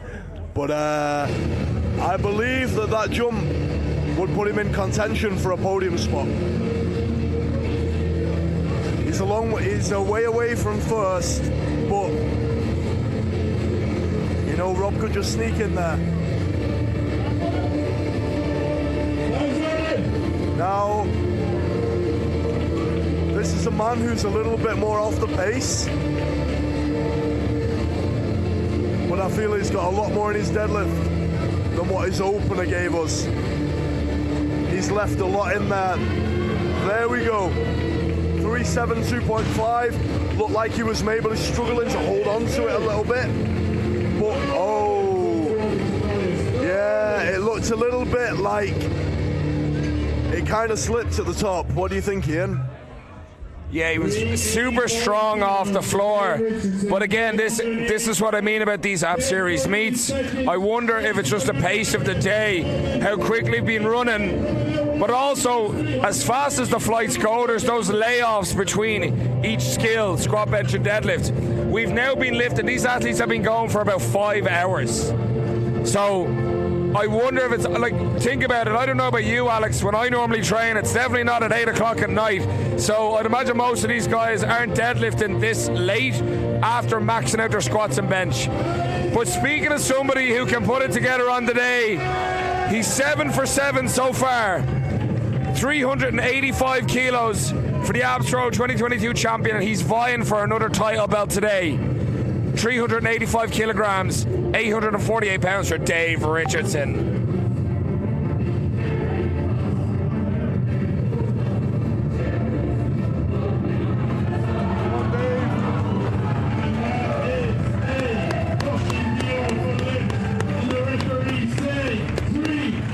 Excellent stuff from the Abs Pro 2022 champion. This was a lift that gave him a bit of trouble a couple of weeks ago in training. Great to see him take it for a spin here on the platform. But really, Alex, based on that second attempt, do you think we're going to see the big man contend with 400 plus?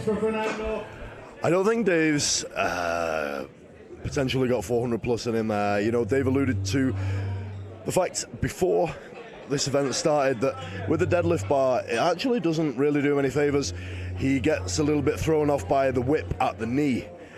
However, based on the fact that Dave has now equaled Fernando's total, and Dave weighs less than Fernando, has Dave just done the smartest thing that he could possibly do?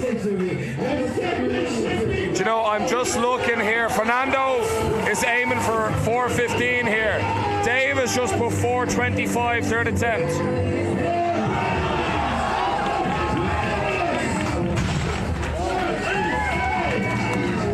Making a statement, Fernando Arias has just put up the biggest deadlift we've seen at the Ab Series. Well, I definitely spoke too soon, and I almost missed the fact that I've just witnessed a 415 kilo deadlift. Now that was amazing. That was absolutely amazing. It looks like Fernando is most likely going to walk away with this one. It looks like the inaugural champion is Fernando. I mean, unless there's something else in there for Dave, but he currently trails by 25 kilos. And although you would normally think that Dave would have a 410 kilo deadlift based on what he's done on a stiff bar, it just doesn't look like it's there today, unfortunately. But I think the guys are battling it out now for, well, I think really the battle is for third place now. Looks like Dave is solidly in second with what is still a massive 1,010 kilo total. Fernando with a 1035 so far total. Rob currently has 970. Sean Coe currently has 965. Sam Hausberger 960, but he did drop his second attempt.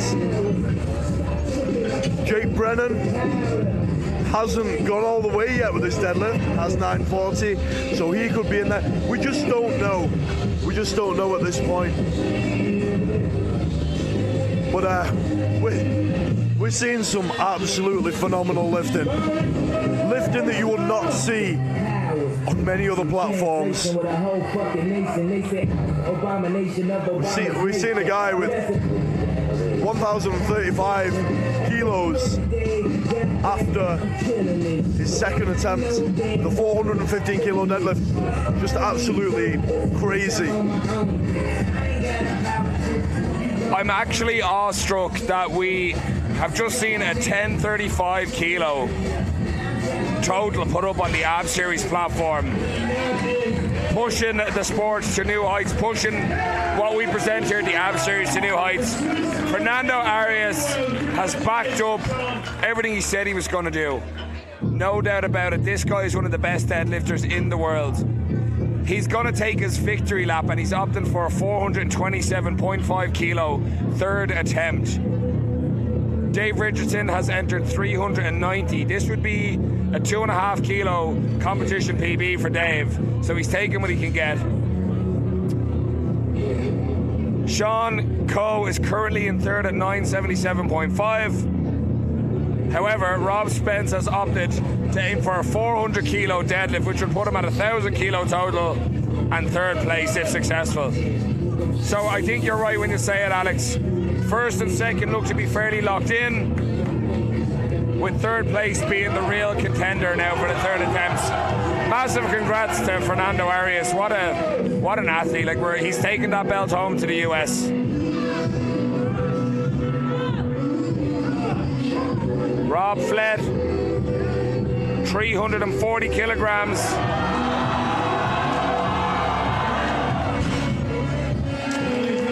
Massive congrats to this guy. Finished on a 907.5 kilo total. 8 for 9 today, and really proving himself on the Ab Series platform against some of the best in the world. Massive respect to him, and we'll look forward to having him back.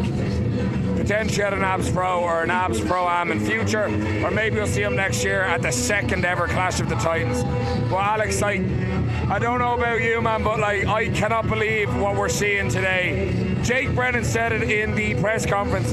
A few people were saying we might see 4,000 or 5,000 kilo totals, but Jake said no. You're going to see 2, 3 if you're lucky. And the guy's seeing the future here. We've seen 2,000 kilo totals already on the second attempts. We might see a third, but it really doesn't look like we're going to see 4 or 5. But even so, Fernando's performance and Dave's performance, admirable, Titan-like, and earning the name Clash of Titans champion. Here's Big Mason Mills, 357.5, 20 kilo jump.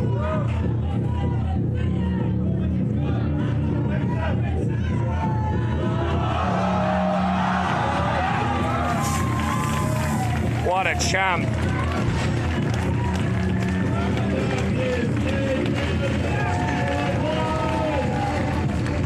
A 932.5 kilogram finish for Mason. Alex, you must be delighted with that. I know you know Mason quite well, and I'm sure you're just delighted to see them showing his best here today on the Ab Series platform. What a guy, what a contender, and what a showing from him. Yeah, see, Mason is one of the nicest guys you'll meet, you know. Really cool bloke, doesn't take himself too seriously, isn't pretentious, has time for everyone, will chat to anyone, and is also entertaining. So it's nice to see him gradually progressing, you know. That's what powerlifting's all about. Yeah, sure, we can get caught up with the best lifters in this flight, which, god damn it, is impressive. But let's not overlook Jake Brennan's. Is there a misload there or something?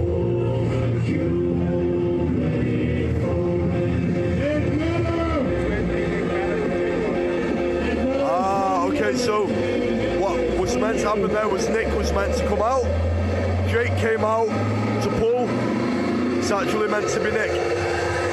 Little mistake there. For some reason, Jake ended up jumping the gun. If Nick has any more left in him, I want to see it right now. I want to see whatever monster he has inside of him come out and deadlift that goddamn bar. Come on, Nick. Well, I think I'm speaking too soon, because Nick is not going to take that attempt. We've seen this a couple of times today with guys letting the clock run down. It can make us seem a little bit silly as commentators, kind of building the whole thing up for a bit of an anticlimax, but there's no way of us knowing because we can't see behind us. Let's go, Jake, let's go. 362.5 is on the bar. Jake is capable of this. Let's see him do it. Yeah! Yeah! Yeah! Yeah! Come on, come on, come on, come on, come on, come on. Ah! Nice effort, valiant effort by Jake there. Nothing was left on the platform, absolutely nothing. If this is successful, this will bump Sam into third place.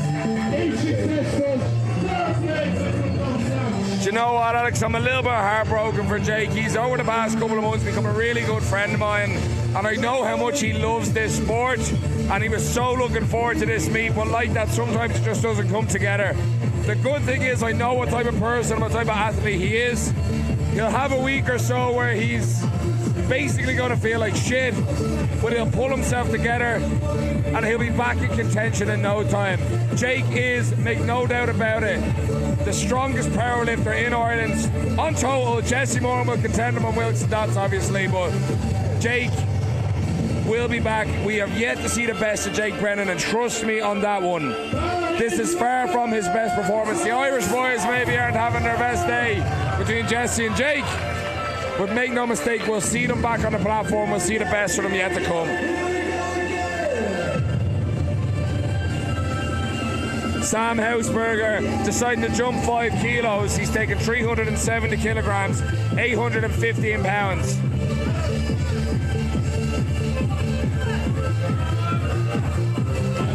Not there today. What a great debut from the big lad representing Austria. Again, primarily goes between strongman and powerlifting. Gave powerlifting a good amount of focus for this meet and has shown himself to be quite strong. I'd love to see him back on the Ab Series platform. They're returning and retaking 372.5 kilograms. Tobias Cunningham, who is already locked in at 935 kilo total, which and most other meets would get him the win. So it shows you the caliber of athlete we're presenting here to you at the inaugural Clash of Titans. If he locks this in, he'll be putting together a nice tidy little total for himself, but again, not putting him in contention for the podium, unfortunately. But I doubt this is the last time we'll see Tobias here. He's already shown himself to be a phenomenal representation of not only his country but the sport at large, and he'll be welcome back at the Ab Series platform anytime. Correct, Ian. Just by looking at the guy, you can tell how genetically gifted he is as an athlete. Not to take away from his work ethic, but he's fairly young. I think he's about 27 or 28. And the man's a mountain. You know, he has some of the best genes in the world. He's not only from Finland, but his dad is a Mancunian. And as we know, Mancunians are of superior stock. They're a superior bloodline. You know, if you're blessed with Mancunian blood, then you've been given one of the greatest gifts that God can give a man. And that is what we're about to see displayed.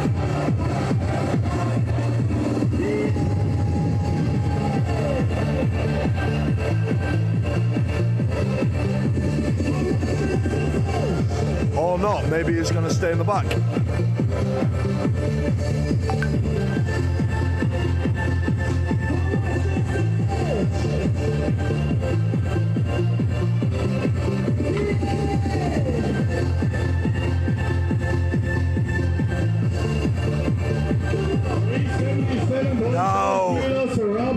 Now this is getting serious. Get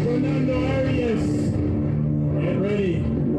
3 lifters remain. Oh. 3 lifters. So Richardson, Arias.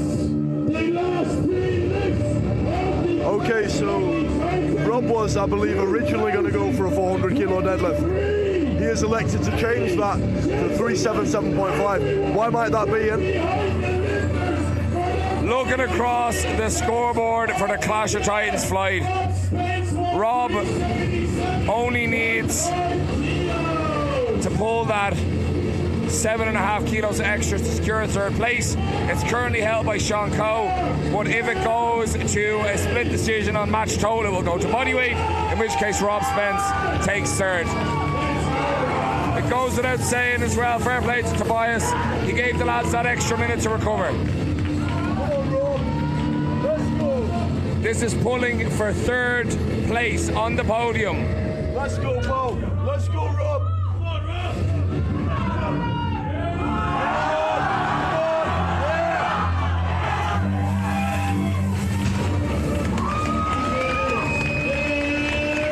Rob Spence locks in third place at the inaugural Clash of Titans at the Abs Powerlifting Series 12. Certain Abs Pro 2022 champion,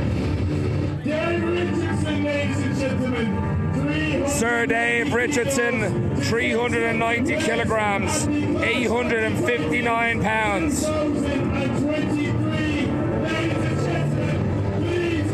A gentleman and fantastic ambassador of the sport. He's 8 for 8 on attempts so far.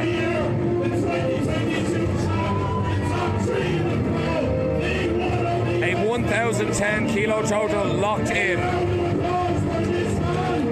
Folks, all eyes on here. The Abs Pro 2022 champion. I'm going to let his lift and do the talking.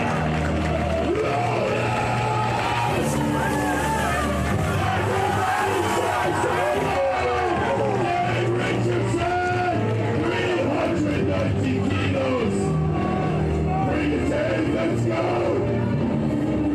Come on, Dave!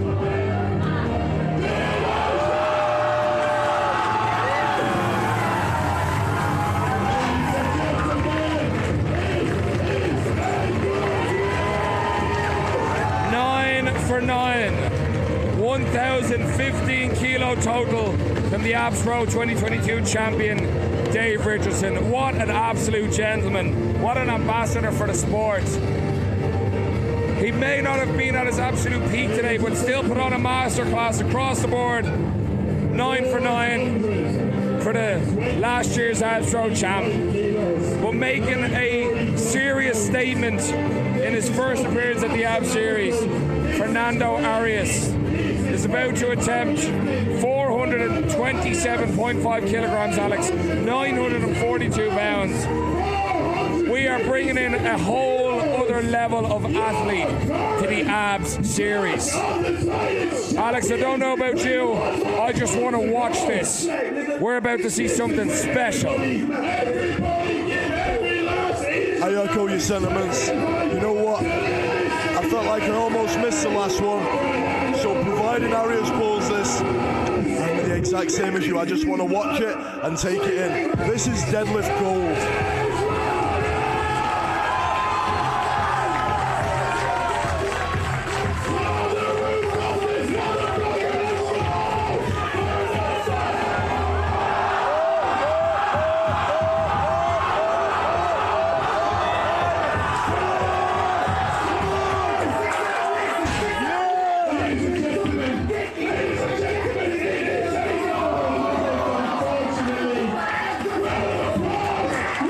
No token lifts at the Abs Powerlifting Series, but Fernando Arias, he had it secured on his second attempt, Alex, but he gave us a show. What a man, what an athlete. The Abs Powerlifting inaugural Clash of Titans champion, Fernando Arias. Wow, just wow. That was so amazing to watch. A small technicality held him away from that 427.5 kilo bull. But to have won the Abs Clash of Titans inaugural event with 1035 kilo total. It's just so elite. On this platform, with the standards, with the travel that this man has had to undergo in order to get here, people not predicting him for first. I mean, we predicted him for the podium, but we didn't predict him necessarily for first. But this man took it away with a total that pretty much he said he'd be capable of. He did what he said he would be capable of doing. Tell you what, I'm seriously impressed by this guy. I'm impressed by Dave too. Dave bagged himself a 2.5 kilo total PB when he knew that he was in second, you know? You've got to believe that he wanted to win this. Of course he wanted to win this. But phenomenal. And you know what? Rob Spence as well. What a class act. We said that Rob wouldn't make the podium because he was in the sleeves. Sure proved us wrong. These are some of the strongest athletes on the planet on our platform right now, and look at the sportsmanship shown. Everyone here is vying for the top spot, but at the end of the day, we're all here to see the sport of powerlifting prosper and grow, and 2023 is off to a phenomenal start here at the Abs Series. Alex, this is only one of 3 of Abs Series events we'll be presenting this year. We're going to have Abs Pro in August. Will you be joining me back in the commentary booth? If Jay wants me back, and if you guys on the live stream want me back, then it would be an honour to be up here again, getting hot and sweaty with you in August.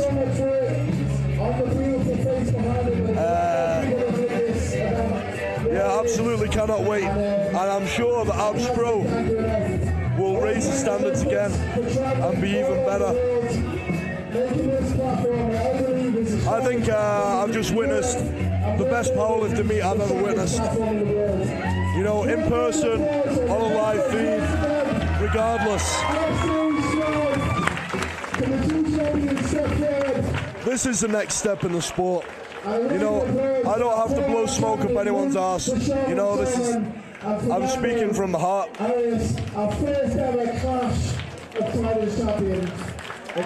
The team today have nailed just absolutely every aspect of it, and what a pleasure it was to have witnessed this. Feel free to buy some merchandise over there so I can put Jesse through college up there at our prison, and there's drinking cocktails in the back. Thank you very much. Ladies and gentlemen, thank you so much.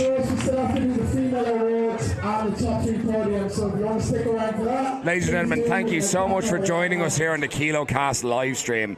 It has been our absolute pleasure to call the action here for the Pro-Am and Clash of Titans flights.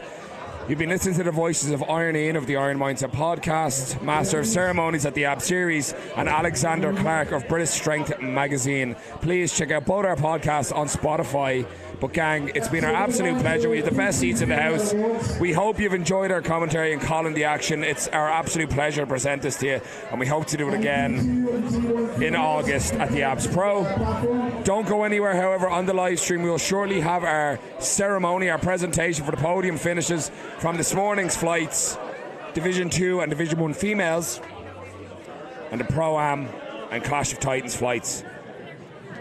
If you've enjoyed today, be sure to give us a like over on Instagram, Facebook, YouTube, anywhere you follow content, but be sure to tune in tomorrow on the KiloCast live stream as well, where we will have Division 2 males and Division 1 males kicking off at 10:30 all the way through till about 6 or 7 p.m. Another packed day of powerlifting. If you can get down to Abs Powerlifting Club, be sure to come down, purchase a ticket at the door, €10 in. You can witness some phenomenal powerlifting, lend your support to some up-and-comers in the sport.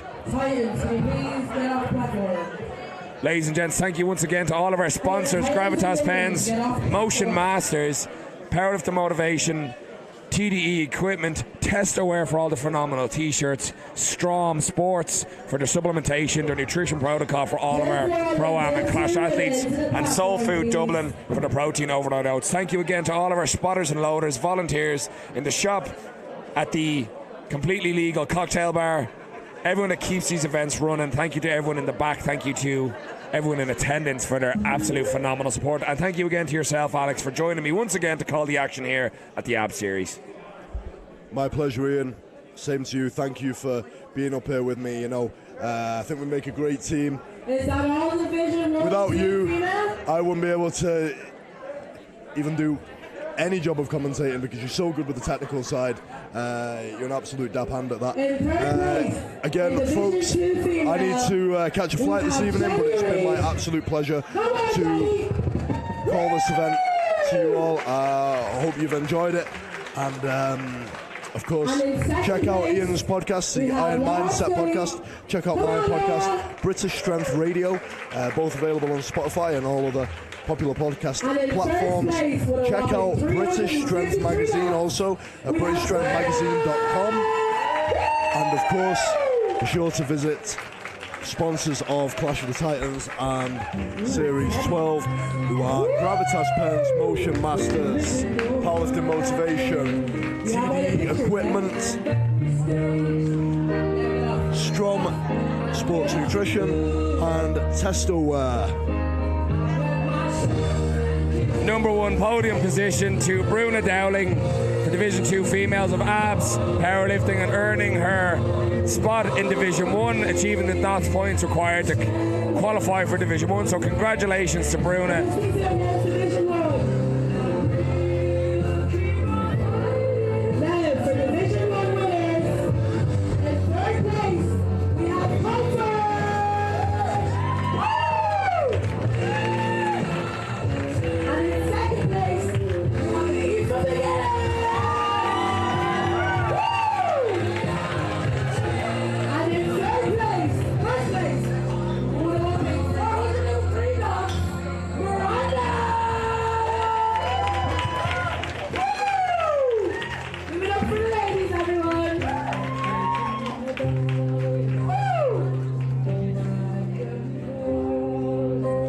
Massive congrats to Miranda Stitt on her first place in Division 1 females this morning.